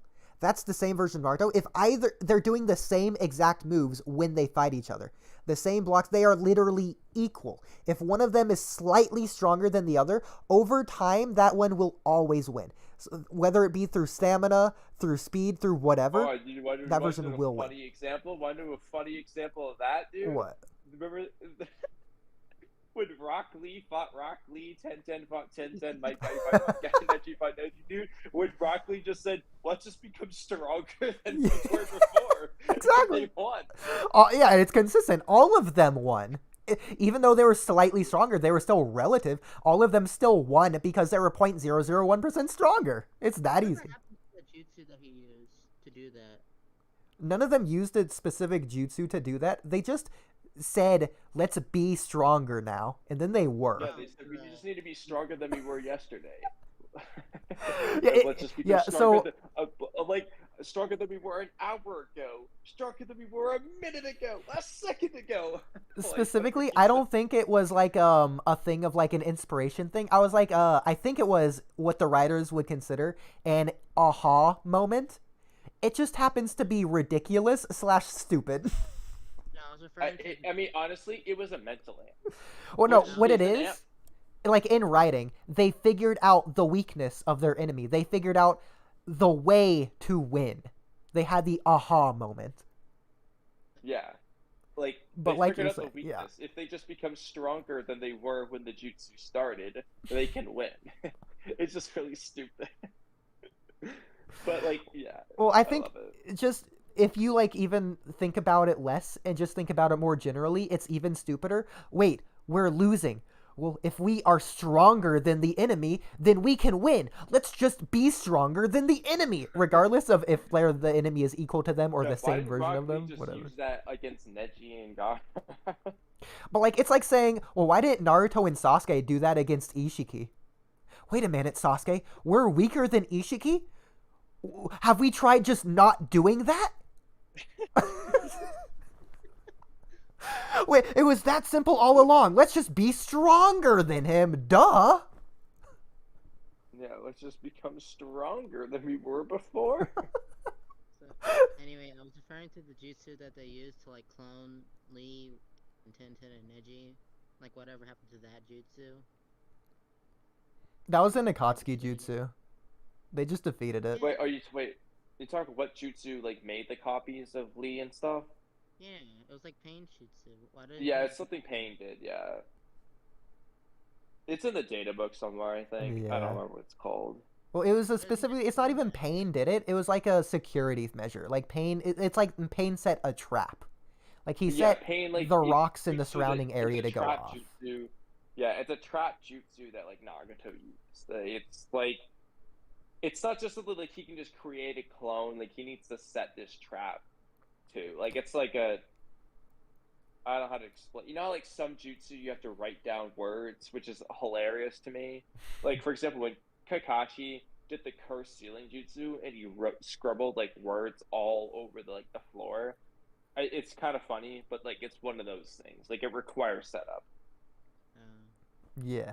So it was specifically when Sakura broke the seal on the rock to open the Akatsuki hideout. So it's kind of similar to what Orochimaru does, how Orochimaru's hideouts are filled with traps. It's the same thing. It was just a trap. Yeah.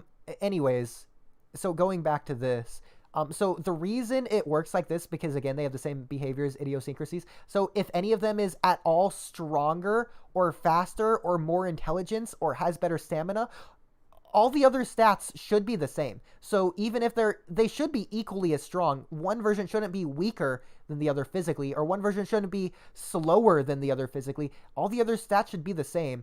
They just need any stat to be greater than the other person for them to win, and they'll automatically win, just in the end, 100% of the time. So Mello's argument was the same argument that you used, Kamui, that, oh, well, this is a different version of Naruto from a different time. He has different combat things. He has different abilities through Hagaromo's chakra. So this is when we can finally start getting into Hagaromo's chakra. First of all, what do you think abilities Hagaromo's chakra gave him? Honestly, I don't even know. Honestly, this is okay. I gotta ask you this to start. There's two camps that you can, I guess, conclude from this.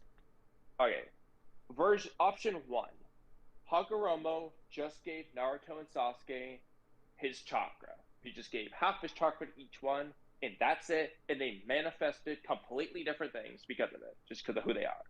That's one option.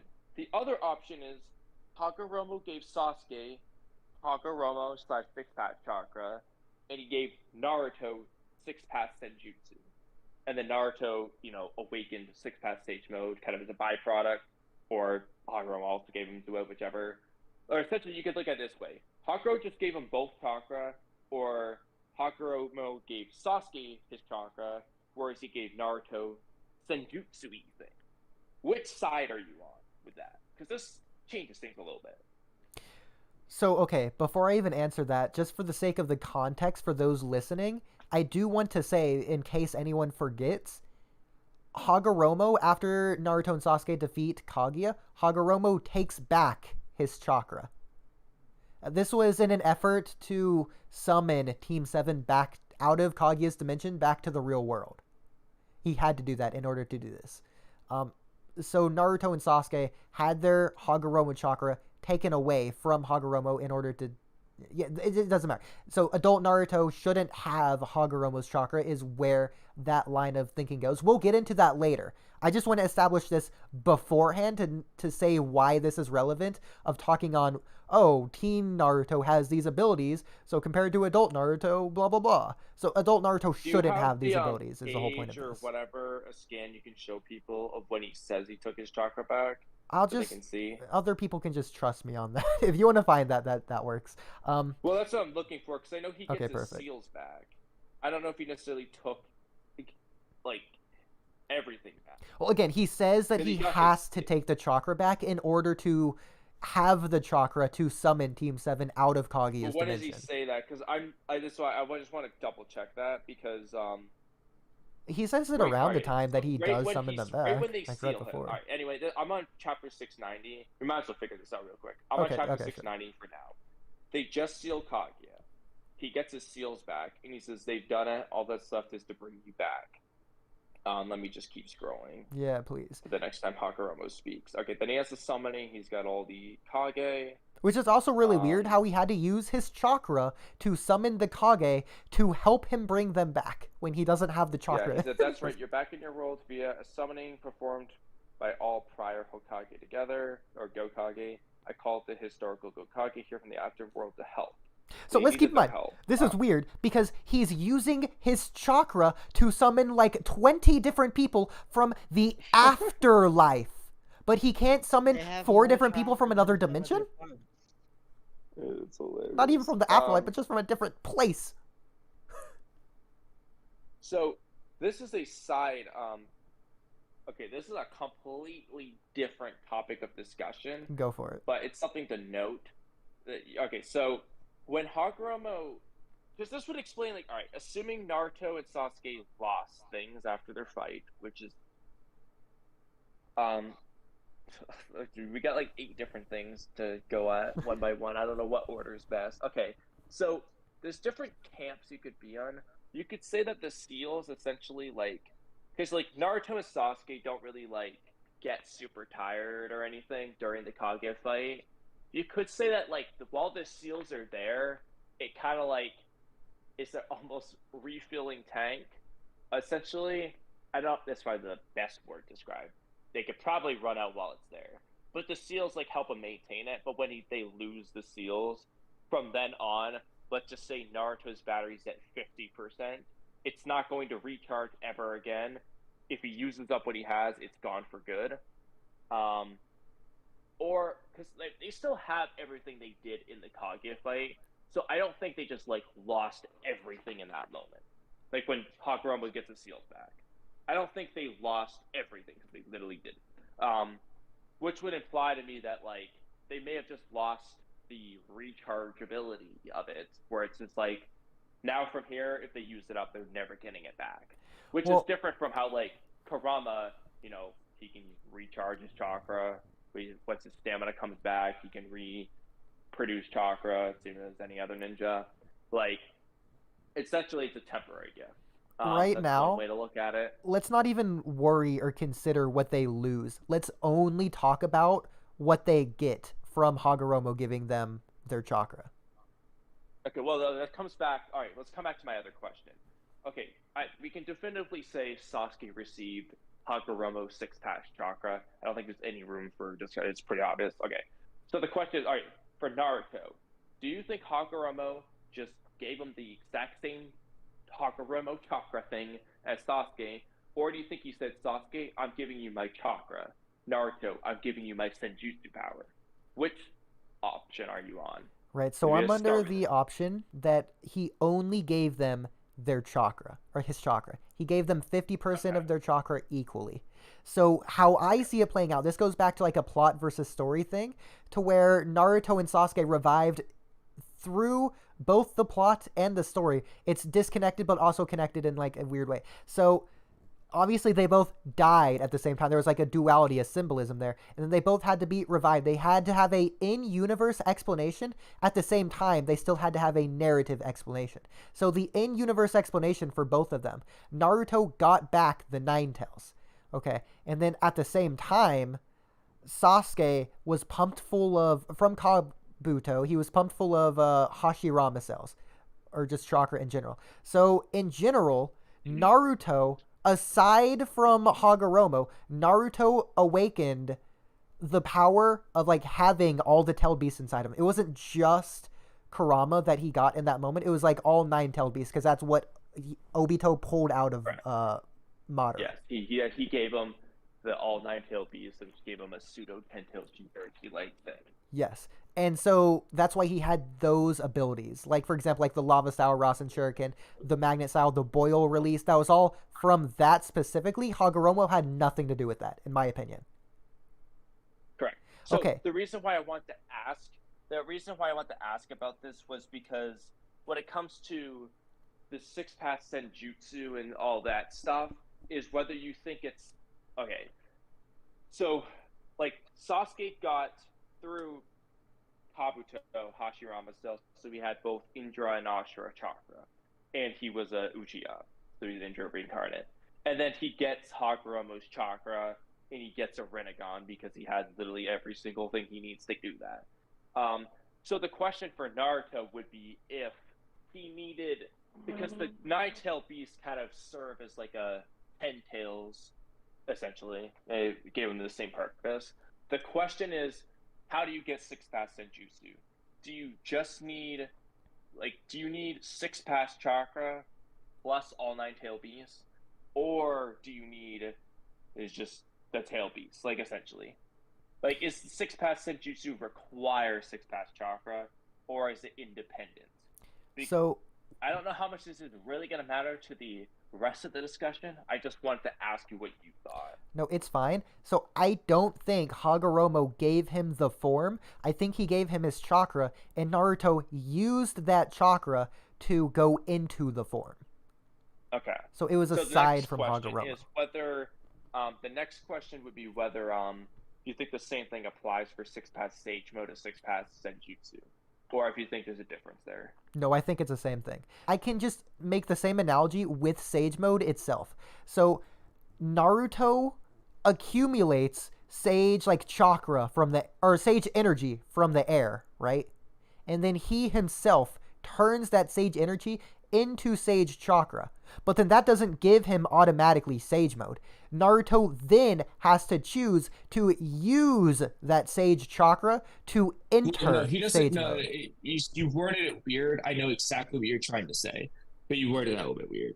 Okay. He doesn't turn nature energy into Sage chakra. He mixes nature energy with his mental and physical energy, otherwise known as chakra, to make Senjutsu chakra or Sage Jutsu chakra. Okay, yeah. So that doesn't go against my point, but thank you for the correction anyway. It doesn't turn anything. It's just mixed with the chakra. Right. I just want to be more correct anyways, even though that doesn't stop my point here from being correct. So the point here is that he accumulates the chakra, and that's aside from going into Sage Mode itself. So it's the same thing with Hagaromo. Hagaromo accumulated, or Naruto accumulated Hagaromo's chakra, but then he can choose when to go into Sage Mode. Or, 6-pass Sage Mode in this case. All right. So, just for anyone watching, there is a little bit of a difference between 6-pass Senjutsu and 6-pass Sage Mode. Sadly, they should not have done that, in my opinion, agree. but they did. They should have just not done it. But, no, the question though would have been so for example, because the 10 tails was described as nature energy, having all 9 tail beasts was meant to be a pseudo 10 tails thing. The question would be, is it the 6-pass chakra, the 10 tails, or both that's making 6-pass Senjutsu? The reason why I brought that up is because it would kind of seem like Naruto, at least in my opinion, it feels like Naruto would have gotten too much, honestly. It would be unfair if Naruto gets 10 tails, mini pseudo 10 tails stuff, plus Hagaromo's chakra. I just feel like it's just kind of unfair. I'm sorry, Hashirama's cells are not the same levels, all the tail pieces. But I think equal. Both of them could be interpreted. But anyway, I don't even know why I brought that up originally. No, I think it's definitely interesting. Okay, so that's the 6-pass mode in general. Okay, before we go into further things, so what all do you think Hagaromo's chakra gave Naruto the ability to do that he didn't have before? Okay. Well, actually, hang on, before that. I will say, just like Naruto, because I only talked to Naruto, but I said it applied to both. Both Naruto and Sasuke have a plot and universe explanation as well as the story explanation. So the story explanation for both of them is Hagaromo, obviously. I already went over the plot explanation for Naruto, the fact that he got all the tail beasts, and I did go over the plot explanation for Sasuke as well, so I did answer all that technically, but I didn't speak on what Sasuke got. So again, because they got different things based on their plot versus story explanation, they both got Hagaromo's chakra through the narrative explanation, but in terms of plot, Naruto got access to all 9-tailed beasts through the plot explanation of Obito giving him that to make him come back to life, because when a Jinchuriki loses their tailed beast or whatever, they die or whatever. So that fixed that in the plot.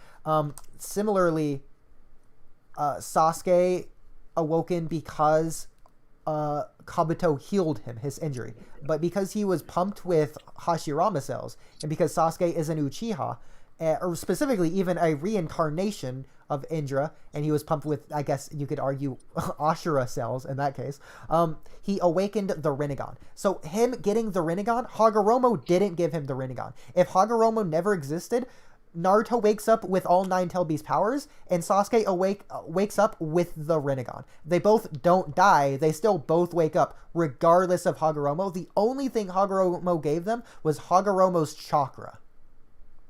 So there is a little bit of a... We're just getting really nuanced for no reason right now. Technically speaking, it was implied, at least with Madara, that the mixing of Indra and Ashura's chakra took a while. Like, he didn't immediately become Hagaromo's chakra. So the reason why...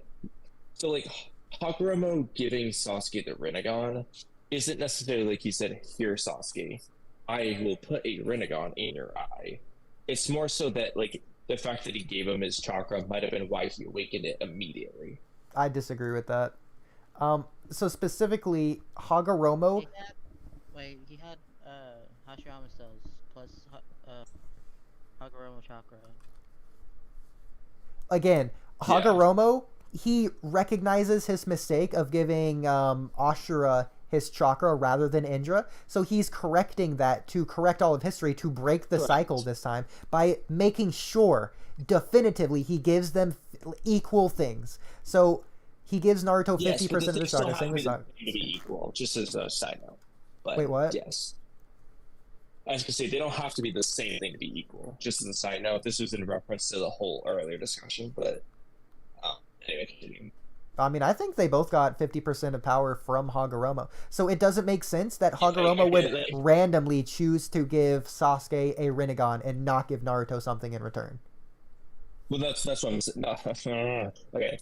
I agree. You want to say, like, he gave him 6 that. Pass Sage mode? Because I don't think... The point would be, yes, if you wanted to say that he is considered 6 Pass Senjutsu, 6 Pass Sage mode, Rinnegan, Hagaromo are all just equal things but different. Like, you could say that.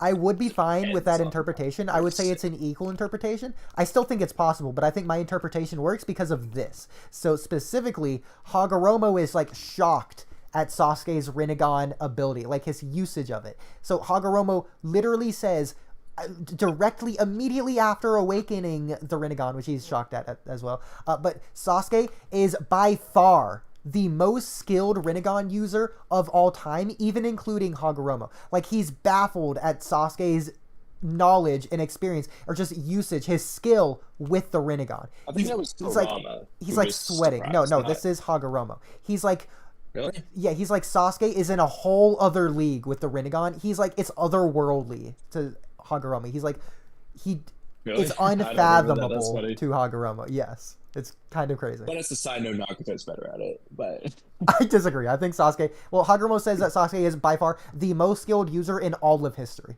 with the Rinnegan. Yeah, he just didn't watch Nagato fight. But anyway, more seriously, no. So I wanted to make a distinction.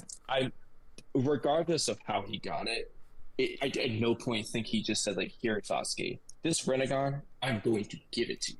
The question would be if the fact that he gave him his chakra made him awaken it faster, that it's why you awaken it faster than Madara. That would be the question. Because technically, the Indra and Ashura chakra stuff didn't merge immediately from Madara. It took a really long time. And so the fact that he gave it to him might have been what allowed him to awaken it faster. Well, potentially. Not only... You could just say that no, but I think it probably would, because otherwise why did it take so long for Madara? So via Hagaromo's statement, not only is Madara less skilled with the Rinnegan, so you could argue it would take him more time to awaken it anyways. That's not necessarily the case, but like, I think it's possible. With it. It wasn't a skill, it was that made him awaken it. Okay. Well, I think it's possible you could link those two together. But anyways, another way to think about this... How do I want to say this? I forgot what I was going to say. Let me ask you this question. Because you haven't mentioned it, so I don't think it's something you thought of, but I've heard of it before. Okay, so I've heard this. Do you agree or All right. disagree that you need to be near death in order to awaken the Rinnegan? No. Okay, because I've heard that before. That they say that that's why Sasuke awakened it immediately, because this is the way I've heard it. Okay, So so Al- Madara only awakened it near his death. That's because he was so old. that's In dumb. Sasuke's case, it's because he was stabbed. I was like, it doesn't make sense to me. Like, I Madara get how you can literally connect it. died. He used Yeah. his Izanagi to undie, No, but he you literally also died. No, I'm sorry. I should say you still need the injure and off for chakra thing. But the point was that you wouldn't awaken until you're near death. I still think it's kind of dumb because it doesn't really make sense for why that matters. It has nothing to do with the Rinnegan. Okay. But I have heard that. I was just curious because you never mentioned it. So the skill thing was like my lesser argument. My better argument for this is that Madara, he only like tore a small chunk of Hashirama's flesh off compared to Sasuke, who was like injected That could with work. tons of Hashirama cells. Yeah, exactly. Definitely would prefer that over the death thing. That's for sure. Yeah, again, like that's something I always do. Is I always start with like the weaker arguments and then with like the big bang finale because that's just how I rock. Yeah, I think that's. I would say it's one or the other anyway. It's either because he got more Hashirama cells or because he also just got Hagaromo chakra directly. At the very Um, least, Hagaromo didn't intentionally give Sasuke any kind of thing with the Rinnegan. Yeah. As a matter of I don't fact, think we're I think it would I think be. six path stage Okay. was the same way. Like it wasn't like a direct Okay. like Naruto. Yeah. You will have six That's- path stage mode. I think it's more of a byproduct.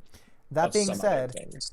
Hagaromo asked both Naruto and Sasuke like what they're gonna do now or whatever. Naruto says, you know, normal Naruto stuff. We don't see what Sasuke says until later, but we know that Sasuke says it now, not later, because we flash back to it.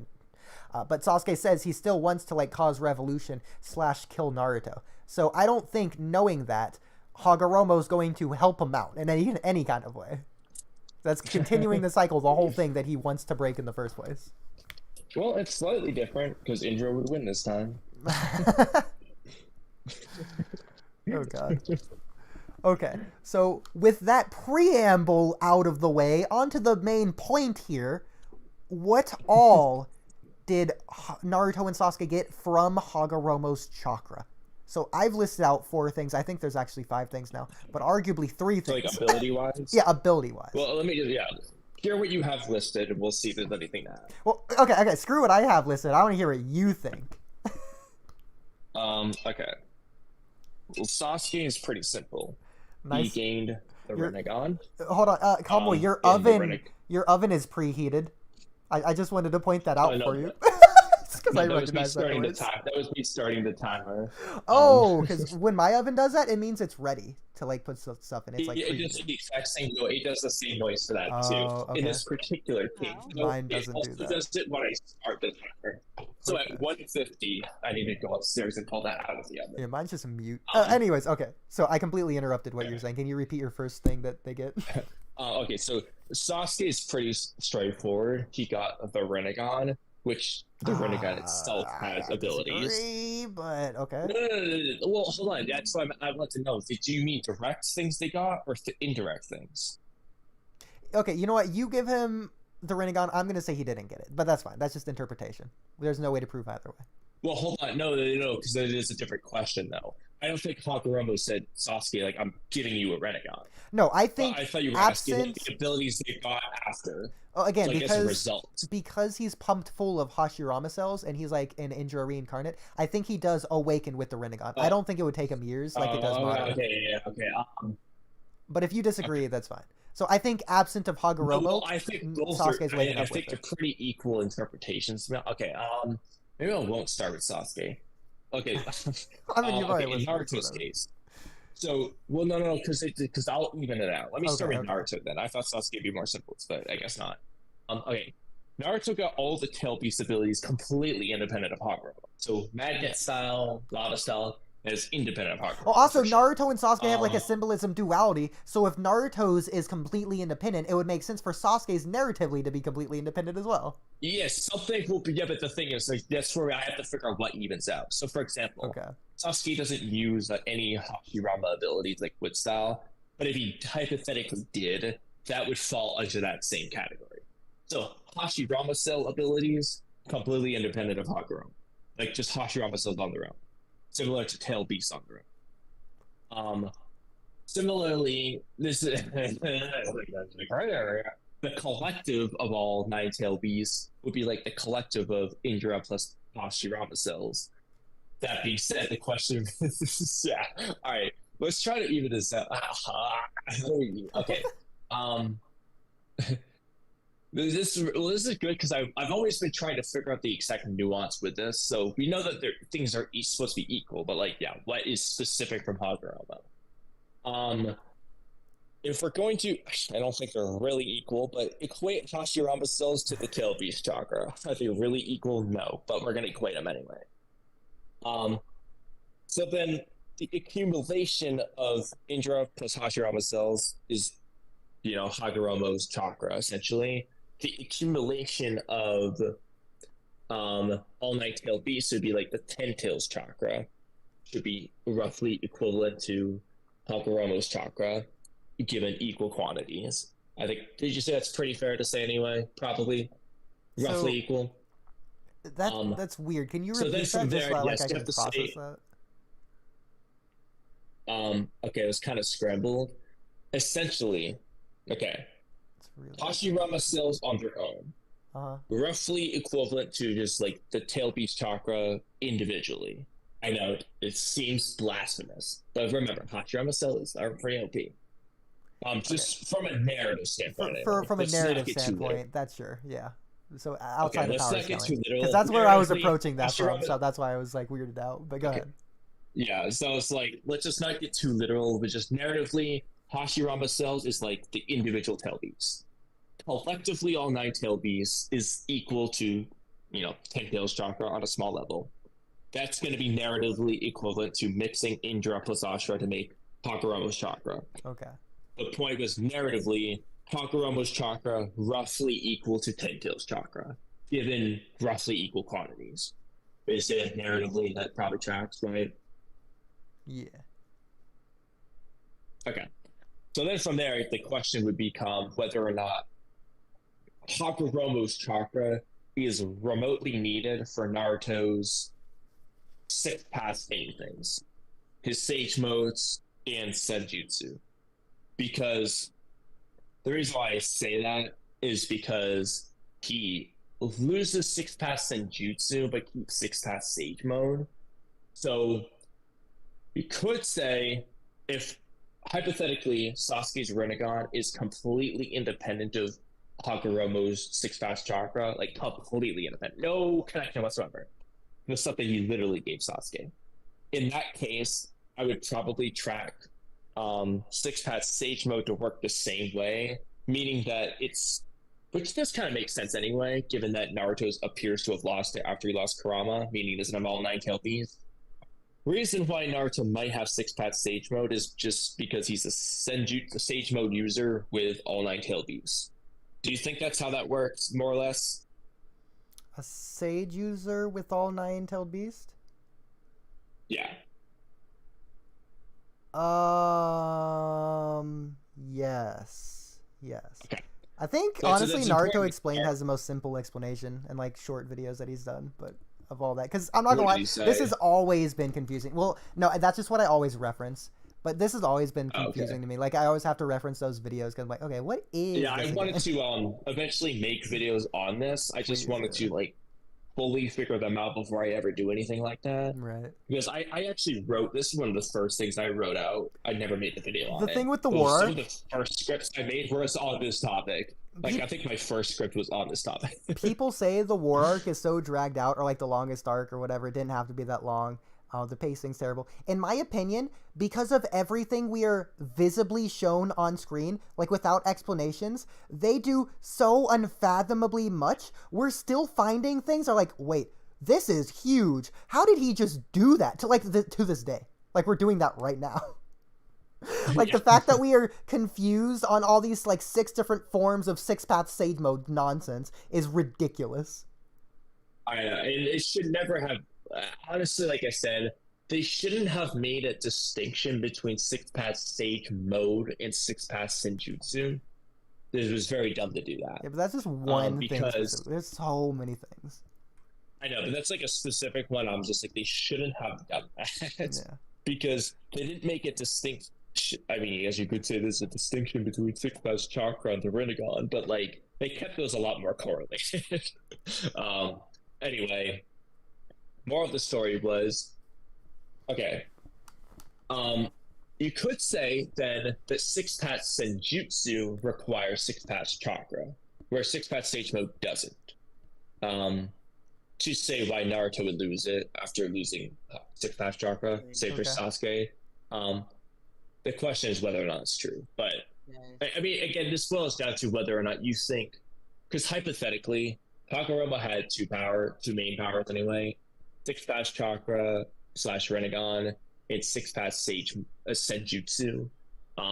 He could have hypothetically given Sasuke Six Paths Chakra. It said, Naruto, you get Six Paths Senjutsu. I don't think those are about equal. I'll give you both, two different halves. He could have done it that way. Or he could have just done only Chakra, half and half. I don't think there's any proof of either one necessarily. But the point is they got equal powers. I'm fine with that for now, but let's not talk on what they lose. It boils down to whether or not. Yeah. All this nuance aside, though, the reason why I bring that up is because for Naruto, at least, it boils down to whether he awakened Six Paths Senjutsu. Well, I guess does this matter for your point? If Naruto indirectly awakens Six Paths Senjutsu because he has Six Paths Chakra too, versus if he was just directly given it, are you going to still count that as a Hagaromo gift in that case? Either way, because then we can just move on. I don't care. Well, you know what? We can just give it all to him. We'll even give Sasuke the Rinnegan. Sure, why not? Whatever. No, because I was gonna say, because then for the Rinnegan we can separate, because we can say Six Paths Sage Mode in the Rinnegan will be because of Obito / Kabuto, and then we could just say Six Paths Senjutsu is because of Hagaromo, as is Six Paths Chakra, regardless of whether it was a one-step process for Naruto. It would still come from Hagaromo. Okay. He either just got it, or he got it because he had Six Paths Chakra. Either way, it would be because of Hagaromo. So I guess it doesn't matter. Sure. Okay. In that case, Sasuke got Six Paths Chakra, and Naruto ended up with Six Paths Senjutsu one way or another. That's what they got from Hagaromo. Sure. Okay. What else? And then they got abilities related to that, I guess. So, as a result of Six Paths Senjutsu, Naruto would have like Truth Seeker orbs, flight, and stuff. But that's not direct. That's like indirect, I guess. Oh my god. Just the fact that you took like, I understand why, because I completely agree you should have. But just the fact that this series makes us explain the fact that Naruto and Sasuke got Six Paths things for a good 40 minutes, and then in another sentence you can just offhandedly say two other things. Keep in mind, Six Paths, so that's one thing, and then in another sentence you're like, oh yeah, also like flight and you know like you listed two different things, no explanation, you just moved on immediately. Like two things back to back. Oh my god. Well, yeah, they were results of Six Paths Senjutsu. You can slide the Truth Seeker orbs. 40 minutes explaining something. How are we going to beat our record of streaming? Oh, trust me, we're gonna beat our record. we're gonna beat our record. We're gonna be here a little bit. What is our record? I don't know, but it's only 2 a.m. and I got a lot of sense. We're gonna lose our voices before we finish this stream. Oh my god! Hey, your oven's heated up. All right. So then, I guess for Sasuke, I mean, it kind of seems unfair because Six Paths Chakra didn't provide him a direct ability. All of his abilities came from the Rinnegan, which were kind of distinguishing. Okay. But anyway, I mean, to answer the question in terms of Naruto, yes, the abilities he got is flying and Truth Seeker orbs. Those are the two hacks that I guess he got creation of all things. He can repair somebody's eye. He knows how to do that. He gets people to die. So it's cool that you went over Sasuke, because I didn't even like consider Sasuke in this, but like we should have considered Sasuke in this anyways, because it can also help strengthen our points on Naruto and what he got from Hagaromo, just based on like narrative, because those two are like equal. So that's a good point. Like I didn't even consider those things that you were saying earlier. So is that everything that you think they got? Ability wise, yeah, I mean, okay. Specifically from Hagaromo, anyway. Like at the same time, they get a lot more yes, but like specifically from him giving him a high five, like I think that's about it. So one thing you didn't list, I didn't list it in mine either. I'm just gonna ask you about this because we'll get into this later. I just want to hear your opinion now. Do you think they got like a stats amp? Like, do you think both Naruto and Sasuke got like significantly faster and stronger and like all their stats just increased? As a result, well, yeah. So like, let me keep in mind because you did like, say that like do they have this. Yeah. So you in their base, yes. So you did say specifically that it was like refuel. They like refilled. Like they're back at 100% because they weren't before. So do you think like 100% normal Naruto without this would be a different stats wise from like 100% Naruto with this? Would this Naruto be significantly faster, stronger, reaction speed, Like, all of it? like it's from Hagaromo's Chakra or Yes. whatever. Like, Yes. I mean, I don't in his base again, or like only when he's in Six Pass Senjutsu. Because In his base. I don't think his base. I don't see any reason to say like his base like is any different than it was like 10 minutes before. Okay. I actually agree with you. Even though, well, based on thinking about it, I agree with you. I think without thinking about it, I think there's like an obvious implication because like base Naruto shows up and Hagaromo's like, wow, you look different from before or something, and Naruto says something like along the lines of I have the power to change. He had Six Pass Sage mode. He had Six Pass Sage mode on when Madara says you look different from before. So that's it's not his base. That's one of the powers he just awakened.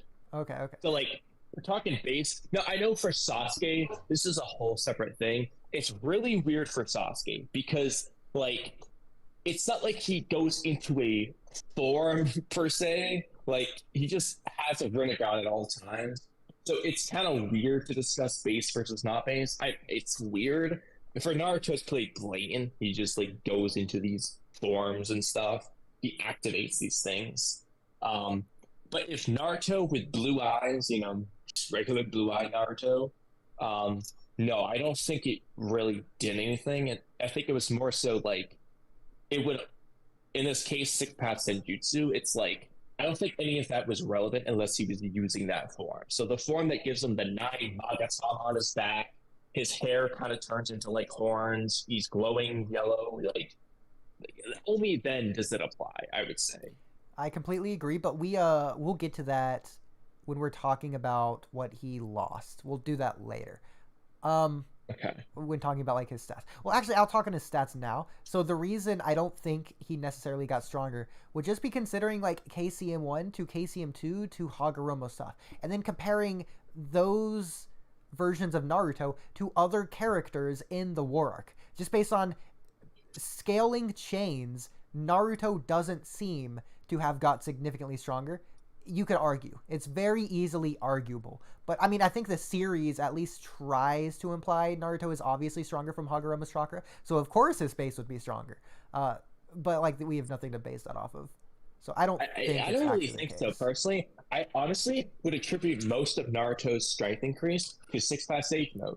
And most of Sasuke's strength increase to the Rinnegan, both of which we established might be 100% independent of Hagaromo. Or if they are related, then it's more so just like the timing of them awakening it sooner. Like it's not like he directly did it kind of thing. Like because to me, those are the biggest things they got. The 2 things they kept in Boruto, by the way. I will say really quickly, Hagaromo's chakra, obviously his chakra is like dense. It's very potent. It has a very high quality associated with it. Hagaromo's chakra specifically is special from like anyone else's chakra. So it's not the quantity it's of chakra that he gave, it's like the quality. That being said, we don't know how much chakra he even gave them in the first place. We do know it's like half of whatever it probably should have been because he only gave 50% to both of them. And so this is also a Hagaromo who's been dead for thousands of millennia, just chilling in the afterlife. It's also not 100% of what Hagaromo had because if it was, he would have just faded away. Exactly. Yeah, he had to astral project out of Madara to explain to the 5 Kage the whole backstory. That took several minutes. So it's basically he had more chakra than whatever Minato left for him within Naruto Seal. But even then, Minato wasn't astral You know what's projecting. He funny was just about being that? inside Naruto. That's actually hilarious, dude. Like, Hagaromo didn't even need to give Naruto and Sasuke all of what he had for them to win. That's how strong this dude is. Oh my gosh. Also, how we'll quickly cover this. I don't think Hagaromo's as strong as other people like to say he is. At least people like Mello like to think he is. So Hagaromo says that Jubi Madara is approaching him before he gets like the God Tree or whatever. So you could argue Jubi Madara was just straight up stronger or equal to Hagaromo. And then they say Kaguya is significantly stronger than Madara. And then later on, during the fight, Kaguya is stated to be exponentially stronger. So, I mean, honestly though, like, I love to gas up Hagaromo too, but Hagaromo gives off the implication that he admits that Kaguya is stronger than him alone. yeah. Like, he can't beat her 1v1. Like, that's... I mean, he beat Kaguya with Hamura. Like, it was a 2v1. You know, Naruto and Sasuke, 2v1. Like Hagaromo gives off... In fact, you might even say it. Like, throughout the entire conversation, anyway, it's, like, implied that Hagaromo thinks Kaguya is stronger than he is. So, anyway, if this Hagaromo teleports out of the afterlife using his chakra to go give half of his chakra, not even half, let's say 40% of his chakra to Naruto and then 40% to Sasuke, and then he uses his last like 10% of chakra to astral project. So they're getting like 40% of someone's chakra who isn't as strong as we think they are. Okay. Not only that, but at the end of the Kaguya fight, Naruto and Sasuke obviously didn't use all of Hagaromo's chakra. If they did, Hagaromo couldn't take his chakra back. So we don't even know how much of Hagaromo's chakra they That's where I said the seals thing's kind of weird, where, like, does it refill them? Because, like, he takes it back, and then they all of a sudden can lose the rest. Like, is that... the whole thing's weird, dude. So we don't know how much chakra they were given, and we also don't know how much of that chakra they even used. So even this form of Naruto is so unquantifiable. I don't know why Mello is even bothering in the first place. Oh my god. Especially when he was pretty hung up on the quantification of things. I do want to say really quickly on this, going back to Mello and his argument. I wasn't in the call at the time. He was arguing with someone else. Like, this was when Kitomaki was in call. There was, like, a lot of people in call. He was arguing with someone named Curse. You don't know him. Anyways. I know who he is. I just don't know him personally. Okay, that's fair. That's fair. Curse is, like, an actual debater, but whatever. So, just randomly, in the conversation, Mello just makes a point for Curse. He's like, okay, yeah, but we all agree that Hagaromo's chakra makes Naruto exponentially stronger. Keep in mind, this is the same Mello that says he can't quantify or doesn't want to quantify. He just wants to use pluses or minuses. He uses a phrase, we all agree that Naruto got exponentially stronger. Like, it's obvious, it's completely clear as day. Exponentially strong. He says this like a good 6 to 8 different times over the course of the next, like, 15 minutes. What did Curse say? He didn't say anything, really, in regards to that. He just dismissed it. He didn't even, like, bother addressing it. He say, like, well, I don't agree. Yeah, so again, obviously he didn't agree, and Mello's still saying, well, we all obviously agree with this, so let's just operate under this assumption, and let's just continue on with this idea in mind. It's like, he wasn't, like, backtracking to it. It's ridiculous. So, no. Hagaromo's chakra, first of all, didn't make them exponentially stronger. First of all, you can't prove that. Second of all, I don't think it's the case anyways, so no, we don't all agree with it. Third of all, I wouldn't agree with that in the first place. Fourth of all, we can't quantify it. I don't. This is so stupid. I don't think he got stronger in the first place, stats wise. So, like, for Sasuke, let's say, like, you could definitely say that, well, having Hagaromo's chakra would allow him to use Ameno Tejikara more than he does in Boruto. Like, he basically had, like, more chakra to waste on it. Granted, though, that also would assume that Sasuke didn't just get enough chakra to make up for it, but at least at the time, that you could definitely say, like, well, now he can use his jutsu more, like a stamina thing. Exactly. I think that's totally fine. But, I mean, like, if we're to look at, regardless of whether the seals just, like, recharge their batteries continuously or not, when we look at the Naruto versus Sasuke fight, it's never implied that they're getting weaker until the very end, where they're like obviously tired. It's not like they're like massively getting weaker. If anything, they're getting stronger, like as they get better. Until the very end, when they're clearly drained. Well, side tangent really quick. Anything significant. Side tangent really quick. But this is why I don't think Madara just like blowing up or like getting bigger, whatever, was from absorbing the chakra of all the people on Earth. I do think that was a Zetsu thing, and it was a reviving Kaguya thing. The reason I say that is this is Jubi Madara, who absorbed the Jubi. Significantly more chakra than everyone on Earth. In fact, immeasurable amounts of sage chakra. Immeasurable, unfathomable to both Naruto and actually, Kurama. I guess you could argue, And though, he's that the just chakra fine. of every single person on Earth is more massive than the Ten Tails. I completely disagree. First of all, he didn't even actually absorb all of the chakra of everyone on Earth. Otherwise, everyone on Earth would have I was died. gonna say, no, he didn't absorb it from every. Yeah, like, I don't think the people from across the world, I don't think their chakra even had time to get to him by the time he turned into Kaguya. Second of all... Frankly, even if it did, he didn't absorb all of it, because no one died. Exactly. So first of all, second of all, no one died, so none of their chakra was depleted to zero. Third of all, the chakra that he did absorb from the people even near him, he didn't even absorb all of what he was going to absorb, because he turned into Kaguya before all of their chakra was even being absorbed. Like, the chakra is still headed towards him by the time he was Kaguya. So he could have even absorbed more. I want to look at this scene for what Sasuke says about it real quick. He says it's a huge amount of chakra headed their way, and then it goes into Madara.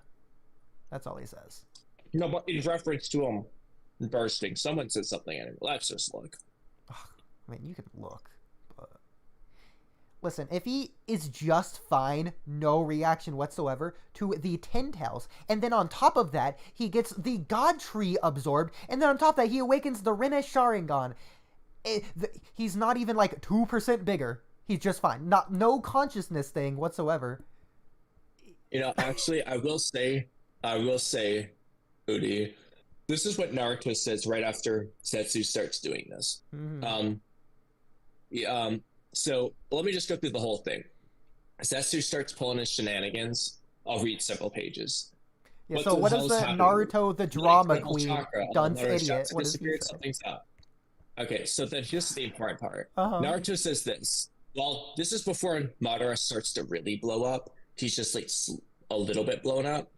He's like, oh, okay. Naruto says, this is really bad, Sasuke. This chakra's way stronger than even Ten Tails.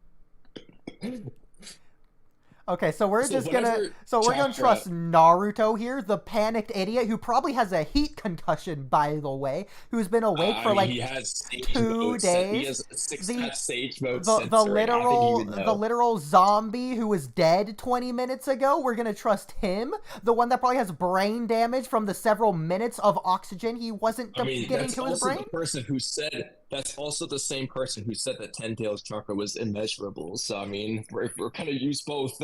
We're either gonna use both or neither.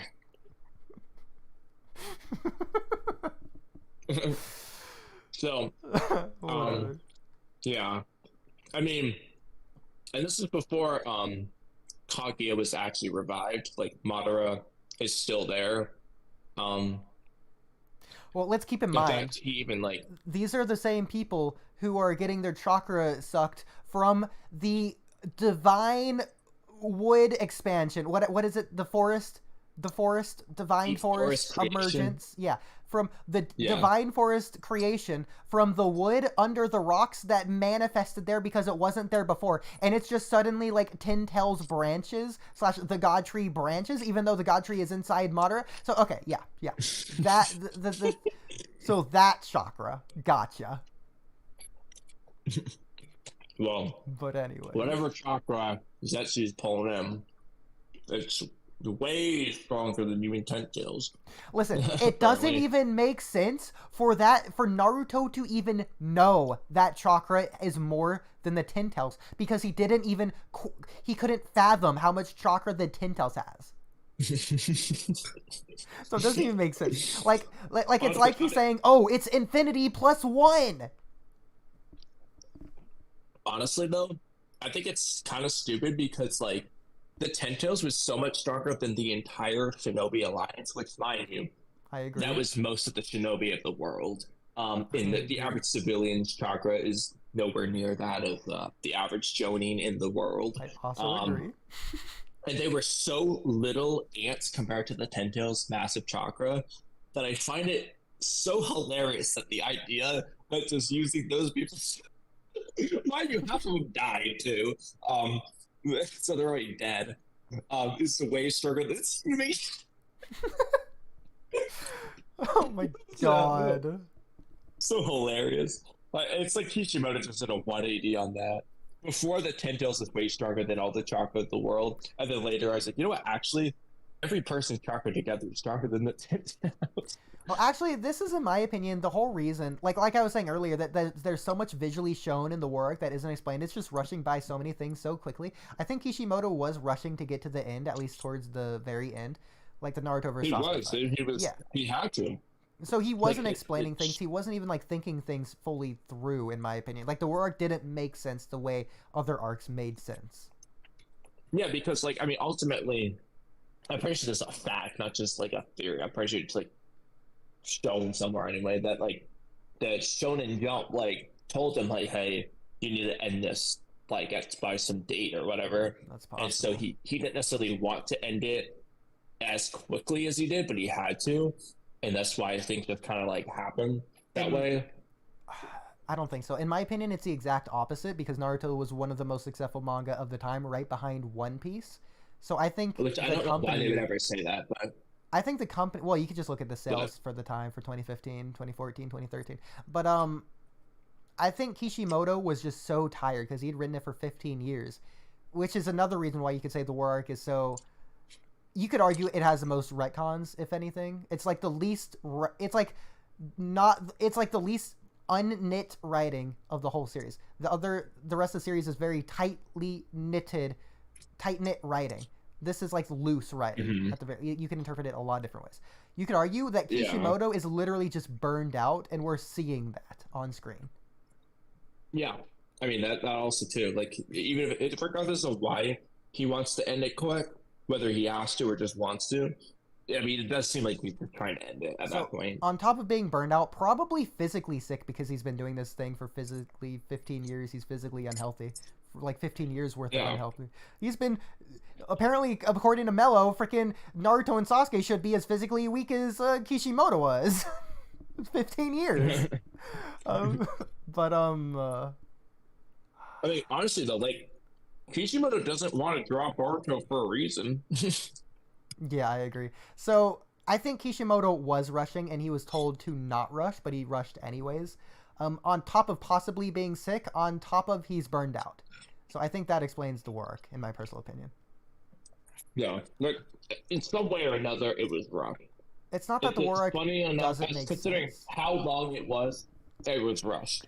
Yeah, it's just that it's so much so like confidently written that you don't even like consider things, but like Kishimoto himself has admitted, like he's forgotten huge things, such as Boruto was supposed to just have a Byakugan, and he just forgot to draw it.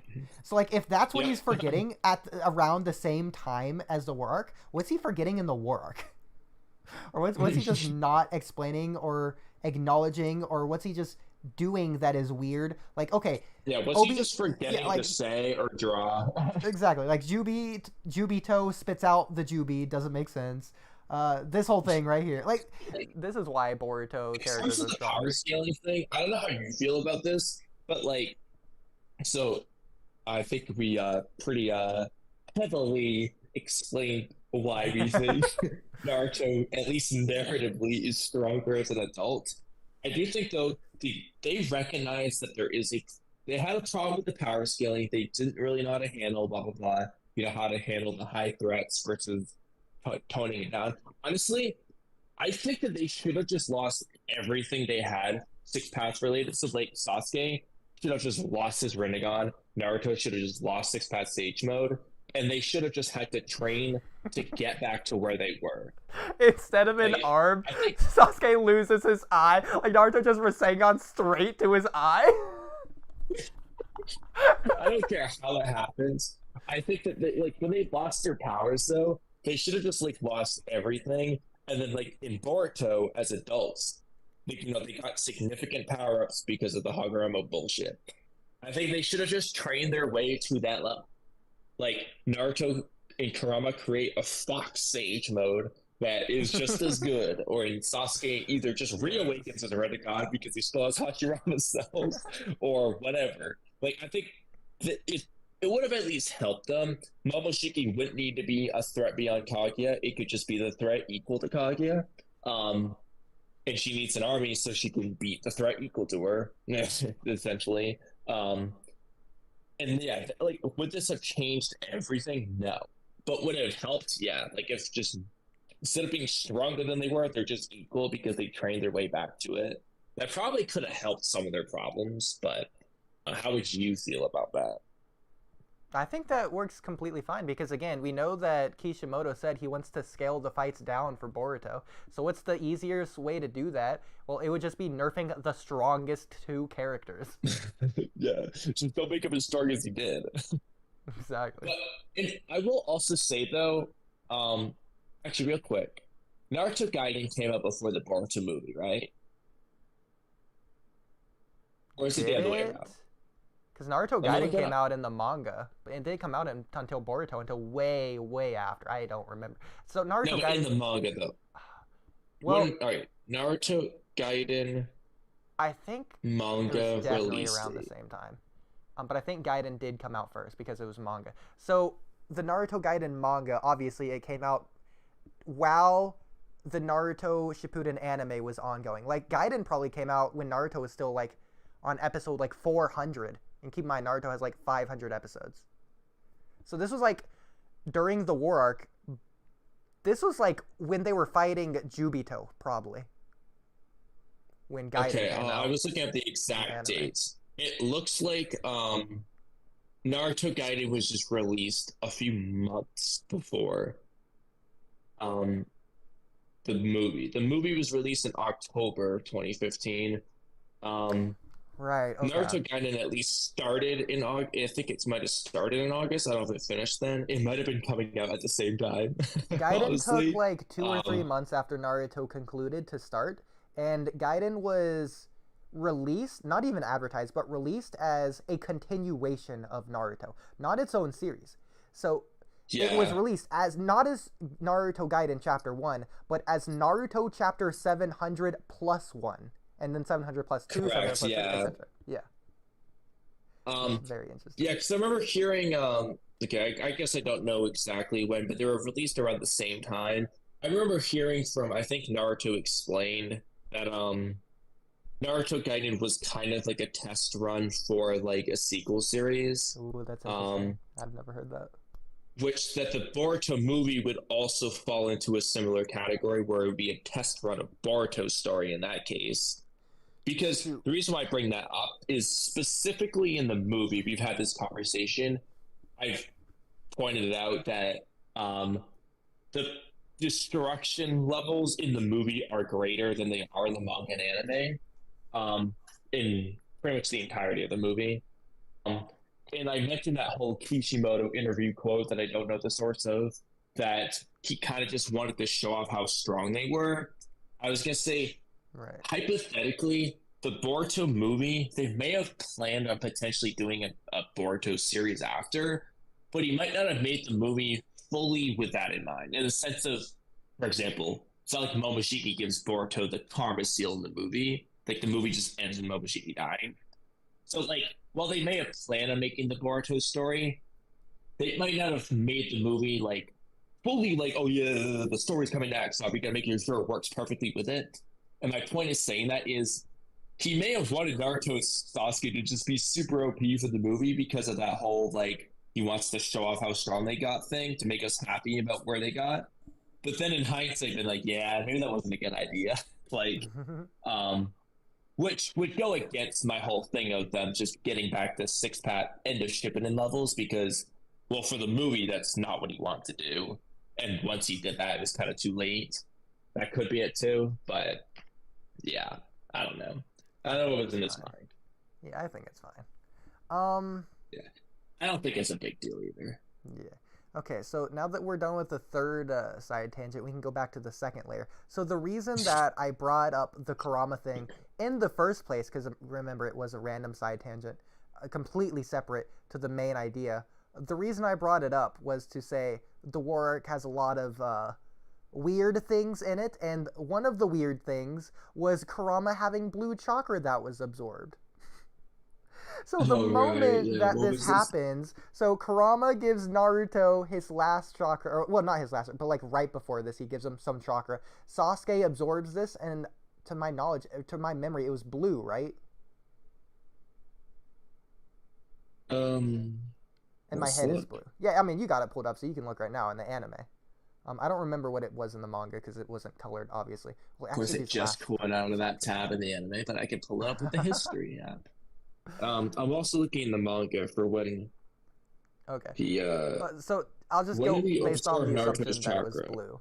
But this actually actually does make sense to me because if you remember, the explanation for the tailed beast bomb is like it's an 80-20 split between normal chakra and tailed beast chakra. So how do so only Jinchuriki should be able to do the tailed beast bomb. So how do tailed beasts even do this? It doesn't make sense because only a Jinchuriki would be able to do this. So how could Kurama on his own or any even tailed make beast? A tailed beast bomb? Yeah.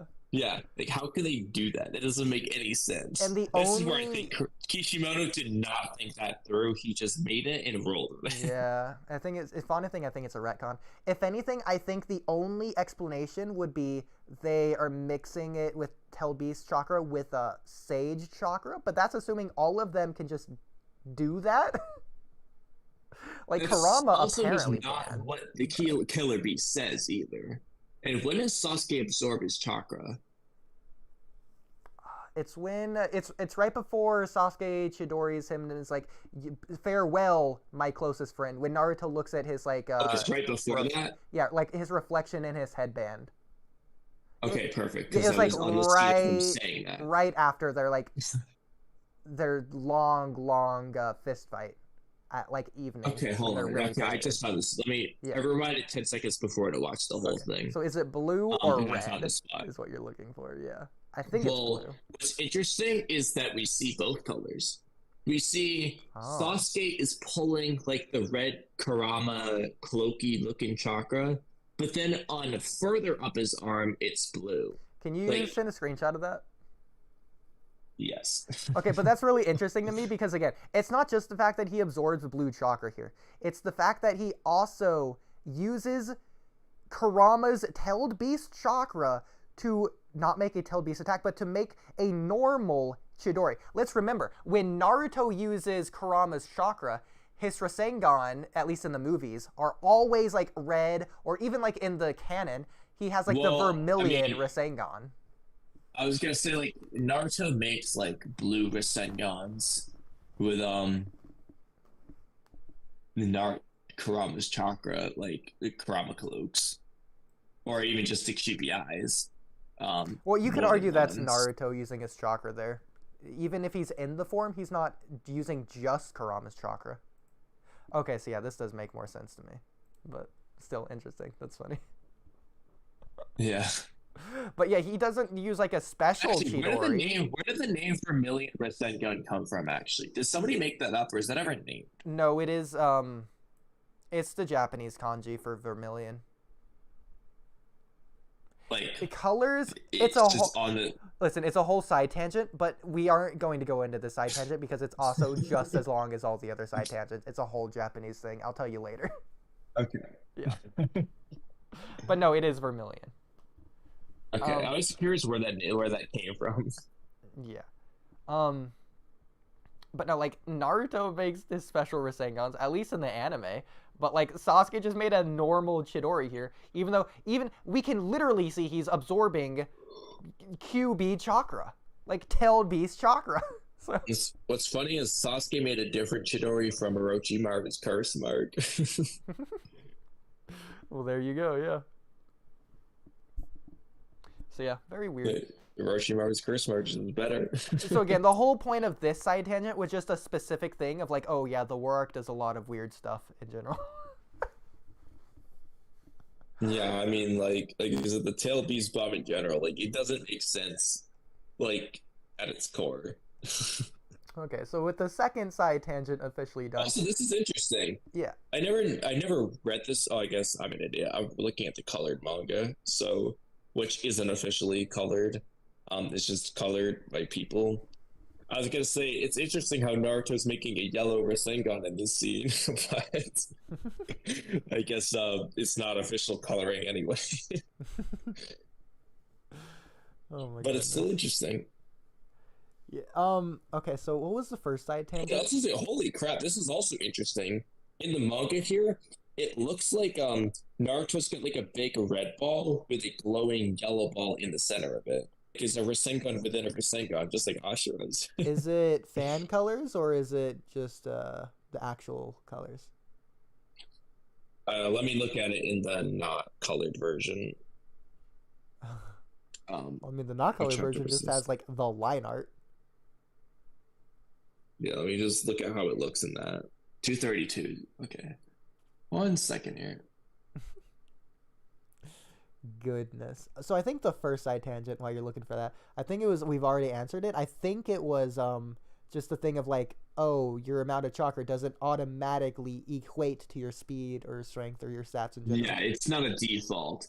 Can it do that? Sure, but it's not like an automatic. It has to be that. But at the Like, same time, you have to actually actively do that. Like, Naruto is fast, not because he's 100% of the time amping his base speed. It's because he's just fast.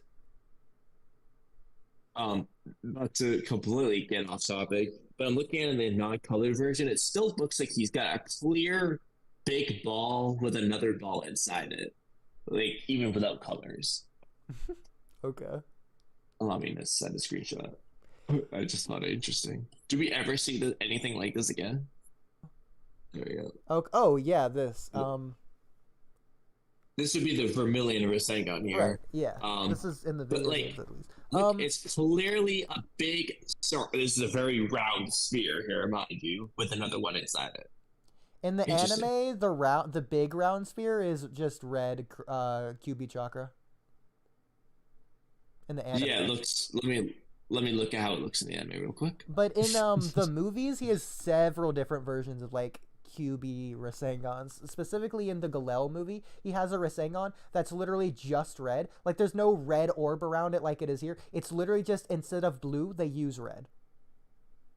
I wish I saw that. I didn't watch these movies eventually. These movies are really good. They do a lot of really, really cool Rasengans. My personal favorite is Naruto's moon amped Rasengan. From Naruto movie 3. Well, okay, you know what? I'm not even going to say if that's my favorite. I'm going to say my favorite is his rainbow Rasengan from movie 1. I was going to say, in an opening, I think he has like a rainbow Rasengan. He does have that. Yeah, he has. In fact, it's not just It's a rainbow remember Rasengan. opening. It is the rainbow Rasengan. It is the same rainbow Rasengan. Really? I was wondering that when you said it. I was like, I wonder. That's from the Star arc where they go to the Star Village, and they listen to the Natsuhibushi song or whatever. Yeah, dude, I get that song stuck in my head sometimes. Akai Yume. Natsuhibushi, why are you so red? Yes. I had a sad dream last night. My eyes are red from the tears I shed. Like I unironically will listen to it in the car. Cry. I don't remember past that. I just remember that though. I get this. Sometimes I'm like, why is this stuck in my head? I mean, there's a reason for that. It's good. It's just so funny. It's like a random filler arc. It's stuck in my head. So Dude, by I the can't way, wait to do my tier list of ranking Naruto filler arcs. Sour Lemon, regardless of how long we go for, we have a lot more to say. Like when we end, we still have a lot more to say. I just want you to know. We're just choosing arbitrarily when to end. Oh, for sure, dude. The thing about us is there's just never ending words to say. I mean, you're talking, like I said, dude, I kid you not, when I've turned this one video into like 9 videos so far. Like, that's just how much I have to say. Like, when Mello was on, I was texting Trippy, oh my god, I'm not getting a chance to get a word out. At the same time, people were commenting how I was talking for minutes at a time, going on my usual Oodie rant.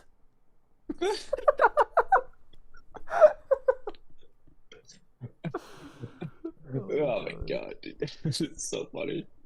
Dude, imagine if we had all 3 of them on for this one. no, It's just yeah. like us, like constantly. Honestly, Free Game and Bara. Free Game wouldn't have been saying much. Bara might have been. Bara probably would have been on our side, so it would have been a 3v1. Yeah. I mean, even... I don't know. Well, okay, going back to I the think Free first... Game would have been on our side too. I think so. I think everyone except for Mello and Kitamaki are on our side, if I'm being honest. Yeah, I think it would have been a 5v1. That one time when I was like, oh my god, you guys are 2v1ing me. Stop. We weren't doing that intentionally. It's just that we both wanted to talk at the same time as We usual. both wanted to talk and say similar things at the same time. we're cutting each other off so we could say. Like, he's just not used to it. Like, that's just normal. Like, we weren't 2v1ing him intentionally. It was so funny because it was not like us intentionally trying to like double team him so we can't say words. It's just that we both want to say things. It was the most innocent to be whatever. I thought it was funny too. Okay, so last notes on, like, the first side tangent before we get back to the actual main point here. And there's several points, by the way. We won't get on any more side tangents. We have to promise ourselves that. So, in fact, Swifty, I want to hear your opinion on this. I'll invite you to speak. So again, they can't use, like, 100% of their chakra all at once to amp their movement speed to go, like, infinitely fast or whatever. That's just not something they could do. But, like, there's a limit to how fast they can go if they even have unlimited chakra. So let's say they amp their body 100% with chakra. Let's say, like, Genin Lee does this. He's still not going infinitely fast if he has, let's say, infinitely chakra. He's going a max speed because his body can only go so fast regardless of if it's amped with chakra or not. In fact, I think the gates are a perfect indicator of this. The 8th gate removes all limiters whatsoever. All the gates do this. If you guys are talking, I can't hear you because I know, Kamui, your thing's going green as if you're talking. I don't know why mine's doing that. Yeah. Yeah, I'm mine not does it saying too. I anything. think it's because of the background noise. But no, even like the 8th gate is a perfect indicator. It removes all limits, so you could arguably say that they could use 100% of their chakra to go infinitely fast, but like they don't have infinitely chakra, but they can't do that at the same time. I don't know. Yeah, So I was gonna I say, don't or- think it works that way. Yeah, yeah. Like he could maybe hypothetically achieve some weird, like if the Raikage could maybe hypothetically pour 100% of his chakra into one ridiculous speed attack, but it's still not going to be like infinite speed. It's just, I don't think he can even do that anyway. No, It'd be he the dumbest thing ever. There's no way he can do that. At Swifty, the what very do you least, think he about wouldn't be this? smart. Yeah, I agree. I don't think, or even if they did amp themselves with 1,000,000%, that doesn't get you anywhere if your body can't handle it. Exactly. Or It's yeah. the same also- with it's the same with the Tsunade instance. She had to go into her 100 healing technique to get teleported by Maboy. So we know that you have to have a certain level of durability to withstand certain speeds. That's a good point as well, yeah. Yeah, also another thing, also this is just a matter of it being stupid, but like if A hypothetically poured 100% of his chakra, so that he's gonna die, by the way, but let's just ignore that, into a speed attack so he could hit Naruto's KCM, let's say. By doing so, he would have 0% chakra left to hurt Naruto with his punch. I mean, Just wasted all on speed. unless you want to argue, like, because he wouldn't have his lightning cloak The either because momentum he's of his 100% speed in chakra. his body is just gonna hurt him, maybe. I Yeah, so guess. literally he's just acting as like he's hurling his corpse at Naruto. Yeah, yes. What if it doesn't kill him when you're dead? Like, probably not smart to fight that way. Oh my god. Okay. Okay. That's officially all the side tangents aside. We can finally get back to the main point.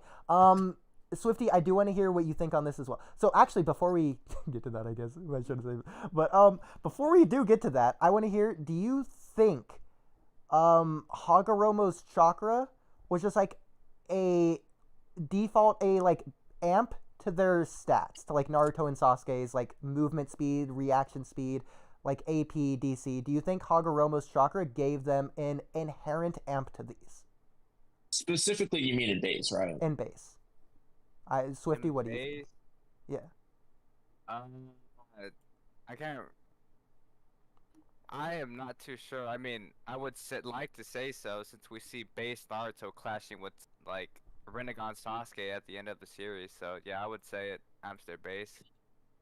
But at the same time, Six Path Sage Mode Naruto clashes with the Rinnegan Sasuke at the end of the series, so I don't know what to say about Sasuke as Rinnegan. Yeah, well, I don't know. That's weird, yeah. I don't know if they would have access to Hagaromo's chakra and base. It might just be in their six paths forms. So the That's whole what reason, I thought. Like in the case of Rinnegan Sasuke, it's just weird. He just like uses it when he wants, but like for Naruto, it's pretty blatant. Like when he's in his Six Path Sage Mode, Six Path Senjutsu, base, like they're all different things. I would say he's not using it unless he's in those forms. yeah. I mean, it would make sense since I don't see a base Naruto without six paths clashing with an Otsutsuki. That doesn't make sense. So Swifty, just for the reason we bring this up is because I think it's narratively implied, obviously, that Naruto gets an amp from Hagaromo's chakra here, regardless of in base or whatever. Like, it's narratively implied, but like power scaling wise or like in universe, when you think about it, doing like even a simple scaling chain, it just doesn't make sense to me. From like, I just haven't seen anyone been able to like provide any kind of scaling chain that makes sense to me in regards to he gets an amp from this chakra. But even if you do want to say that's, well, I don't even want to say it, but like the whole reason we bring this up is because we believe that Naruto and Sasuke are amping their movement speed using their chakra in the war arc, like right before they get Hagaromo's chakra even. So even when they get Hagaromo's chakra, well, they were already doing that. So they're just going to continue doing that. It's not like their physical bodies got stronger or anything, so they can't handle more speed per se. So getting more chakra doesn't inherently make them faster in this regard, even though generally, usually, there is a correlation between the amount of chakra and your speed. In this instance, it would just be like more of a stamina thing, or like they would use the chakra for other things rather than amping their movement speed.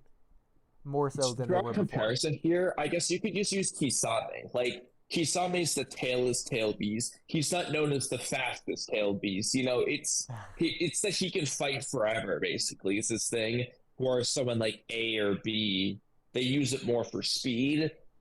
Kisame uses it for stamina and big ass jutsu. Yeah. Like you use it what you use it for. Like. So that's just why we brought that up, Swifty. I'm glad that we could get your thoughts on that. So Swifty, before I give what I think Naruto got from Hagaromo's chakra, what abilities, so like outside of like six paths nonsense, what abilities specifically do you think Naruto got from Hagaromo's chakra? Well, I mean, every ability he showcased in the war arc, or at least after he gained the chakra. I don't. But like for example, he got like his sun seal, and then he got like the ability to fly. Do you think he got anything else? He got truth seeker orbs. I think that's all. Like the special Roshan shurikens came from the tailed beast, so Yes. I don't know. I'm glad Pretty that much Yeah, it's really it's. Yeah, I mean, yeah, it's the truth seeker orbs, flight, and like his creation of all things / sun seals, like healing Kakashi's eye or the six pass Chibaku Tensei, which required Sasuke for that one, but I guess things like that. Yeah. Really quick, Swifty, I'm glad that you said that Naruto getting the all the tailed beast powers was not related to Hagaromo. What do you think about Sasuke's Rinnegan? Do you think that had anything to do with Hagaromo? Are you serious? Yes. Obviously it does. Obviously? There's no reason why he should grow a Rinnegan out of nowhere. Out And of even at nowhere, that- even though he's Yeah, been pumped full of Hashirama cells? This reincarnate of Indra? Wait. Even at that, it should not make a new type of Rinnegan. I don't see that being the case. And coincidentally, Hagaromo just gave him Chakra. What do you mean by new type? Like, there's It's Tomoe in Tomoe. it. Well, technically there's Choku Tomoe, but Oodie. Well, no, that but was they in don't reference refer the to Sharingan. it. They don't. No, that was in reference. No, Oodie, that was in reference to Sasuke's Sharingan, not his Rinnegan. Okay, but they only refer to it in universe as a normal Rinnegan. They don't ever refer to it as a special Rinnegan at all. I don't know. The normal Rinnegans we've seen up until that point were literally just purple with lines going through it. Well, on the other hand, we have Sasuke, who's just purple, has lines ran through it, and Tomoe is in it. Well, I was talking to Booth God about this. We actually agree on this, and this is going to be a hot take. You're not going to agree with this. We think the more better visual, canonical interpretation of Sasuke's Rinnegan is his video game visual. So in the video game, Sasuke's Rinnegan pattern is the normal Rinnegan lines around like the middle, plus his Mangekyou Sharingan pattern at the same time. So we think it's just the eye combined. It doesn't really make sense that it's like the random 6 Tomoes in the Rinnegan, like unrelated to the Sharingan. I wouldn't mind that. If they like showed his like design too. The problem with that is, if that was the case, then every single Rinnegan user should also have the same thing. Since I agree. Rinnegan is just like an evolved Sharingan. Yeah, so it's just weird, in my opinion. He definitely gained it from Hagaromo, though. No Okay, doubt about it. Okay, but like if he wasn't pumped full of Hashirama cells, he couldn't have got it. Is my idea. What? Do you not agree? No, isn't it stated Hagaromo gifted the Rinnegan to him? No. What? No, I Go could've find sworn it. stated. It's Yeah, not stated let's anywhere. It doesn't exist. Okay, so If specifically, it was stated. Hold on. If it was, I think it would have been stated in the Ameno Tochikara databook scan. So let's look. so Swifty, the reason that I say this in the first place is going back to like my screenwriter roots. So specifically, something you said is that Naruto didn't get his other powers Okay, of like hold, the real quick, telebeast not to from that. interrupt you. Uh-huh. This is what they're referring to. It's Ameno Tochikara. It's an ninjutsu that uses the Rinnegan entrusted to him by the sage of the 6 paths. Right, Entrusted, entrusted, not given. No, That's that what people are confirms it. referring to, though. That still Um, means he was given it by Hagaromo. He was Well, entrusted actually, look at the with 6 it. paths sage mode. Potato, databook entry. potato. Okay, whatever. I don't care about that stupid dumb point. Anyways, this is about Naruto here. Okay. Go ahead. So, in my opinion, we're forgetting one thing Naruto got, but this actually is like a combination of things. So, when Naruto got Hagaromo's chakra, he also got quote unquote knowledge on all things chakra. But we don't like get this explained. So, what do you guys think this means? I have my own interpretation of what this means, but I want to hear what you think first. The knowledge of all things chakra thing. Yeah. I forgot when they say that. So specifically because it doesn't make sense, because obviously Naruto didn't understand like anything about Kaguya's dimensions where he was. He didn't even like he was surprised when Amado was He didn't explaining understand about his own Shin. powers. Yeah, exactly. He doesn't understand how he's flying, how he made true secrets, whatever. He didn't like he was surprised when Amado was explaining Shinjutsu. Well, I mean that uses chakra. He has a knowledge of all things chakra. So clearly he doesn't actually have a knowledge of all things chakra. It's just like a name fallacy, but like, what does it mean? How does it actually play out in the series, quote unquote? I would have to see the scan again for when they say that. I think it's mostly just a reference to him having all changes in chakra nature. I agree. That is one of my interpretations. I don't think he has all jutsu, especially definitely not all Kekkei Genkai. But Not he does all have jutsu, but he has all all five chakra natures. chakra That's natures, yeah. manifested as the truth seeker orbs, having every chakra nature. I agree. Um, Going beyond that, you could also argue it is so knowledge of all things chakra could also mean that he has access to yin yang chakra, which is how he could possibly access six path sage mode, six path senjutsu, etc., etc.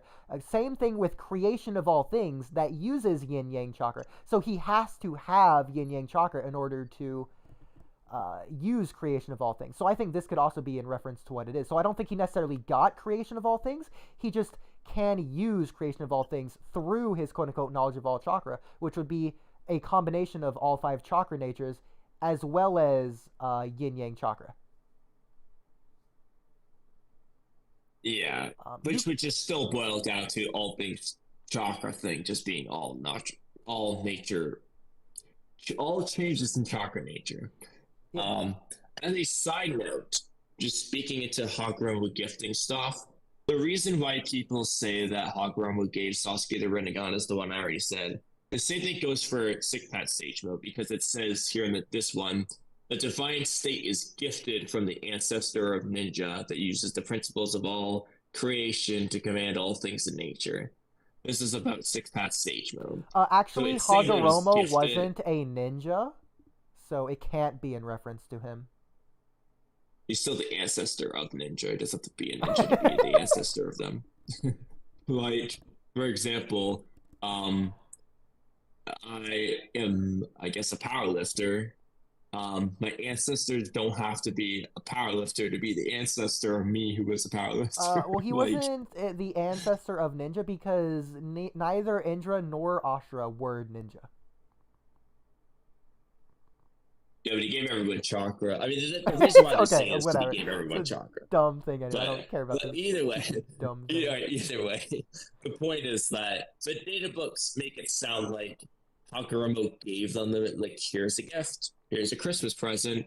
Whereas in the story, it's more like they just got them, kind of in a way. Yeah, like, they're given explanations. Like Hagaromo was saying that, like, these outside people are the reason you're getting revived. I have no control over any of that. In fact, like, certain conditions have lined up, which is why I'm able to speak to you, and like entrust things to you, which kind of implies that, like, what Obito and Kabuto did is why he could even do this in the first place. But yeah, they're involved. They're all involved in some way. Okay. So I guess it makes sense if you consider your filler data books to be anything significant. So if you consider your fan fiction to be relevant, then yeah, I guess it makes sense. Fan fiction data book. Okay, but like this knowledge of all things chakra is really interesting because technically you could boil down not only his creation of all things jutsu to this, but also all 5 chakra natures, as well as the truth seeker orbs. You could boil that down to create the knowledge of all things chakra. So technically you could take those things away from things that Hagaromo gave him. Naruto, outside of Hagaromo giving him the ability to use these things, he did it himself. Hagaromo just gave him the sort of like, okay, let's use a Karma example. He gave him the key to the door, but Naruto still had to unlock the door and like see everything in the house. Yeah. Potentially. Okay. Well, yeah, I mean, there's two interpretations. I mean, yeah, the two interpretations are either that Hagaromo gave Naruto the key to the house, or he gave Naruto the house. Like, it's one or the other. He says this entire conversation feels like fan fiction to me. Who said this? A Sour Lemon, in reference to, I said, the fan fiction Wattpad, whatever thing. Yeah. I said most of this has been power scaling. Yeah, the whole point of this was power scaling, but like, I bring that up last. So my final interpretation of knowledge of all things chakra, it actually isn't related to any of this. So obviously the explanation with what things are written at the time, Hagoromo has like a huge thing with Ninshu. So I think knowledge of all things chakra could be in reference to Naruto getting a good understanding of Ninshu, which is like narratively significant. Yeah. So it's not even like a power scaling thing then. But like, we'll just say knowledge of all things chakra. We'll just break it down into each potential thing. So all the things he could potentially get, regardless of whether we think he does get them or not. But like all the things people say. So okay, 1, a power boost stat amp, whatever. Physically stronger, faster, reaction speed, all that. AP, DC, whatever. Power skill, he just gets amped. So 2, Truth Seeker orbs. 3, flight. 4, his sun seal. 5, what else? Creation of all things. Creation of all things. Thank you. Was there a 6th thing? 6th thing. He gets access to Yin Yang chakra as well. Let's just separate that. So yeah, Yin Yang chakra. So whatever other Yin Yang techniques as well as creation of all things. And then all 5 chakra natures would be 7. If you want to argue Hagaromo gave him that. It's arguable he has that from all the tailed beasts, but whatever. Okay. So that's like 7 different things Hagaromo gives him. Abilities that he can use because of Hagaromo that we're giving him here. So let's start taking things away. So we already took away like the stat amp. You can say knowledge of all things chakra. So like you could technically take away Truth Seeker orbs or creation of all things. Thirdly, the sun seal. That doesn't matter in a fight between Teen Naruto and Adult Naruto, because without Sasuke there, that sun seal functionally serves 0 purpose whatsoever. He can't use it by himself. So, it's literally pointless. Wait, in the is fight. it Adult Naruto versus Teen? Yes. Naruto? This is the whole mellow thing. I'm just Oh my I'm gosh. explaining why he's wrong. Yeah. Teen Naruto gets boo-booed on. We know, but we're breaking it down. Oh my god. So the thing with the Kaguya fight, let me know what you think about this, Swifty. I think when Naruto first got his Hagaromo power, he made like 9 Truth Seeker orbs, and then he didn't make any more Truth Seeker orbs. He only made 9. He like put them away, he stored them for later, but when he got them back out, the Truth Seeker orbs that he already used or like destroyed or whatever, they didn't come back, and he never made more. This tells me he can't make more. He can make up to a maximum of 9. And once he used them and he had like a 7, that was his new maximum, because he can't make a new 8th. Because he doesn't have the chakra in order to do this. This tells me he used most of Hagaromo's chakra that he got on making these Truth Seeker orbs. That's my personal theory. This was I don't know if does Naruto lose any of them during the Kaguya fight. Real quick. Yeah. Yeah, Okay. this is like 3. He uses like 4 or 5 to like take down the Limbo clones or like to seal them away. And then he uses like 3 more against Kaguya. This might actually discredit the whole recharge thing I was talking about earlier. That was like I was like, I don't know, because like hypothetically, if the reason was just that he just could make more back when he had the seals, but then couldn't later, that wouldn't explain why he didn't do it then. So then he goes into he just couldn't make more. Naruto just can't make more. He doesn't have that ability. So he goes into the Sasuke fight at the very end, I think with like his last remaining 3. Again, he has them stored, so it's not like he always needs to keep them out. He can like store them for later, so like put them away and take them back out. But he starts the fight with 3 and he never makes more. Like obviously you would think, especially considering you could argue he could probably like recharge going on his way to the fight. I know I've talked about the Itachi egg OVA taking place here, so I think he rests. Yeah, but let's just say it's 100% Naruto. Naruto. Oh yeah. Let's say it's 100% Naruto, whatever. He doesn't make 9 more. Even in the Kaguya fight, he doesn't make any more, even though he lost Hagaromo's chakra at this point, whatever. But like the fact that he still has these True Seeker orbs, even though he lost Hagaromo's chakra, is telling to me. That's very, very telling to me. So then he uses his last 3. He destroys them in Indra's arrow. After that, we never see Naruto use True Seeker orbs ever again. All 9 of them have been destroyed or used.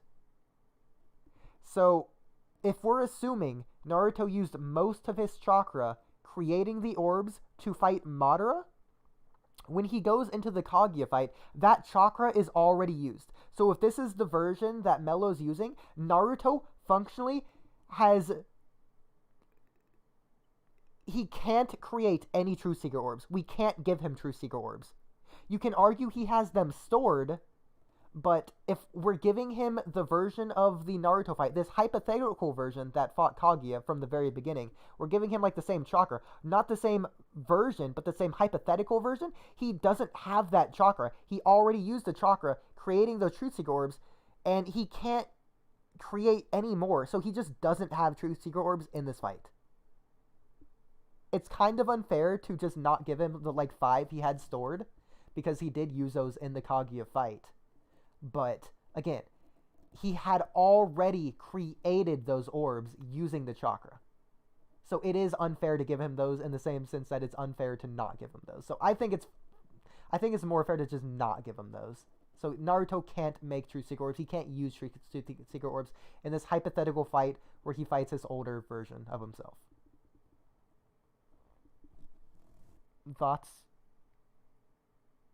I think even if you gave him, the truth-seeking orbs, it wouldn't make a big difference, since I think the gap in speed, just general strength, is massive. I completely agree. We're just ignoring that right now. We're purposefully ignoring that for the sake of just taking away as much as possible here. Just to really emphasize how terrible this is, outside of the obvious. I don't really have an opinion on it besides what I just said. Okay. Kamui, what do you think of not giving Naruto Truth Secret Orbs? Because I don't think he has the chakra to make them in the Kaguya fight. Not even one. Yeah. Is Kamui talking? Because I can't hear him. Do you hear him? Yeah, he's talking. Okay, so that's probably what this at is. Yeah, it is. Okay. I can't hear you. Yeah, you're right. Okay.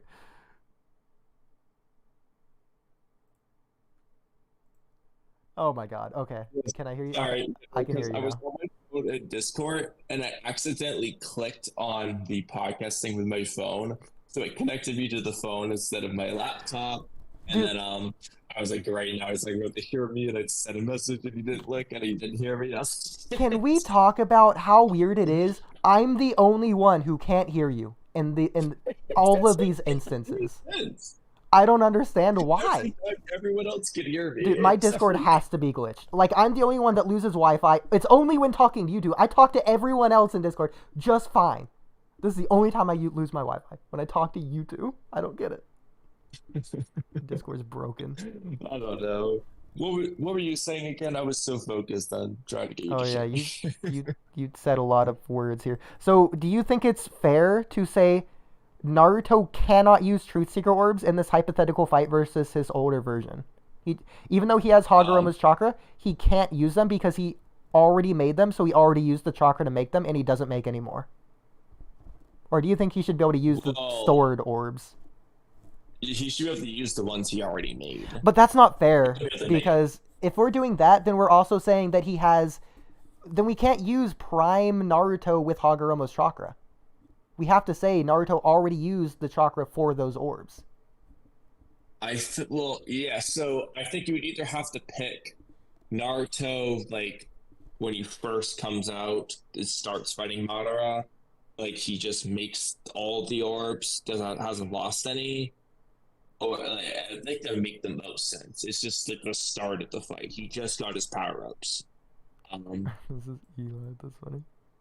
Or if you're going to use like the one from the Sasuke fight, then you have to just use the amount of orbs he has left, I guess. Like, yeah, that's fair. So I think you could either pick or choose. Either he starts pick or choose, because with it's the kind orbs. of like What do you weird. think? I mean, yes, I guess you're using a hypothetical, but it's like that hypothetical doesn't exist. So you could use a hypothetical Naruto that's mastered the powers and hasn't used anything yet, but that doesn't exist. So you either have to pick beginning of the fight or near the end of the fight. Okay, yeah, I like that. I like that answer. I'm sure Mello would give him the True Secret Orbs, so whatever. I don't know. In this case, he's just in the beginning of the fight, but Yeah, in that case, he has like a lot of his chakra drained because he already made like 9 true secret orbs, which tells me I think he used most of his chakra doing that. Yeah, like he didn't necessarily use like most of like all of like Naruto only has 5% chakra left now, but like you could say that he used the Hagaromo gift primarily to make these orbs and stuff. Like he make the orbs instead of running faster, essentially. Like if Naruto's a choice, I can use this 6 chakra to run faster or make truth seeking orbs. He's probably picking the OP truth-seeking orbs, let's be real. Well, I mean, I think that is the majority of what he uses half of Hagaromo's chakra for, so like all of his chakra that he got from Hagaromo, is because if we look at all the things Naruto got from Hagaromo, okay, well, knowledge of all things chakra, he's not using chakra to have knowledge of all things chakra. Flying, I don't think that's taking a lot of his chakra. Sealing Kaguya, I also don't think that's a significant portion of his chakra. I don't think recreating Kakashi's eye is a significant portion of his chakra. Okay. So, we're down to the true secret orbs, and that's it. And then Hagaromo takes his chakra back. But, hey, man, it can't be a lot of chakra, because half of Hagaromo's chakra, or like the remaining half of Hagaromo's chakra from Naruto, was enough to take like 2 of the 4 members back from Kaguya's dimension, plus like the 20 other Edo Kage there that Hagaromo needed to summon. Which is a side note, how the hell did he even do, like, why does Hagaromo just have that power? So Naruto was essentially out of chakra. Out of Hagaromo's chakra, I'll say, in my opinion. And it's just like the thing with Obito giving Kakashi Dual Mangekyo Sharingan. Obito tells Kakashi he is on a time limit. You cannot replenish this chakra. Once you use it, it's gone forever. So Naruto can't just recover this chakra. To look at. Another, I guess, piece of evidence to support the idea that they would be using this chakra more so for stamina or truth-seeking orbs would just be like the ridiculousness of like how much they fought. Like, just think about it. Like, they just fought Madara, then they start fighting Kage in a pretty long and drawn-out fight, and then they go and do a long and drawn-out fight against each other. But I mean, like, bro, I don't think Naruto is wasting his stamina on running faster. I think he was using his stamina to fight longer. Like, I get it. He has a lot of chakra, but Sasuke fought for just almost as long. He didn't fight for just as long as Naruto in the totality of the war. But in terms of, like, Madara, Kage, and the final fight, like, Sasuke was there the whole time fighting just as much. Pretty much, anyway. Yeah. He doesn't have nearly as much tail beast chakra as Naruto, so I mean, I think Sasuke might have been using it for stamina too. So if we're being brutal, mean debaters who aren't giving even a single inch, we've taken away everything Hagaromo gave him. He doesn't get a stat increase. We're not giving him Truth Seeker orbs. Creation of all thing does nothing. His seal does nothing. His sun seal. Knowledge of all chakra, that's not doing anything. So we're left with flying. Okay, Teen Naruto can fly. Now we get into what Naruto lost. We can finally get into this. I don't think Naruto lost anything. What do you mean by that? In terms of, like, from the end of the fight versus... Well, okay, because, I guess in your Truth Seeker orb point is that he already lost it during the fight. Like, he didn't have it anymore anyway. Yeah, so he doesn't have Truth Seeker orbs as a teen in this version or as an adult. So that it's not going to make a difference. He doesn't have it. So, okay. Okay, so that depends on how you want to do that. The sun seal doesn't matter, so it doesn't matter if he has anyway, because when they say teens versus adults, everyone's thinking about the truth seeking. Okay, but again, if I'm being a mean, brutal debater, I already gave my reason why I'm not counting the Truth Seeker orb. So regardless of if it's disingenuous or whatever, I'm just going to assume, quote unquote, I won that point for the sake of me being a mean, brutal debater, not giving a single inch here. So, okay. So he doesn't have that. He doesn't have a seal. He doesn't have all the other things I listed. So in my opinion, adult Naruto flies. Adult Naruto has 6-pass Sage Mode. He has everything that this version Teen Naruto has, besides like creation. Like he has everything that matters. Except for flight. I think he flies. I think Does adult he Naruto can't flies. fly? I think he flies in the Jigen fight. I guess that's when it's up to interpretation. It is, yeah. I completely agree. Swifty, do you think he flies? Like I don't you don't need a reason. personally but do think you Naruto was really flying. I think he just summoned clones like midair.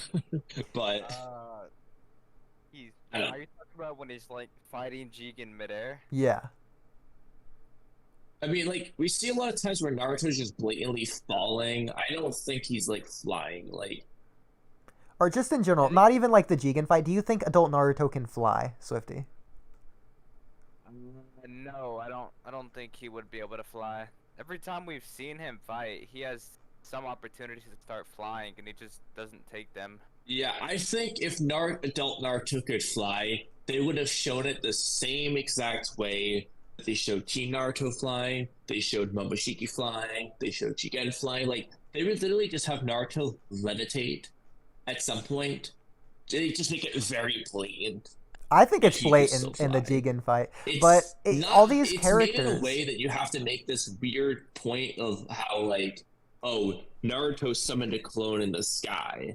Oh, so he can fly. Like, it's one of those things where you have to say things like that. It's kind of like, I don't think that's what they're going for, to be honest. I think if they wanted Naruto to fly, they would just show him flying normally. I think they Like, did.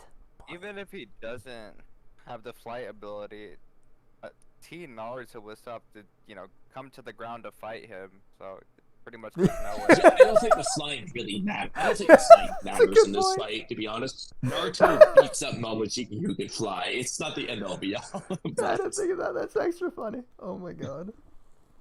It literally makes no difference. Yeah. Okay.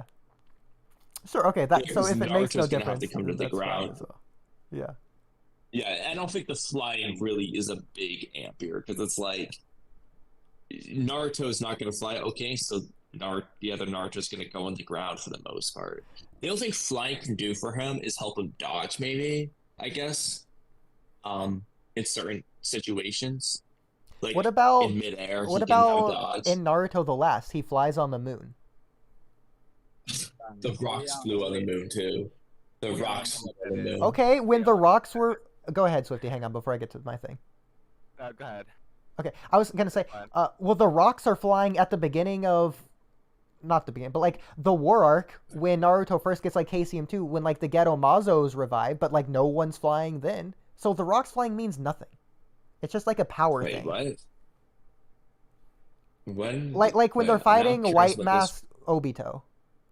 When they're fighting White Mask Obito and they take the mask off, the rocks are flying. All the rocks are just levitating in it. It's like for like several episodes in a row as well. Wait, like when Obito's mask comes off? No, like right before this. Like when they're like using the Rasengan to like blow up Obito's back, or like putting the kunai through Obito's mask through Kamui. When they're I'm like figuring thinking out of that Kamui. anime opening where the rocks are just kind of like floating to the side. So it's not But, the like, opening, let me it's just the look. actual episode. But again, it's like multiple episodes as well. It's not just like one instance. It's like, when like I need Mike to see Guy it. is I need using you his to show me nunchucks. or direct me to an episode. I'm assuming you're pulling up an episode. You can look up like 340, 341, 342.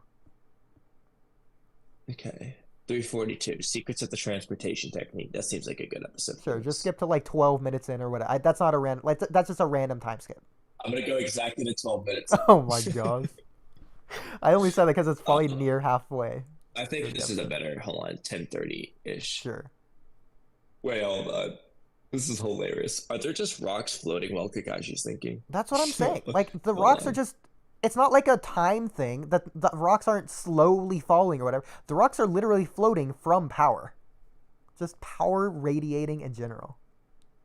I was almost thinking that this was just like, this is all...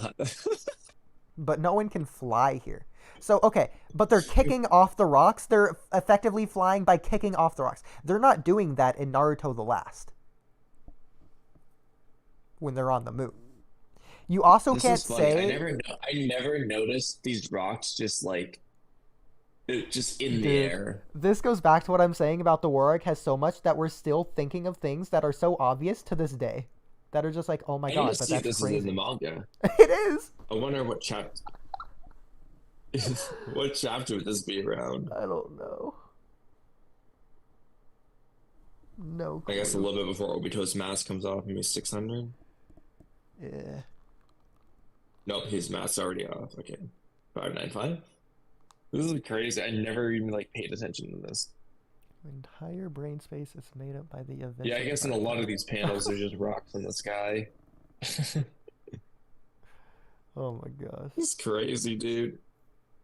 By I the guess in way, the manga, though, it looks more, in the manga at least, it looks more as though because they're fighting and rocks are just getting destroyed and tossed around. definitely not In the the anime. though, they're just literally floating. Yeah. By the way, Like- Sour Lemon, I've seen Naruto over 10 times, so effectively I've seen it at 0.25 times speed. But yeah.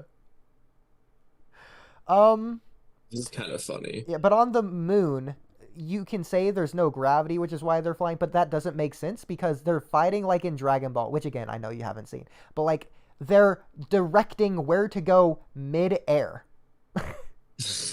Like they're mid-air and they're like, "Oh, I'm going to dodge to the left." Oh, it doesn't. The way it makes sense is that Naruto can fly. Like it's that easy. But why? Like, my question is like, why does he just like not use it like remotely? Well, it's the use it? same reason that other characters that can fly don't use it. Just because they have it doesn't mean they will do it. What character that can fly never uses it? I don't say never uses it because again, Naruto does use it. I think he uses it in the Jigen fight. I think he uses it in the Toneri fight. He uses it. He just Okay, doesn't always well, use it. Same with Toneri fight- Momoshiki. Same with Jigen. Same Ignore with all the Toneri characters you listed. fight. In the Jigen fight, the only potential thing you can say is that Naruto summoned clones in the sky. When Naruto's just like Oh, falling in the air, instead of just like flying so that he's not falling, he just keeps falling. Okay, so his clones can fly. Do his clones fine even with stay that. in the air though? Like, I think they just start in the air, then they come down to the ground. Just like They Teen fall to the Naruto. ground. No, this is the same argument that we just used for the hypothetical. Teen Naruto has to go to the ground to fight adult Naruto. Well, these clones just went to the ground to fight Jigen. Okay, I agree that the flying thing barely matters whatsoever here, but I'm just saying I don't think Naruto can fly. I personally do. Again, this just is a complete interpretation, speculation. This is why we're asking Swifty, does he personally think this? The word Yeah. personal here is important. So, yeah. Let me actually try to find. I want to find that scene. Which one? See what Oh, it looks the like. The Jigen one one? that you get fight one. Yeah. But like even in the Of what it Jigen looks fight, like. for the whole episode, he only flies once. So, If at all. oh no, he definitely flies at least in the anime at least once. Well, definitely It's just once. referencing when he summons the clones, right? When does he summon all these freaking clones? It's near the beginning, I think. Like probably like 5 minutes in, maybe. I don't know. Okay, hold on. Here's some clones. Might be getting there. Definitely flies. Okay, before this. Like, Well, the thing I find funny though is that the idea that he would use his ability to make flying clones by Oh, this is really interesting. I just paused it as I was saying this, but Naruto's multi-shadow clone jutsu, all of the smoke puffs right now are coming from the ground. And now they're just in the air. so Naruto flies. That's what I'm So hearing. they just jump. No, you can't. Oh, I hate that argument. Oh, they're just levitating. Oh, they're hovering. They're not flying. Oh, Naruto's propelling That's why I said I want to himself. watch it. That's why I said I want to watch it, because look. Wait, no, hold on. What the They're fuck? thrusting. Honestly, I think this is just weird, because look. He summons the clouds of smoke on the ground. Then there's a few in the sky, some on the ground. But then after it's 5:30, they're in the sky for like a couple seconds. The next panel, all of them are back on the ground. None are in the sky. What was the point of summoning them in the sky? But this is weird though, yeah, actually, because like the clones are just magically on the ground again. Like they are in the sky, and then 1 second later, they're all on the ground. So sounds like we're giving adult Naruto not only flight, but flying Raijin. Sounds good. Sounds good with me. So adult Naruto stomps, got it. Hey, we can hear you.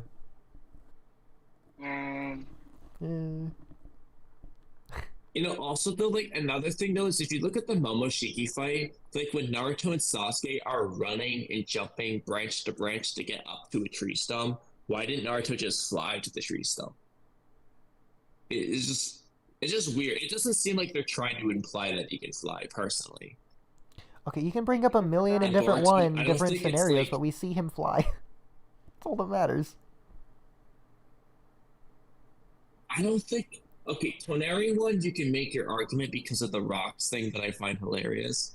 But, like, I really don't think that's an implication of flying. I think it's just they were summoned in the sky. Okay. Because that's what happened. They were summoned in the sky. Yeah, they're summoned in the sky, then they aren't falling. Okay, but Naruto, like, Okay, Naruto is, like, levitating between tree branches when he jumps for, like, 10 seconds. Between branch to branch, dude, in like part 1. Naruto goes longer between some tree branches in part 1 than he does in this scene. Okay? So if Naruto can do it then, he can do it now. Whatever. This is my personal opinion. I really don't think that's an indication of flying. The Toneri one, because of the silly ass rocks in the Obito fight, I guess maybe, I don't know, maybe you can say that, because honestly, the moon thing is kind of weird because they also stand on the moon just fine later on. So it's like, why would they be able to actively choose whether or not gravity affects them? That doesn't really make any sense. And then you can extrapolate and say, well, why the hell would Naruto have flight in the Toneri fight but not have it in Boruto? He has it in Boruto! We see it in Boruto! You can't say he doesn't have it in Boruto! I don't know, dude. Like, it doesn't... I'm just gonna say this. It doesn't make sense. At the very least, you can't say he doesn't have it in Boruto. You can say you don't know if he has it in Boruto. I personally can say I've seen it on screen. So I can say he does have it in Boruto.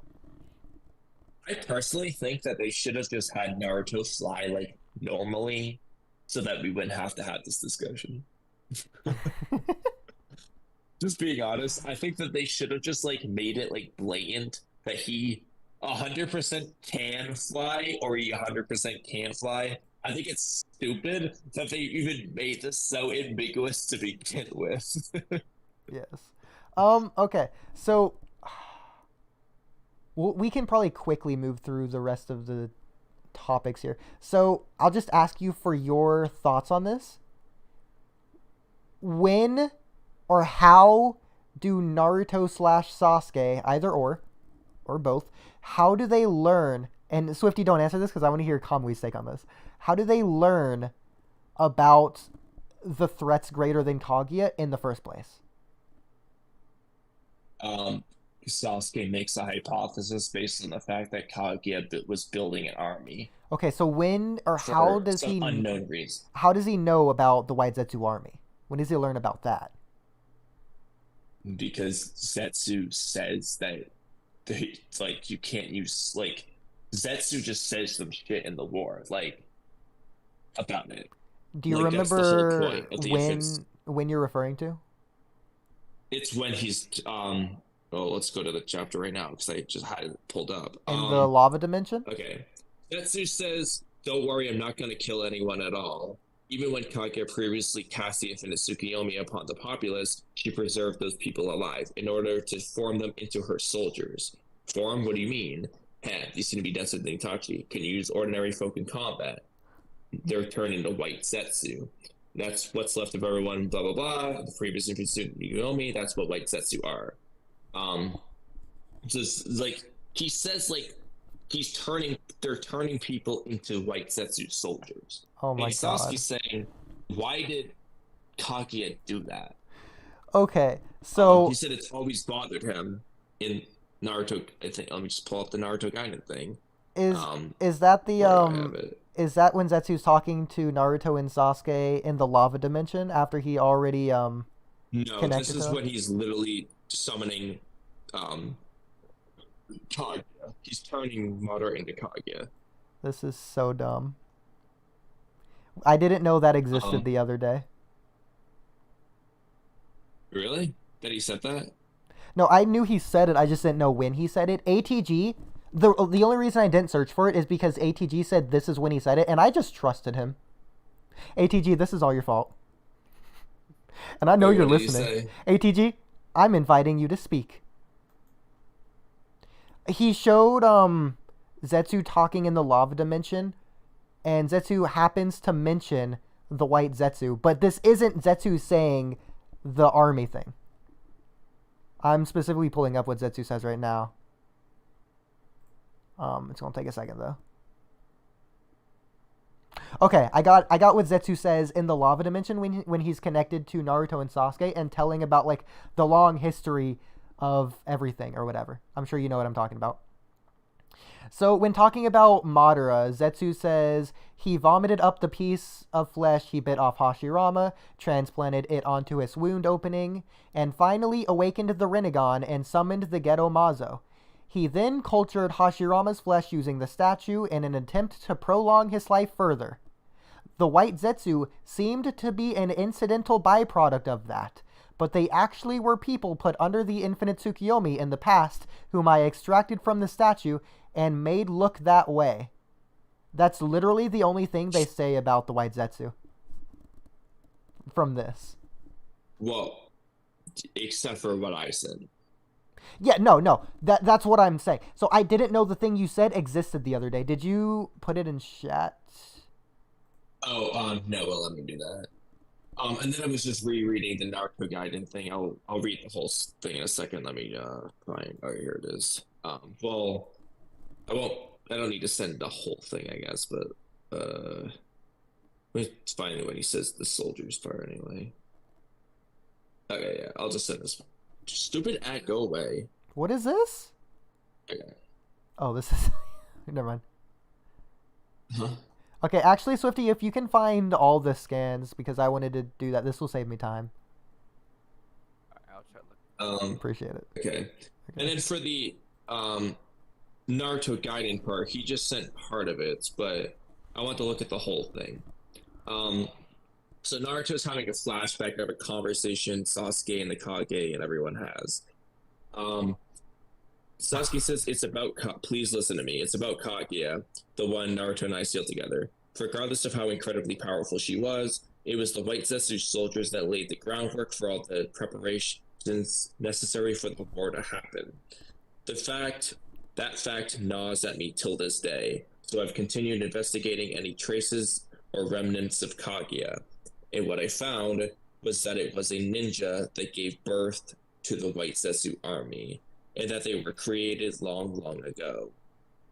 And this translation is weird. I want to see the other translation. Bro, this is hilarious. That it wasn't ninja. It's kind of weird. What does all this mean? Well, it's just a hypothesis, but it points to the threat ground of Kage. I would like to see some other source of it, just out of curiosity. Okay, so that's interesting. So both Sasuke and Naruto hear Zetsu say the white Zetsu army. So they think, okay, well, what they have the implication, and again, because they're both being cautious, they're going to train for a threat greater than Kage just based on that alone. So again, they don't know for sure that a threat greater than Kaguya exists. So when do you think Sasuke confirms this? Do you think it was when he meets Momoshiki and Kinshiki, or before this?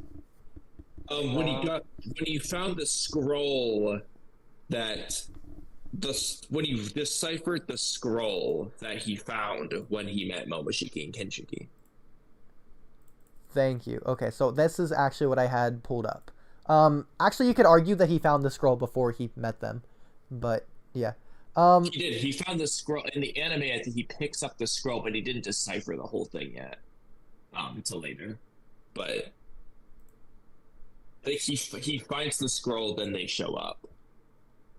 Yeah. But he didn't like read the scroll and decipher it yet. They decipher it later. Okay, here we go. Okay. So what I have pulled up here, I can even share my screen so you can see what I see. Yeah, I was gonna say I can't see your screen. This should work. Let me know if that works. Well, let me see if his translation's different here. Yeah, it is different. I learned that the white Setsu soldiers existed long before Shinobi ever did. Dude, you know what's funny? Hold on, as a side note, I'm sorry, but like Sasuke says this, it sounds so stupid. Setsu literally told you this already. What do you mean? Like, what investigation told you this? Like, Setsu already told you. You should have already known this. Okay, so That's kind of funny. before I even, well, I've already gotten into this, but the whole reason of this whole topic being a topic is Mello and Kitamaki was saying, well, it's not 15 years because they didn't even know about a Momoshiki or about a threat greater than Kaguya. And so then we have to find threat greater than Kaguya. Then we had to find the White Zetsu army. It was a whole thing. Yes, this is what I said earlier. I said I'm surprised that Mello never said that. But this is where I said I don't think it matters to our overall original argument anyway. It doesn't matter why they trained. It's still a implication that they got stronger than this Drabion Kaguya. Yeah, he can't. He definitely can't say he's staying agnostic when he's arguing something that disingenuous. Like, I don't need to assume that he's being genuous there. It's obvious he's not being genuous there when we're talking about if they know about a threat greater than Kaguya. Like, of course they do. Anyways, what's up, Ducks? Wouldn't it be genuous or genuine instead of genuous? Okay, so onto the scrolls. So this is the tuning exams arc, like after he finds Momoshiki or whatever. So he finds a scroll, then he finds Momoshiki, Kinshiki. So he brings this scroll to Naruto. Oh, you were still around? So Sasuke says, about that scroll, I ran into a weird duo where I found it. Naruto says, what? So by the way, Naruto saying what here? Actually, what is your I'll just okay. So next scan. I'll hang on. And then Naruto. This is next page. So this is Naruto's face. This is directly after. It's like the next page. Wait, which one are you looking at? Are you looking at my screen? This is the scroll thing. Oh no, that's probably the problem here. Oh my gosh. Okay. Yeah, so this is, again, what Sasuke says. Yeah, so about that scroll, I ran into a weird duo where I found it. Naruto says, what? And then the next page, Naruto looks like this. And then you scroll down. Hey, that's a big deal. You should have told me about that first.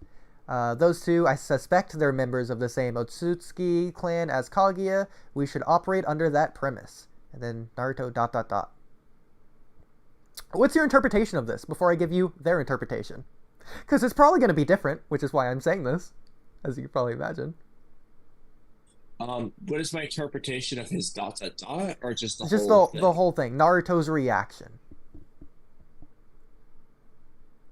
You can probably see where I'm going with this, but I would say, I guess, like, he's saying that's a big deal that you ran into some people in Kaguya's dimension. Like, hey, that's a big thing. You literally just, nobody else should have been there. Like, that's a big deal. And then he's saying, I suspect they're members of the same clan as Kaguya. Naruto doesn't look shocked there. Like, wait, what? That could happen. It's more like, yeah, I kind of agree with you. Like, this is not good. Like, our suspicions are true. That's what I would say. Thank you. So this was obviously disingenuous. Kito's the one that made this argument. He says that Naruto was unaware that other Otsutsukis could even exist. Like, it wasn't even a possibility in Kitomaki's mind. Or for Naruto. That does not make sense. I know. He literally just ran into Toneri a couple years ago. I know, it's so bad. But he says that, So, okay, first of all, I ran into a weird duo. So, he's not saying Otsutsuki, he's just saying a weird duo. This could be anyone. This could be the Fujibubabaja clan. It could be literally the point. It's like, he ran into someone, that's why it's a big deal. Exactly. So, when Sasuke says Otsutsuki, it's not him hearing for the first time about Otsutsuki, he has this face not because he's shocked or surprised about Otsutsuki, but because he's actually taking this seriously. Like, oh, that's a big deal. You know, directly what he said. He's making that face because their suspicions were confirmed, essentially. He's saying, like, what? Because it's like, oh, okay, this is like, they're there. Like, this isn't just a hypothetical. And that's why when Sasuke continues to talk about it, his shocked face is gone. Exactly, yeah. So he's making the shocked face because it's a big deal.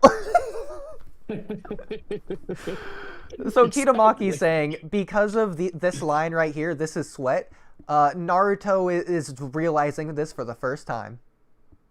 No, he's like, it's a concerned sweat. Exactly, he's so... It's a big deal. I hate it. I hate it so much. That's funny. Okay. The next thing here. So this is Naruto, by the way, shadow boxing in the background. Let's skip ahead. I will also say real You quick can see he's that punching. I don't remember when. Let's look it up actually. When was the Sasuke in Chino novel, the Sasuke Sunrise novel? When did that come out? That's Sasuke Gaiden, I think is what it was called. Swifty, you can correct me on what the name of it No, is. I think it's the Sasuke Sunrise. Yeah, Sasuke I don't know Shinen Sunrise. Shinen. It's Sasuke Shinen. Thank you. So I know Swifty posted that in chat. First of all, here's obviously. This is from 2017. Oh, by the way, the scroll said that it was Kaguya's scroll. The Kaguya was talking about a threat greater than her. This is where Sasuke gets the term a threat greater than Kaguya here when he's telling the Gokage. So by the way, when he's telling the Gokage, this is in the Shin arc, the Naruto Gaiden arc. Again, this happened in our universe like 2 months after Naruto ended, so obviously Otsutsuki was on the mind at the time. Specifically, in the Naruto universe, when this happened, it wasn't during the Shin arc. It was actually a flashback that we saw in the Shin arc. So it happened at some time before then. We don't know when, it's not confirmed when. Yeah, but they're adults. Like, they're not, like, teens at this point. Like, but... Well, yeah, even then... sometime before... Even then, the Naruto Gaiden arc happens obviously before the Momoshiki. He sees Momoshiki in the tuning exams arc, so he finds Kaguya's scroll and sees, like, confirms, I would argue, confirms there is a threat greater than Kaguya before he even meets Momoshiki. The scroll they find when he runs into Momoshiki is the confirmation of their conjecture. Yeah, so he knows other Otsutsukis exist long before he sees Shin. Yeah, and if you're gonna use that Sasuke Sunrise novel, I was curious when it came out. It came out after, like, the Boruto movie and stuff, but this is a young Sasuke who's saying this line. Yeah, so again... Like, he's having those same thoughts. I mean, honestly, though, here's the thing. Honestly, though, we don't even need to use that because Sasuke says, it's always bothered me. And he's been tracing roots ever since. So it's because of what Zetsu said. Like, she was preparing an army for something. That's why it's bothered him. It's bothered him from the get-go. Yeah, you sound just like me right now. Necessarily, and so, like, he's just talking about it now. He learned some unknown thing out during his investigations, which I find hilarious. He learned that the white Zetsu soldiers existed long before Shinobi ever did, because he already knew that anyway. But ignoring that aspect, though, it's bothered him from the get-go. But let's keep in mind, at least for Sasuke, he's got his motivation since Shippuden. It is, at least for Sasuke. We can't confirm it's with Naruto as well, just based on that alone. But Naruto heard the same thing. Naruto, we see, has similar thoughts to Sasuke, so it probably bothers him ever since as well. I'm also certain that Sasuke would have mentioned this to Naruto first before anyone else. And it's interesting that while Darui and Sakura and them are all kind of surprised, Naruto is the only character, or not arguably, he's one of the only characters who's not remotely surprised by this. He's not like, wait, that's possible? It's just, Sasuke, I'll join you.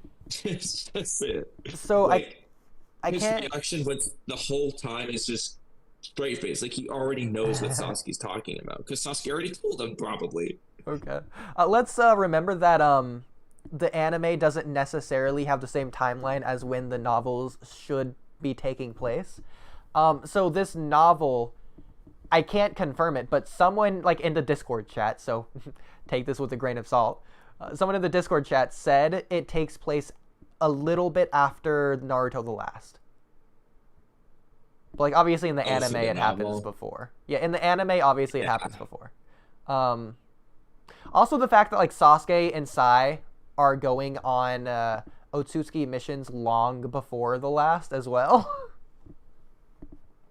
Wait, what? Yeah, like, Sasuke and Sai go on missions, like, to go trace down Kaguya's stuff. Sai goes with them during some parts, yeah. I think it's in Shikamaru's novel, where Shikamaru and like Sai have to go to the Land of Silence. Yeah, or Land of Redaku. Yeah. Oh, okay. Yeah. Did Anyway, the anime ever mention it?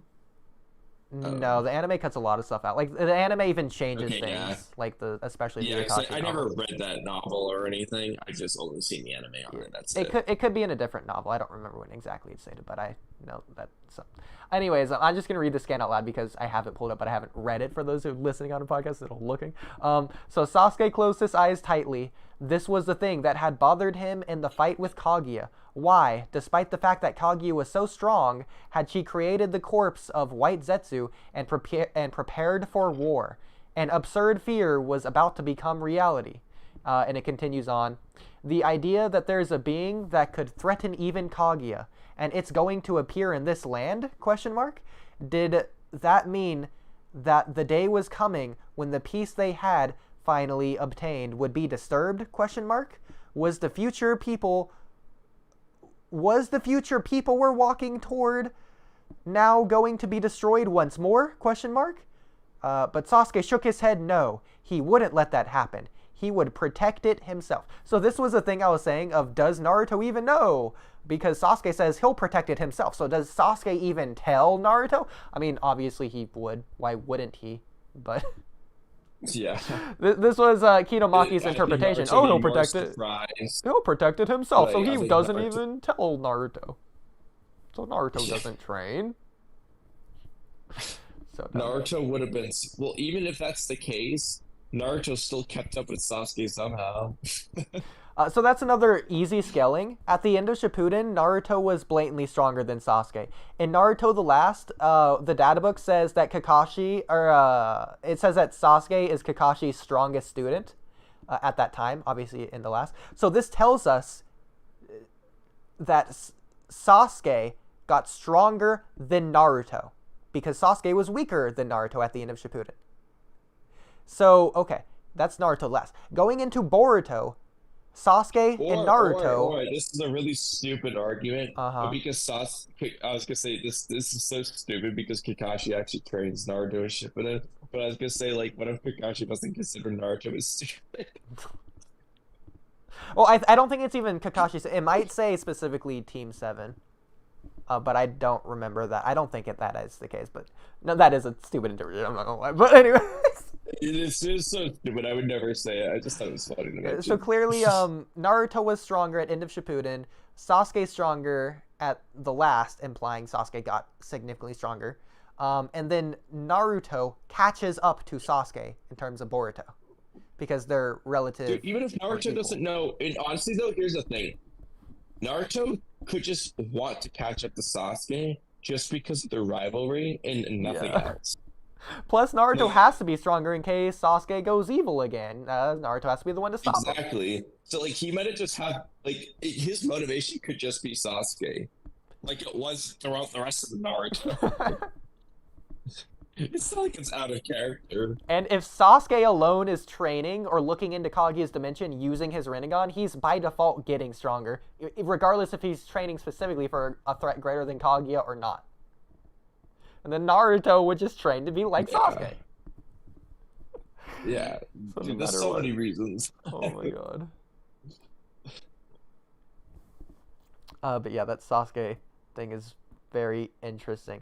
So talking on that, the reason this Sunrise novel was even brought up was because, oh, well, your argument is inconsistent. We don't even know when Naruto found out about the White Zetsu army or the threat greater than Kaguya.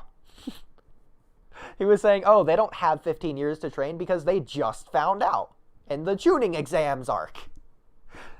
So then ATG finds the white Zetsu thing from the lava dimension. I use that and like, oh, so he doesn't know that it's a white Zetsu army, even though he obviously gets the implication. Like we said, it always has bothered him. But now we know, based on your scan, that it's even worse. He just straight up knows. So then we bring up the Shino novel, and this implies Sasuke already knows about the white Zetsu army before it's quote-unquote revealed to him through a scroll or whatever, whenever he does find out later on, whenever they think. So, it's inconsistent because he shouldn't know about this because all he heard about was the white Zetsu is similar or whatever. See, like I said, in my opinion, I think it's stupid that Sasuke acts like he just learned about it in Naruto Gaiden because he knew about it from Zetsu in the war. Like, I'm using that. Like, Zetsu already told him. He knows. Oh, I got the interpretation that he already knew as well. But yeah. Like I said, it's also just in the Naruto Gaiden one, Sasuke says it's always bothered him. Like, exactly. And then the novel says the same thing. It's consistent. Ever since the war, it's bothered him. Yeah. So even then, that alone is enough to make Sasuke train.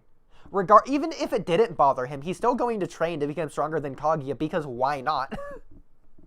Yeah, exactly. Oodie. Just in case Kage comes back. Oodie, yeah. Oodie, read the last sentence in that novel that's highlighted. Right, he wasn't alone. Oh wait, something else. Is that what you meant? The last highlighted sentence, yeah, the last highlighted sentence. But Sasuke shook his head no. He wouldn't let that happen. He would protect it himself. So that alone also implies that he's above Kaguya at that point as well. Like I said. Meaning he thinks he can take her on. Yeah, Defeat someone alone. of her caliber. Not even Also, with Naruto. Also, scroll down. I found the scan. I go all the way to the bottom.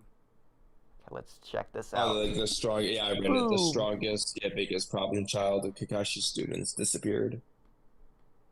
Oh wait, what is this?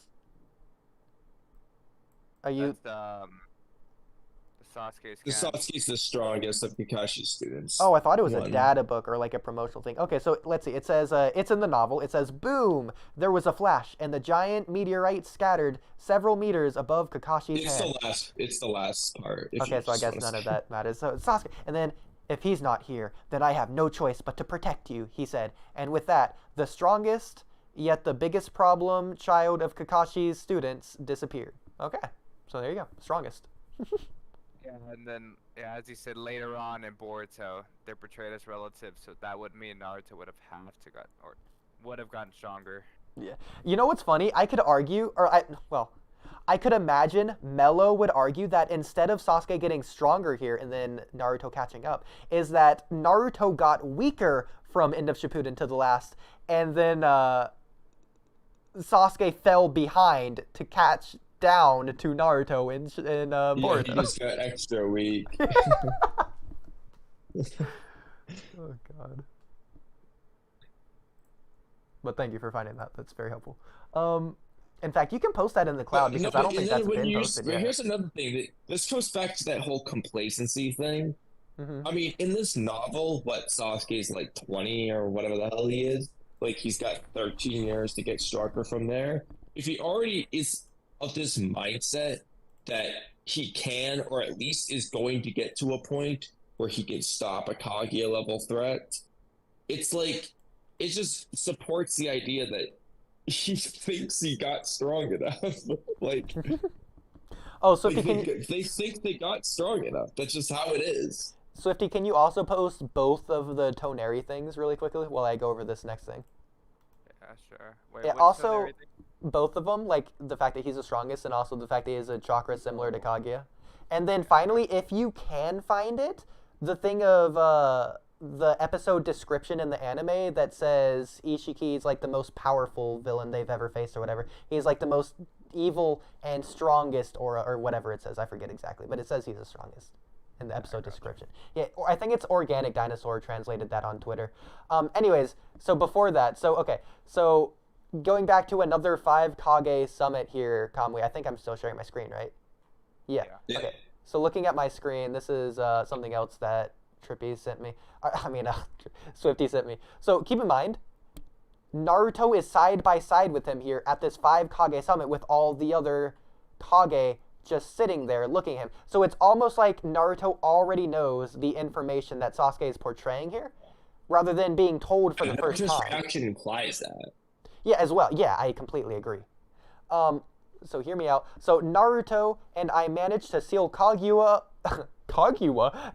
away, but despite her formidable power, she was still trying to create an army of white Zetsu in preparation for war.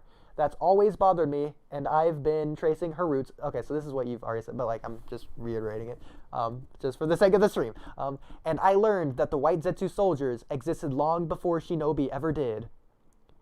What does it mean? This part is pure conjecture, but what I believe this indicates is the possibility that something that frightened even Kaguya could one day appear. So not only has it always bothered him, but it is his assumption. He is not only thinking this to himself, like he doesn't have doubts or hesitation about it, but he's confident about it enough to tell not only other people, but like the 5 Kage themselves, like to their face. So he has to at least definitely, to some degree, definitely believe it's a strong possibility. So this is before he finds the scroll. So the scroll for him is confirmation. So he already had the idea. Yes. He just gets confirmation later on. But again, because he's cautious, he's going to train without the confirmation. Anyways, this is the next page. So Sakura is like, you mean there's another threat like Kage out there? Sasuke says it's not out of the question. And then going back to what we were saying earlier, they're like, oh, well, how are we going to tell other people? Blah, blah, blah. Yeah. The Kage are like, yeah, we should handle this. Yeah, Naruto's going to protect the village and be whatever. Yeah. That's the collaboration you always wanted, isn't it? Goodness. So what's interesting about this, that's the collaboration you always wanted, in reference to Naruto is going to stay here alone to protect the village, and Sasuke is going to go alone to go deal with the Otsutsuki threat. So Sasuke alone can deal with the Otsutsuki threat is his implication here, as well as if the Otsutsuki threat goes to the village when Sasuke is out, Naruto alone can still protect the village, aka they're both still strong enough to defeat the Otsutsuki threat themselves. That is stronger than Kaguya. Just based on that. They both think that. You could say that. Like, they think that if they are separated, that, like, they could still win. Yeah, so that 5 Kage summit was in the Shin arc, but, like, it was a flashback. So it was before the Shin arc. Some unknown time before that arc. Yeah. It's I unfortunate. posted all of them. Okay, cool. Which also, as a side note, this further supports the whole thing of the rustiness just being a battle thing, because, again, only does that flashback happen before Kurama or whoever even says Naruto's rusty from the Shin fight, but it's also a flashback. So, like, it's confirmed they know about this threat before they were even set their rusty, which makes me think it's more in reference to the battle sense thing. Okay, so as I go off on a bang, leaving the best for last, these are all the promotional statements or episode descriptions that just blatantly say the enemies are like the strongest enemies of all time, as well as Naruto's in his prime or peak or whatever. Well, I guess the first thing I presented was basically directly stating that, but whatever. There you go. Okay, so ignore that. Okay, so here we go. First image. I'm going out of order. Let me do last image first, because that's the first image. Okay. Anyways, so this is Naruto the Last promotional piece. A shocking and exciting story is swirling around a key person. This is everything here. At the bottom right, it's... Oh my god. I can't read that. That's why I posted the other one. Oh, okay, cool. Here we go. Okay, yeah, this is a close-up of the bottom right of this. So, the strongest enemy, ANY Otsutsuki. That right there. Like, it's a promotional piece, but it doesn't matter whether it's canon or true or who made it. The creators release it. Like, the franchise owners of the Naruto IP officially released this Naruto piece of product to the world publicly. So the creators of the series are, regardless of if you want to consider it valid or not, the creators want you to think Toneri is the strongest enemy. I was gonna say that, yeah. Regardless if you think it's true, they're trying to make us think it's true. They're not trying to they're not trying to make us think that Toneri is weaker than Kaguya by putting out statements like this. Like, that's not what they're trying to do. They're trying to hype up the new villain. You can say it's all hype. The point of our argument was, what does the series want us to think, though? I don't care if it's all hype. So here's another promotional piece, Otsutsuki Toneri. There's Toneri right there. Here's his description. The mysterious... Okay, this is also less direct, but I think you can still argue it. The mysterious man that suddenly appears in front of Naruto. With an appearance and chakra similar to Otsutsuki Kaguya, he holds the Hyuga clan's Byakugan. What is the meaning of this? So the whole idea here is chakra similar to Kaguya. What does this mean? You could argue quantity. I personally consider quality realistically. Like, he has Otsutsuki chakra. I think it's more just like the fact that he's Otsutsuki, like, and there's a similarity. Yeah, but point something out. So keep in mind, this is referencing Toneri without or pre-Tenseigan. So that's true too, yeah. That should get you somewhere.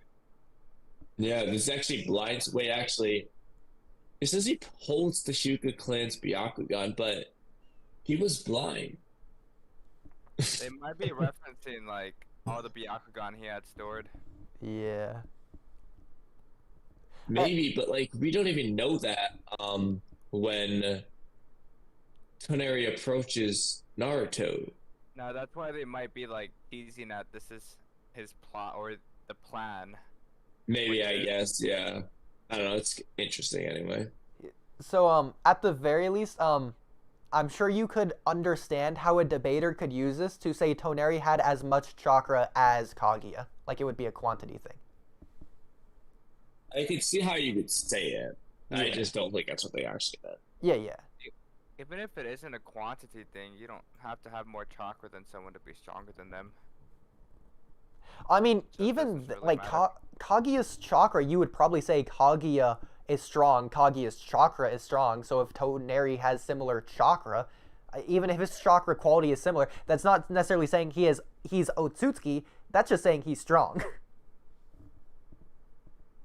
It's like Hagaromo's chakra. We agreed that Hagaromo's chakra is potent. It's strong, it's dense, or whatever. It's not that Hagaromo's chakra is specifically Otsutsuki, it's just the fact that it's strong. So you could also argue that as well, to say Toneri is strong relative to Kaguya, if not above. So yeah, it's not as good, but it's still something. This is the episode description of Isshiki being called the strongest, or like most evil, or whatever, most threatening villain of all time. Do you remember exactly when it happens? Because I don't want to read this whole thing. It's pretty long. I'll just read the whole thing. So the episode description. This is for episode 214, A Predestined Fate. Do you remember? I think this is like the episode Isshiki first. This is probably the episode that Isshiki says, you know, that you shall die here was predestined by your genes. Like, yeah, right there. Where Plant Succeeded is. That's where it says that's it. I'm looking for it. I don't see it. Enemy. Screw it, I'm gonna just read the whole thing. At Kara's hideout, the battle between... Finally, the strongest and worst enemy Otsutsuki Isshiki. There you go. has made his appearance. Like, their strongest and worst enemy. Oh, I see it now. Okay, yeah. Finally, the strongest and worst enemy, Otsutsuki Isshiki. Yeah, so that's blatant. Like, you can argue worst, you can't argue strongest. So, Isshiki is the strongest enemy. It's right there. The episode Yeah. description. He's their strongest enemy. Stop. You know who else was their enemy? Both Toneri and Kaguya. He's not their enemy. Oh, anymore. actually, I think I did hear Mello's interpretation of this. I think he said, well, there is in reference to Naruto and Sasuke.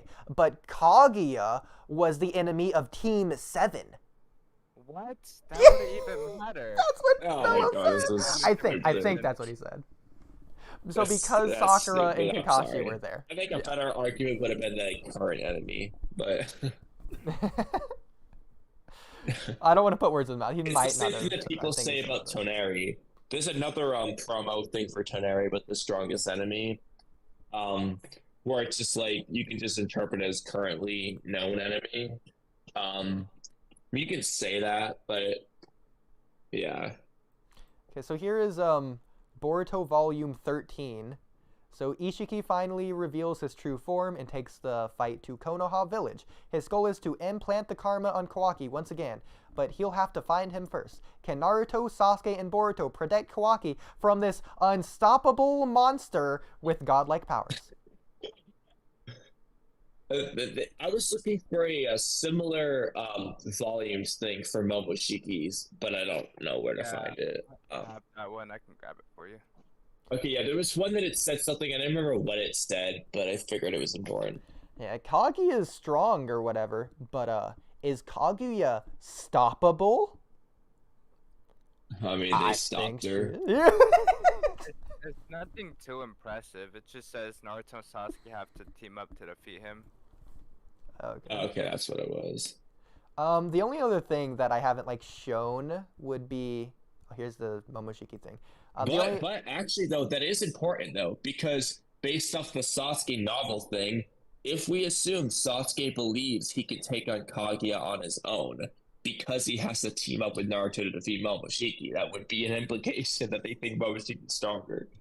Oh, also it says Naruto and his allies have the upper hand on Momoshiki until he transforms. So that's to say Momoshiki transformed is stronger than Naruto and his allies here, arguably.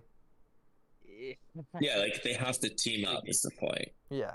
And even then, this is but as Boruto holding the key to victory. And that's, they don't have to team up to defeat him. They have to team up to stand any chance of toppling this ferocious foe. Yeah. I hate this statement. Oh, goodness. Yeah, the only other thing I haven't shown is the Naruto the Last Novel, Naruto's in his prime. I don't know if I can find that just by Google searching it. Naruto's in his prime. Are you talking about the V-Jump statement? I think it's in the novel. It's in the novel. If you can find something like that in the V-Jump statement, I'll go for it, because I'm not sure what that is talking about. That's the same one you posted where it's base Naruto blocking Boruto's kick. Then there's a translation right below it. Nothing's on Google Images. Well, at the very least, I know it happens. This is the only thing that I can remember. It just says he's at his strongest level. I mean, shoot, I'll take Should that have too. to mean he Oh, trained. yeah, I showed this earlier. I think that's the one that he already said, though. Yeah. Yeah, that's the Yeah, first that's what one I it showed. said. Let's see, does this random Quora let article me- have it? Nope. The adult, is it for adult Naruto? How you said. The only thing I can find is this. It just says he's the strongest on the team or something along those lines. But that's in reference to the team they assembled to go to the moon. Okay.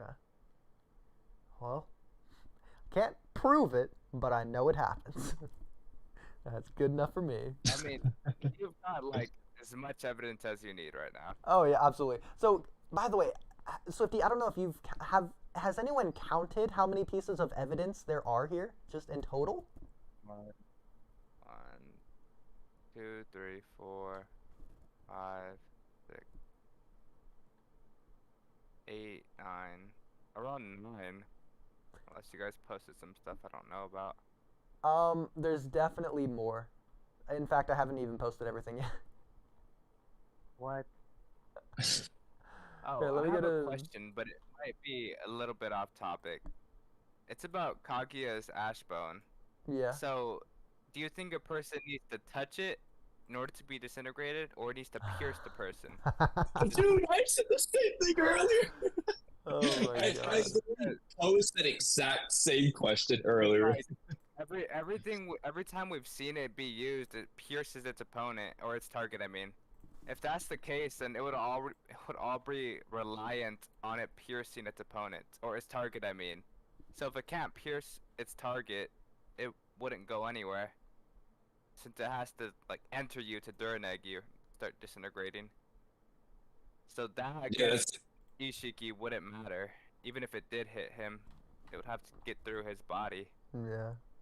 I mean, I think it's fair to say that it would stab him. The thing would be, though, that if he summons some rods to block it, like he did against Sasuke as Jigen, then he could hypothetically just like block it. But I don't think it would pierce him, because if you believe Oodie, Yeah. are you serious? Okay, I'll delete that one. I'll if delete that one. If you believe Naruto himself is above Kaguya, a stronger version of Naruto isn't able to put a mark on Isshiki. That would mean the Ashbone Jutsu wouldn't pierce him. Since well, I mean, at the same time, though, Kaguya sliced Isshiki in half. Like, yeah, but there's context. The context is he was caught off guard. yeah, I know, but the point is, it's not that like Isshiki has some like Isshiki doesn't have like a defensive armor ability that prevents things from piercing him. I mean, he defends against Sasuke's sword, like in stuff. Like, I don't think there's anything that says yes. I mean, Naruto can punch him a bunch of times and it doesn't like do anything, but being stabbed is different than tanking punches. I think I don't think Isshiki has like armor skin that can't be stabbed. I'm not saying it can. I'm just saying I think the punches that Naruto dish out would scale above Kaguya's Ashbone. I agree. I don't think so because they're literally one-hit kills. Well, yeah, but that all hacks. relies on it piercing. Yeah, that all relies on it piercing its target. That's That's a question in and of itself. Does it rely on that, or is it just touching and it happens to stab because she's shooting it? I think the whole point of it being a projectile is to pierce its opponent and to Duraneg them when it enters them. I don't think someone touching it is going to start disintegrating them. I don't think so either, but that's what I proposed the possibility. Yeah. Like, We're also, ending on every that time one. we've seen it be... every time we've seen it be used, it just... You only get disintegrated by it piercing you, so... We just go off that and it has to pierce you to... Yeah, I think it's more likely that I have to stab him because that's just how it's used. Yeah. Bro, what is it again? But I guess the question would be, how much does it have to stab you? Like, does it just have to poke you a little bit? Does it need to, like, really get in there? Because, like, I don't know. But, personally, though, I don't think it's relevant, though. I don't think it's super relevant, honestly, for Isshiki, though, because Isshiki will just shrink him. Yeah. He'll just stick with Higona. What did you say? Well, I said if she could just poke him and he dies, why would she be so scared to, like, kill her sons and then take the chakra and then make an army out of them when she loves her sons or something? Like, she didn't want to kill her sons or something. Because she's not even worried about Isshiki. She's worried about Momoshiki and Kinshiki, who is blatantly below Isshiki. Like, regardless of what you want to say about Kaguya, at least Momoshiki and Kinshiki, we know for a fact, has to be below Isshiki. Like, even Mello has to agree to that. Yeah. Yeah, so I don't think the bones would be that big of an issue for Isshiki. Is what I'm trying to say. Oh, Oodie. Yeah. I say, honestly, I don't think Kaguya really can just, like, kill Isshiki. I think it's more so, can Isshiki fully kill Kaguya? If not, then she'll just outlast him. Like, the entirety of the fight would have Isshiki having the upper hand. The question is just, like, could he ever finish her off before he dies? I That's don't really know. the only reason it's a discussion. I think it all depends on whether or not you think if she has, or if her brain is exploded, she can survive that and still regenerate. Which I don't think she can. Like, I think the regeneration is all reliant upon her brain working. If her brain is out of order, she's not gonna regen. So, if she can't regen, she just dies. Isshiki shoots a rod into her head or something, or flies into her ear and unshrinks. Maybe I wish they actually showed them being beheaded, honestly, because like they keep saying like, "Oh, I'm immortal. I'll just regenerate. I can't die." But like, I guess I I mean, don't look know. at Heat On. Just like Yeah. Dragon Ball The Z, implication is that they just wouldn't die anyway. Yeah. I mean, like, yeah, I couldn't kill Hidon. Like, Well, I mean, we didn't see his freaking brain get exploded, so At the I very mean, yeah, he least, but his, did get cut off from his like nervous system stuff there. he should have used the rods to attack their like eyes, like he did against Kashi and Koji. yeah, Isshiki should have been doing that. He could have got rid of his goddamn Rinnegan a lot easier than he made it out to be. Like, It was more. you just have to aim the rods a little bit higher. It was more plot-induced stupidity. Like this dude had 1,000 IQ against Kashi and Koji, stabbing him in the eye with rods. Then he proceeds to fight Naruto and Sasuke and takes it easy on them for some reason. He literally tried harder against Koji than Naruto and Sasuke. Actually, Swifty, I love that term because Mello keeps trying to say that, oh, Isshiki's an idiot. Look at how he fights or whatever. He's even dumber than Kaguya. Okay, no. Isshiki is actually, I would argue, very smart concerning scientific ninja tech and Amado in like the thousands of years he does all the science karma stuff. This plot-induced stupidity doesn't make a character stupid. Yeah, it's just for the sake of the plot. This character has to be stupid, but During Yeah, one it's kind of like specific time, too. Arashiki is an extreme example of plot-induced stupidity. Like, he's not like actually stupid. It's just that the plot makes him do really stupid things, especially in the time travel arc. Dude, in freaking Urashiki's case, it's not even plot-induced stupidity, it's plot-induced trolling. Bro's the Yeah, biggest it's troll in all of ridiculous. Naruto. It's crazy. Oh, Oodie, what are these scans for? So I haven't talked about this yet, but so when we brought up everything that Naruto potentially gained from Hagaromo, well, okay. Yeah, I was wondering if you were gonna say this. Yeah, so to compare it to adult Naruto, who, Kamui, you said that he lost things. Well, first of all, we've said that everything he lost doesn't matter, so it doesn't even matter. in the Yeah, I first don't place think it for this. matters. But okay, let's just say he lost all of those powers or whatever, for your argument, for the continuing to this. So he can't lose anything canonically, consistently, because there's multiple things saying that you can't lose something once you gain it. So this is a Q&A. No, hold on. So you want to hear With something really Kishimoto. stupid? Uh-huh. So it says once it's ingrained in the flying and the true secret orbs could have just not been ingrained with Naruto because he didn't have it long enough. Like We've he already- had the abilities, but they weren't ingrained in him. We've said that the true secret words at the very least, and probably the flying as well, maybe could just be the knowledge of all things, which that would be ingrained with him. Also, he literally stored his truth secret orbs within himself. So, and how can you fly without flying being ingrained in you? It's not like flying is an external extremity. It's not ingrained in him. He just didn't use it for much. It doesn't make sense. Okay. Well, anyways, for the stream, I'll say this out loud. So this is a Q&A with Kishimoto. The question is, since the One Tail has been extracted from Gaara, is he unable to control sand? The answer is, once it's ingrained in you, you can't take anything away, not even sand. So this also is interesting with Baryon mode. I think Baryon mode is an exception to this rule, because Baryon mode literally burned up everything. In my personal opinion. But you could even argue this would apply regardless of Well, Baryon I mean, mode. I think the thing with that is that it require. I don't know. Yeah. The thing with Gaara's sand, though, it's weird also, though, is because Gaara just has magnet release anyway. Well, he doesn't Like, get that until later. same way that his dad can just manipulate gold dust. Like, he doesn't have that Like- in Shippuden. Not till later, at least. Yeah, he doesn't get that until Shippuden, like or at least the- later. The I magnet think- release thing. Yeah, I think he actually doesn't get it until the what is it? Not the era of peace, Technically, though, but like the dead era. Technically, Not the time skip, but you know. technically, though, Gaara uses Rasa's gold dust.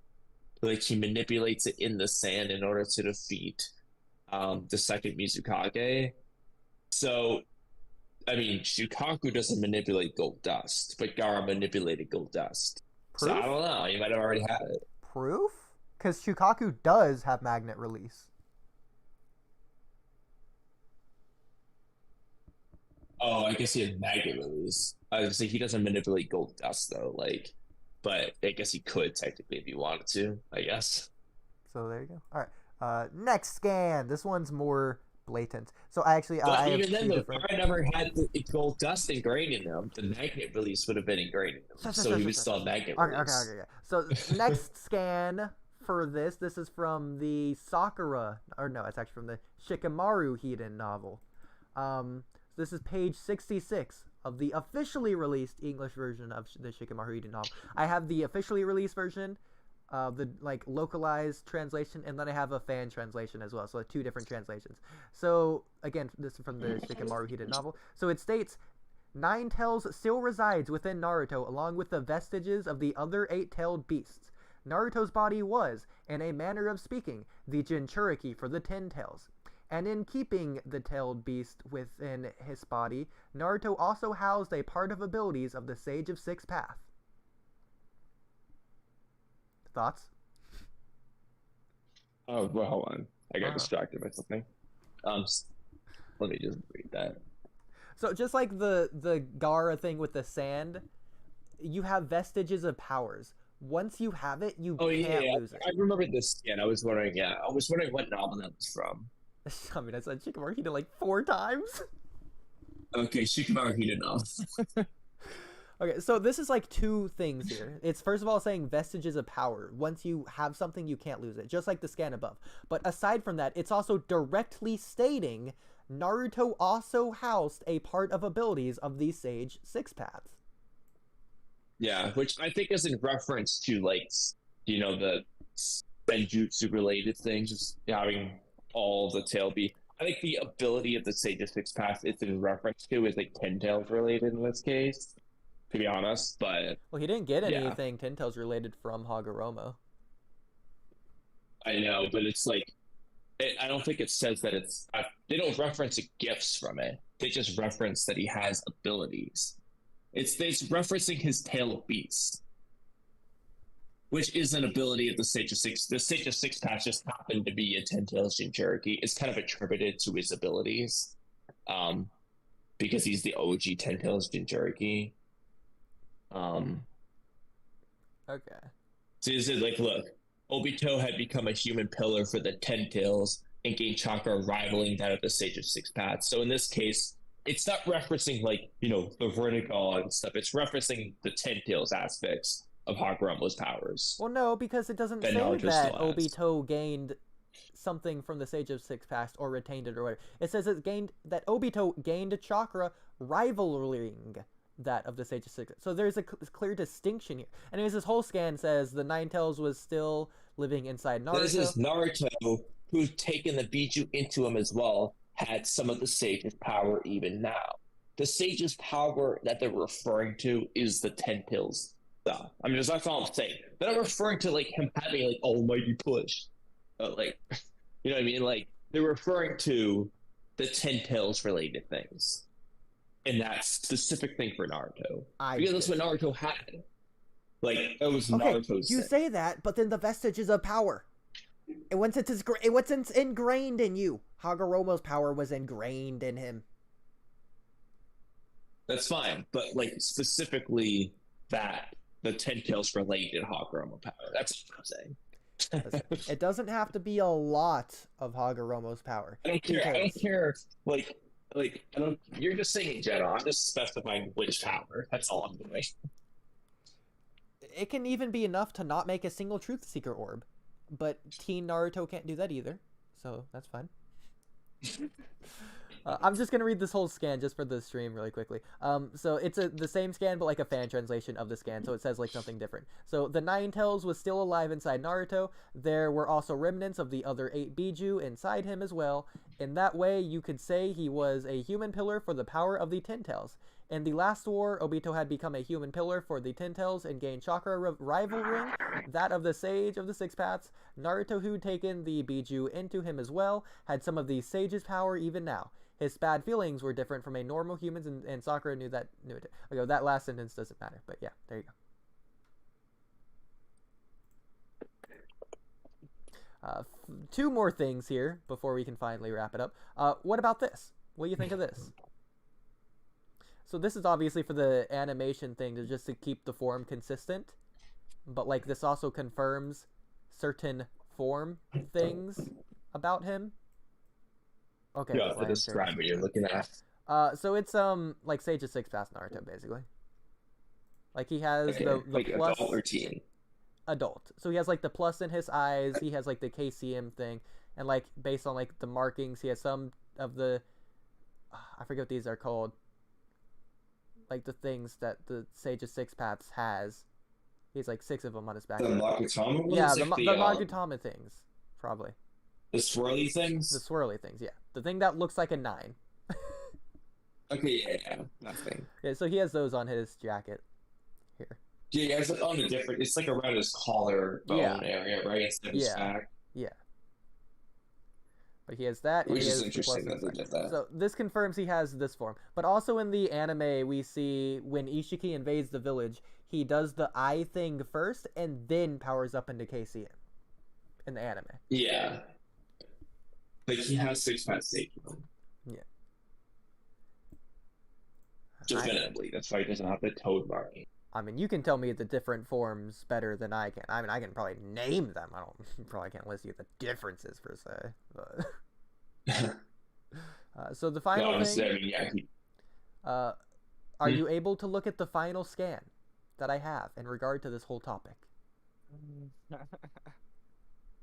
if it's a chat. Yeah. So just scroll to the very bottom. It's there.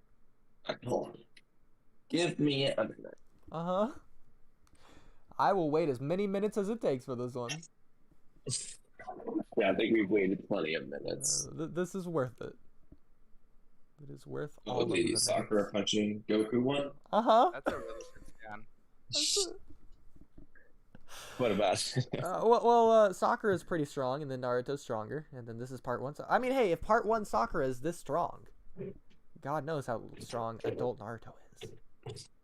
That reminds me, didn't you have a take that Kid Obito was stronger than Jubito? Let's get into that another time. This is what this reminded me of. Then that means Leon can beat up Krillin. Oh my gosh. So also one more thing that I can say on this whole topic that I forgot to bring up until now. Oh, I also have a ton more notes specifically for Mello, from like the previous conversation. But crazy, I'll just check the notes to see if anything's relevant since we're already this deep in, I guess. Before that, I want to say that so when Naruto has Sage of Six Paths power from Hagaromo, he has Hagaromo's chakra. He's barely dodging Madara's Light Fang once, and I think he's aim dodging. Swifty, you might have a different interpretation based on the anime having like a 1 frame difference between the light beam where Naruto is versus where he is in the next frame of the light beam. I'm assuming you know what I'm talking about. You Madara. said You're talking about the Madara or Delta? First Madara, I will get to Delta. Okay. But yeah, but like specifically in the anime, do you think the anime changed this per se? I don't remember the anime. Let me search it up. The anime is quite literally, I don't want to say the same thing, but in 1 frame Naruto is there, and in the next frame, he's to the side with the light beam where he was. So, in the manga, you can argue he's aim dodging. In the anime, you can argue he's light speed. He's aim dodging. Yeah, in the manga. Let me go to this chapter. Not too sure. Chapter 674. Did it again. I mean, honestly, if you slow that manga one down, it's like Naruto sees the light coming at him, and then he dodges. Like Naruto in is the literally anime. stuck midair. Like he's being held down by limbo. Yeah. Aim dodging. I don't know if he knows something is coming from his mouth. All we see is Naruto stuck midair. He's staring straight at Madara, and then a light comes out of his mouth. I would also just say that like Madara could just like point down if Naruto just starts ducking randomly. So he does have a knowledge of all things chakra. Let's remember at this point. So the anime here, I'm just gonna play it really quick. Let me do. Oh darn it! Hang on. Let me just fix this so that it's not going to copyright us 8 hours in and then ban the stream forever because it's too long. That better safe than sorry. Okay. So Naruto stuck there was limbo. Madara does this face. So it's not, Naruto may not know it's going to be the light thing, but he sees Madara do this. Obviously, Madara is this enemy. He could probably assume, again, being cautious, it's probably an attack from his mouth. So he wants to get out of the way. I mean, it definitely looks like it. Okay, so I can go frame by frame here. So there's the light fang, there's Naruto, and in this frame, oh, am I sharing my screen? No. Let me share my screen. I don't know. I don't think aim Okay. dodging matters here. Okay, I think so it's just massively above him. Doesn't matter if you can aim dodge. well, again, this light fang, I think in the data book it stated light speed as well. So this would You know the what's point of this funny is to scale is this version over to the I light was speed. watching. I'm not watching. I'm looking at this in the manga, and it's hilarious. It looks like Madara just randomly looks to the right for this fang attack. Like I know, like what the implication is that he swung it, but it's kind of funny. It looks like Madara's just shooting at him. Yeah, but Swifty, are you looking at my screen? Yeah, I'm on stream. Okay, so you see what I'm doing right now with the one frame thing. Mm-hmm. Yeah, okay. Oh, I need to So look at with this. it being light speed, Naruto's there, light's going to hit him, and like at point blank range, out of the way. I mean, I think it's just consistent with the Naruto that characters are light speed, like the Haku statement, the Raikage statement, pretty much close to light speed at the very least. Okay, so I'm This actually is gonna completely be fine fairly with that. consistent. So this version is It'll be light fairly speed. consistent. Fairly consistent, I Yeah. agree. Okay. You could argue in the manga he's aim dodging. You can even argue here he knows it's coming. Naruto's blatantly he's dodging it. Definitely blatantly mean, dodging like, it, yeah. The only way I would argue would be that this light speed just doesn't mean anything in Naruto because it's used in the beginning of part 1 to the end, and it's like it's the same thing. Like that's what I would argue more than anything is that light speed is just pointless to discuss because again, brought up in part 1, brought up again in Shippuden, and here it is at the end of Naruto. It's still the same light speed. Like you could argue that this is no different than Naruto dodging the right Kage earlier. Like, Pretty much no different from Kakashi being able to react to Itachi's light speed water bullet. Something yeah, like that.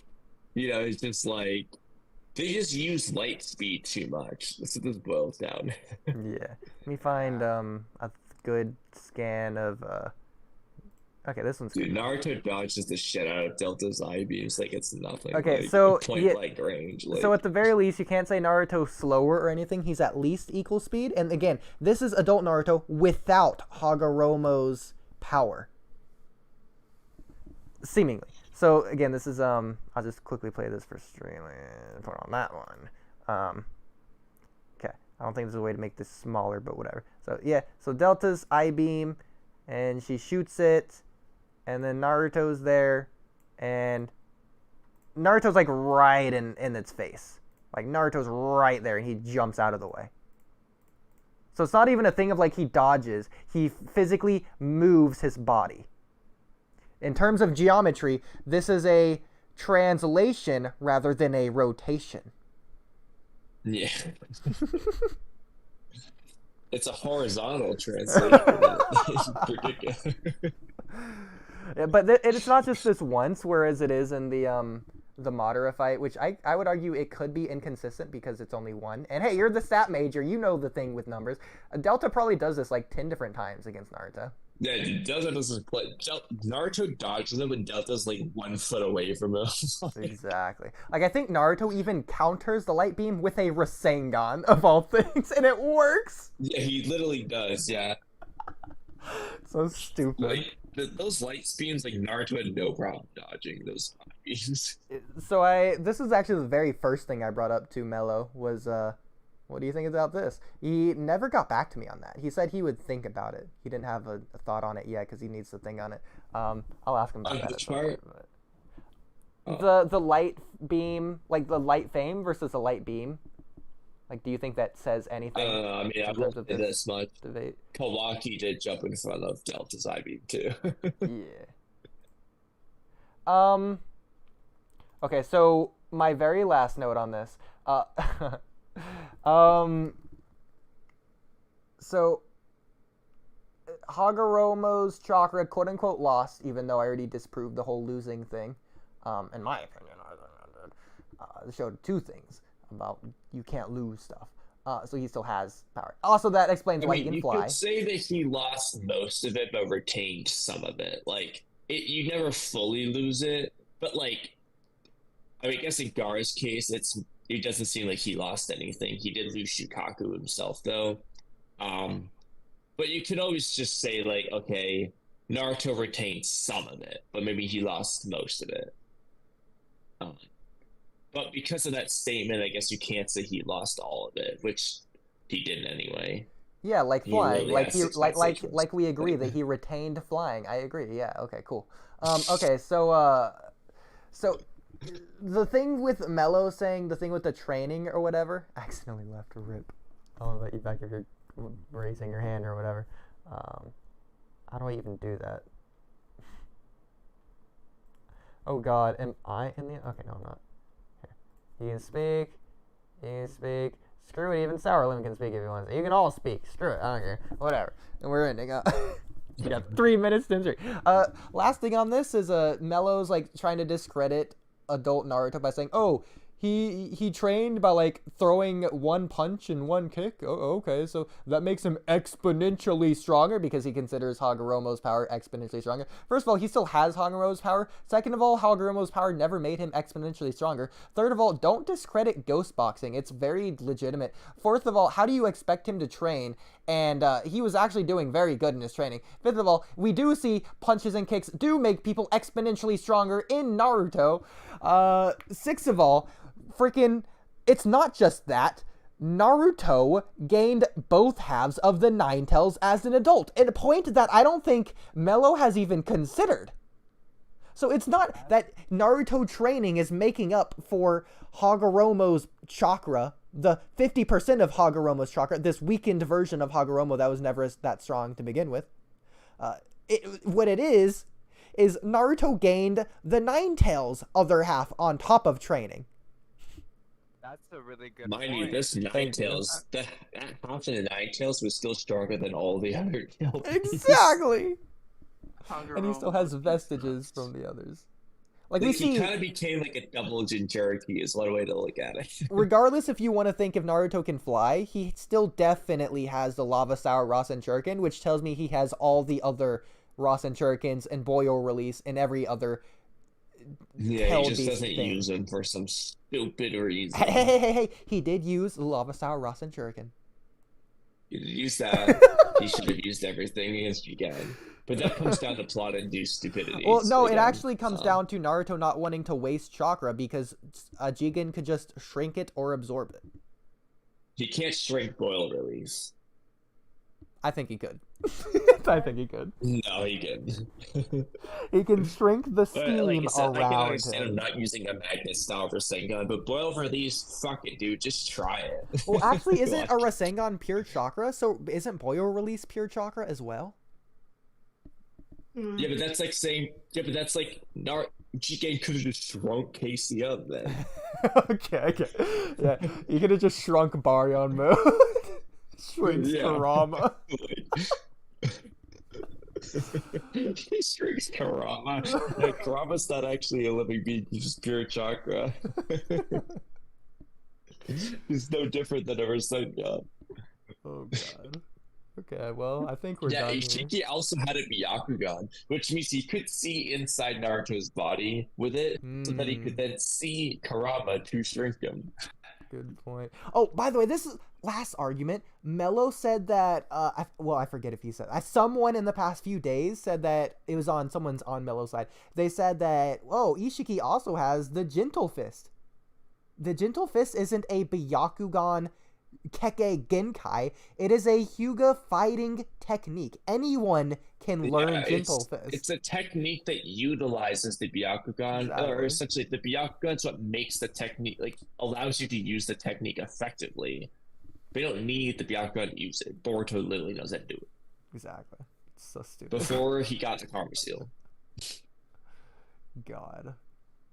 Isshiki literally never shows the Gentle Fist. Who the hell's saying that? Another thing, it's established early in part 1, even if you increase your durability, your organs, you cannot train to increase the durability. Your organs' durability stays the same no matter what. So I mean, obviously Otsutsuki are a different species, but I'm just going to assume this applies to them as well. So Isshiki and Kaguya's organs are the same level.